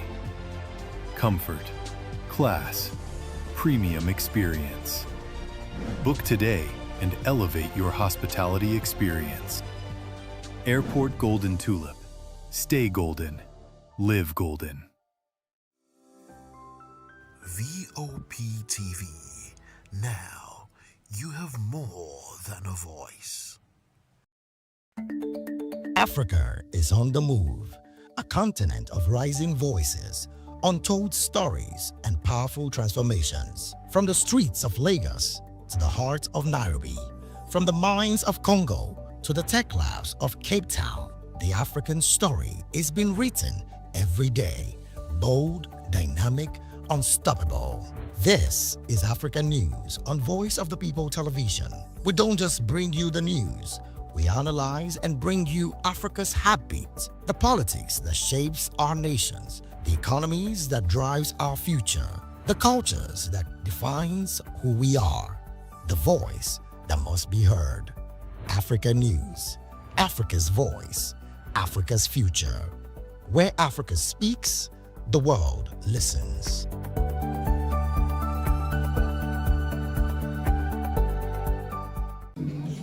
It's your girl Arika the Dimples, aka Risky Baby, and you are watching VOP TV. Do not go anywhere. Where are you going to? Stay here. Calm down. Stay here if you're not. What's up, everybody? Who's Arco here, and I'm hanging out on VOP TV. Keep it locked, don't go nowhere. Let's go. Hi everyone, my name is Yvonne Jagade. You are watching VOP TV, and don't change the dial, because I said so. Who's happy to post? I mean, who's happy the most? Because when shit goes south, y'all be happy to ghost. When you make a wrong move, they be happy to roast. But be careful when you win, who's not happy to toast. I am VJ Adams, and you rock with VOP TV. Don't move. Hi people, Bisola here, and you are watching VOP TV. Mwah. Shout out to VOP TV. It's so good to have you on the red carpet of AV. Love you all. Wishing you all the best. Here's a shout out to VOP TV. It's your girl April Oshidikwe at the AV premiere. You know what it is. Hi everyone, my name is Linda Ejiofor Suleiman, and I'm live at the EV premiere. Keep watching VOP TV. I want to say hello to my Italian friends. I want to say them that Nigeria is the best country in the world, and I'm so happy to be here. Thank you so much. Hi guys, my name is Tomo Atebe. I'm an actor, and you guys are live on VOP TV. Keep it locked, because I said so. Ladies and gentlemen, boys and girls, this is your girl Phil Storms out here, and this is a big shout out to VOP TV. Hi guys, my name is Charles Bourne. My name is Lydia Lawrence Nze, Please and keep watching Voice of the People Television. Love ya.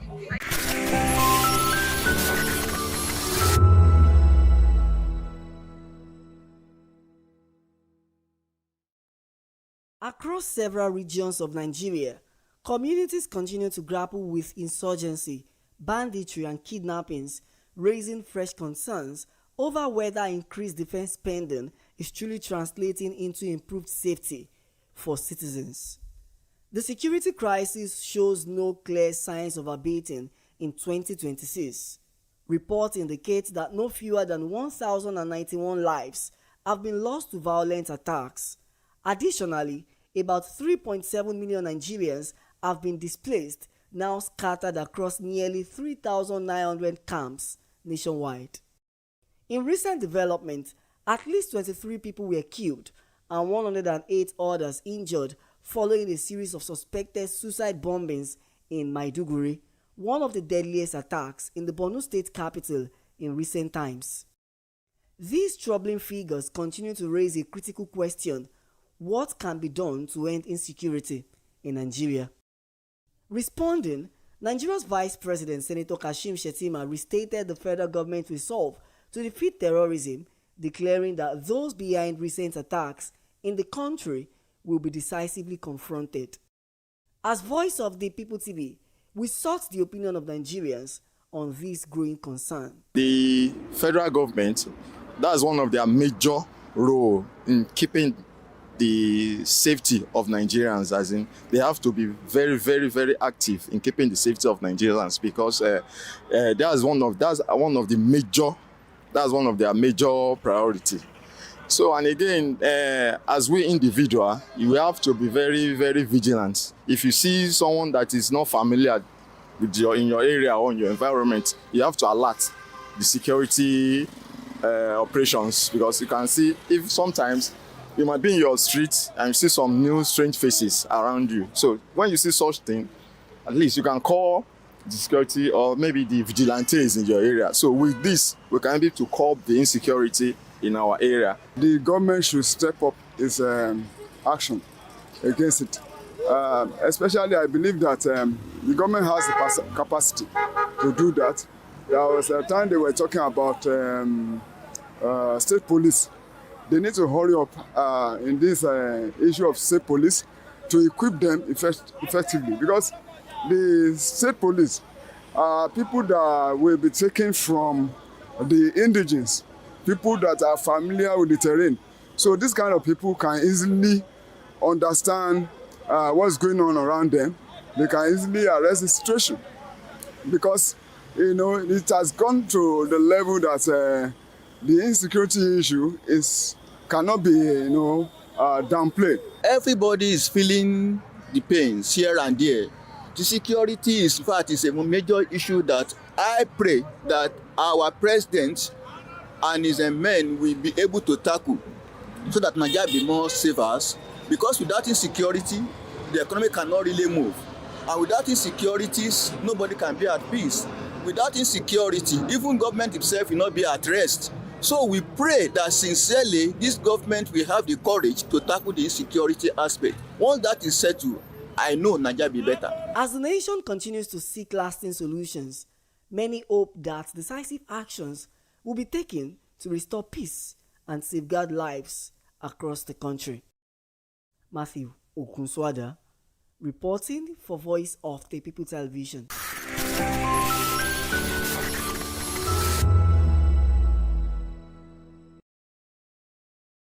Let's feed you with all the juicy stories in the global entertainment space, bringing you the glitz and glamour as it is hot. Stay tuned to Spotlight, 1 p.m. Monday to Friday. Spotlight on VOP TV. Entertainment like never before.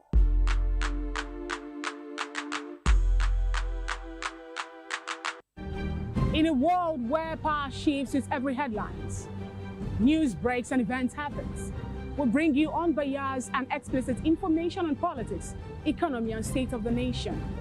We break down the chaos. Facts, not fluff. Truth, not spin. We discuss not just politics, but a glimpse into the future. Voice of the People Television. Now you have more than a voice.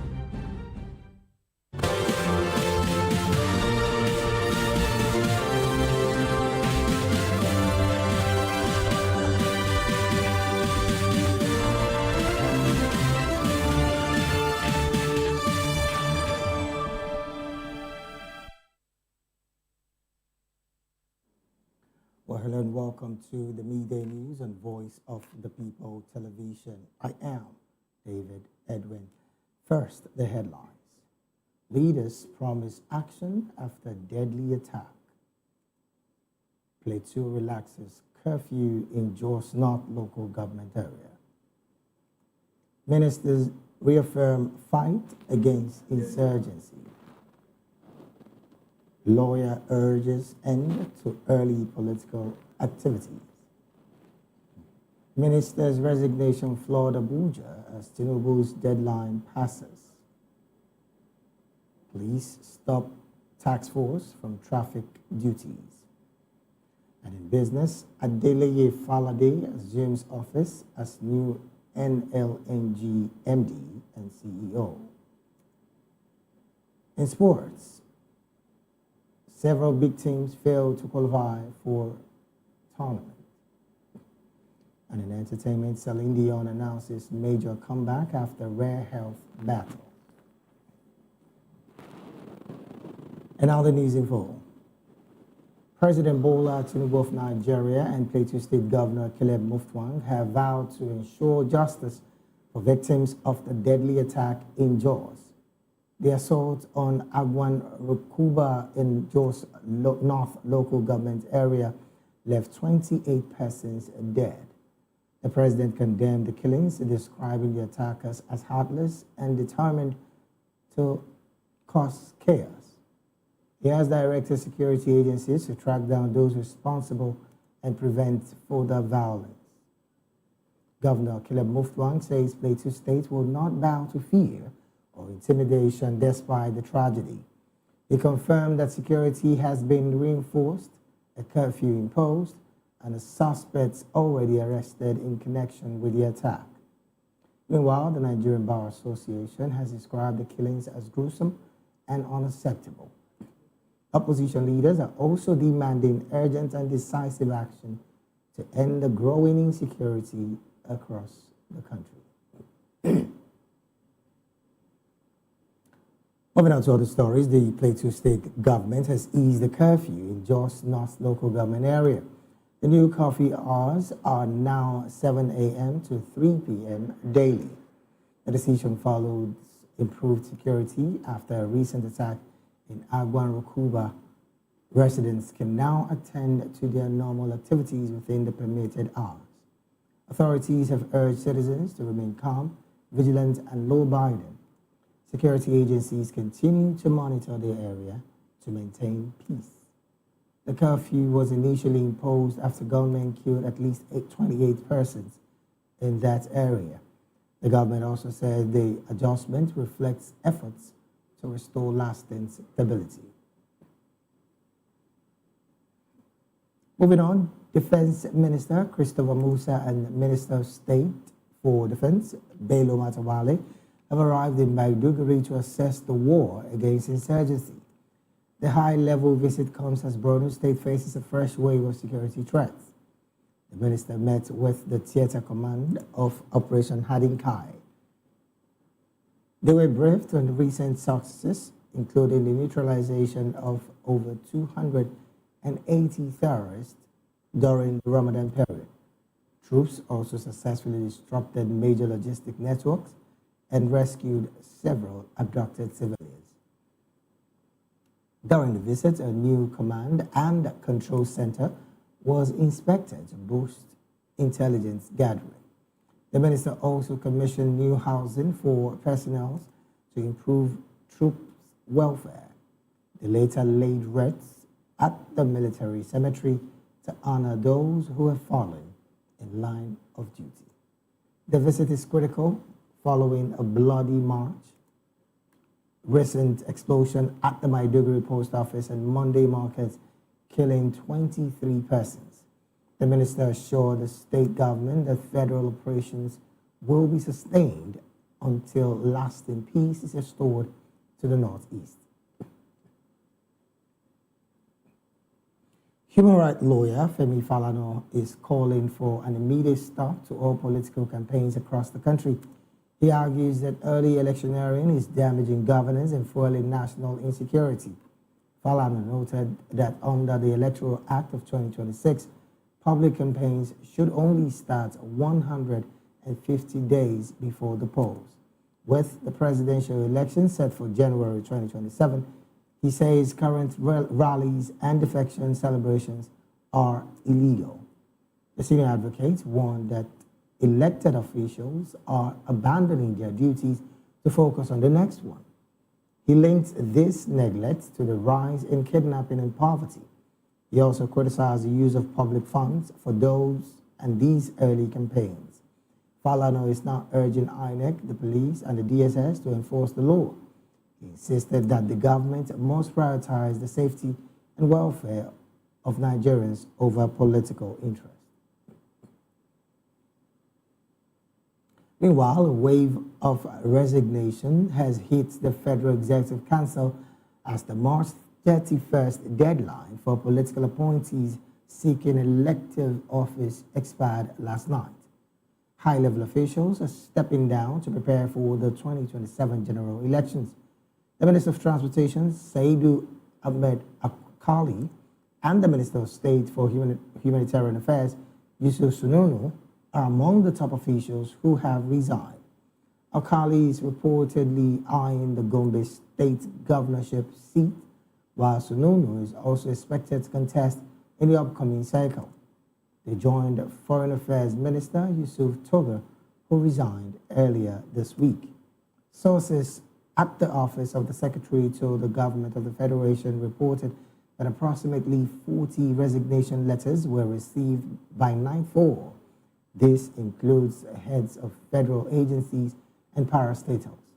One confirmed exit is Ahmed Galadima Aminu, the Executive Secretary of the PTDF, who is set to run for the Adamawa State governorship seat. In a surprise turn, the Minister of Power, Adebayo Adelabu, failed to submit a resignation, despite long-standing speculation about his interest in the Oyo State governorship seat.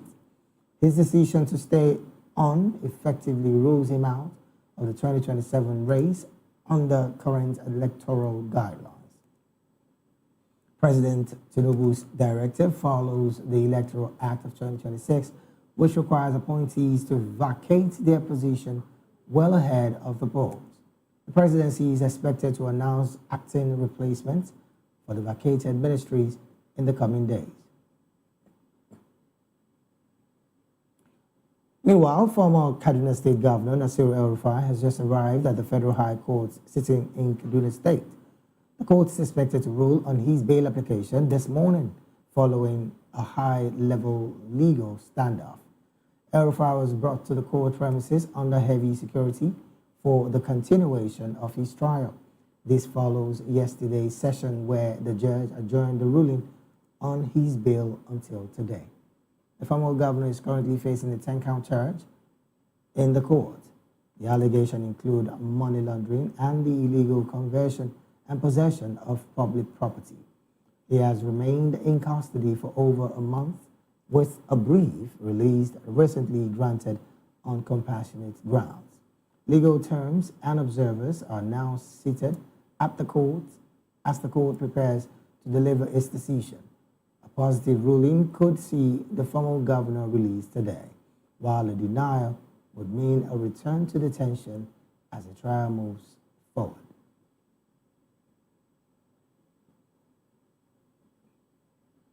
In the meantime, the newly appointed Lagos State Commissioner of Police, Fatai Tijani, has ordered the immediate withdrawal of the state task force from all traffic control and enforcement duties. The move is aimed at restoring professionalism and accountability to the state's transport sector. Police spokesperson Abimbola Adebisi clarified that while the task force is banned from traffic duties, their mandates regarding environmental sanitation and special offenses remain in place. Motorists are now advised to verify the identity of any personnel attempting to enforce traffic laws. The order follows a massive public backlash triggered by a viral video.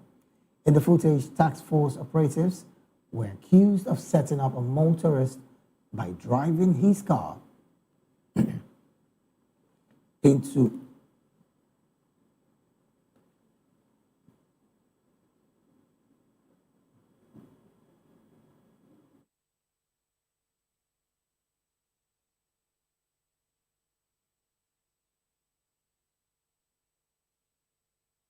footage. Task force operatives were accused of setting up a motorist by driving his car into a one-way street to create false evidence for extortion. The Lagos State Police Command has launched a full investigation into this allegation of unlawful arrest and bribery. The CP reiterated that any officer found undermining the dignity of the force or the rights of citizens will face strict disciplinary actions. Moving on, the federal government has evacuated 1,230 Nigerians from the Republic of Niger. The move follows rising political instability and security concerns in the country. Officials say the evacuation was carried out in 2 batches, with returnees arriving in Kano on March 29th. The operation was supported by international partners, including the International Organization for Migration. On arrival,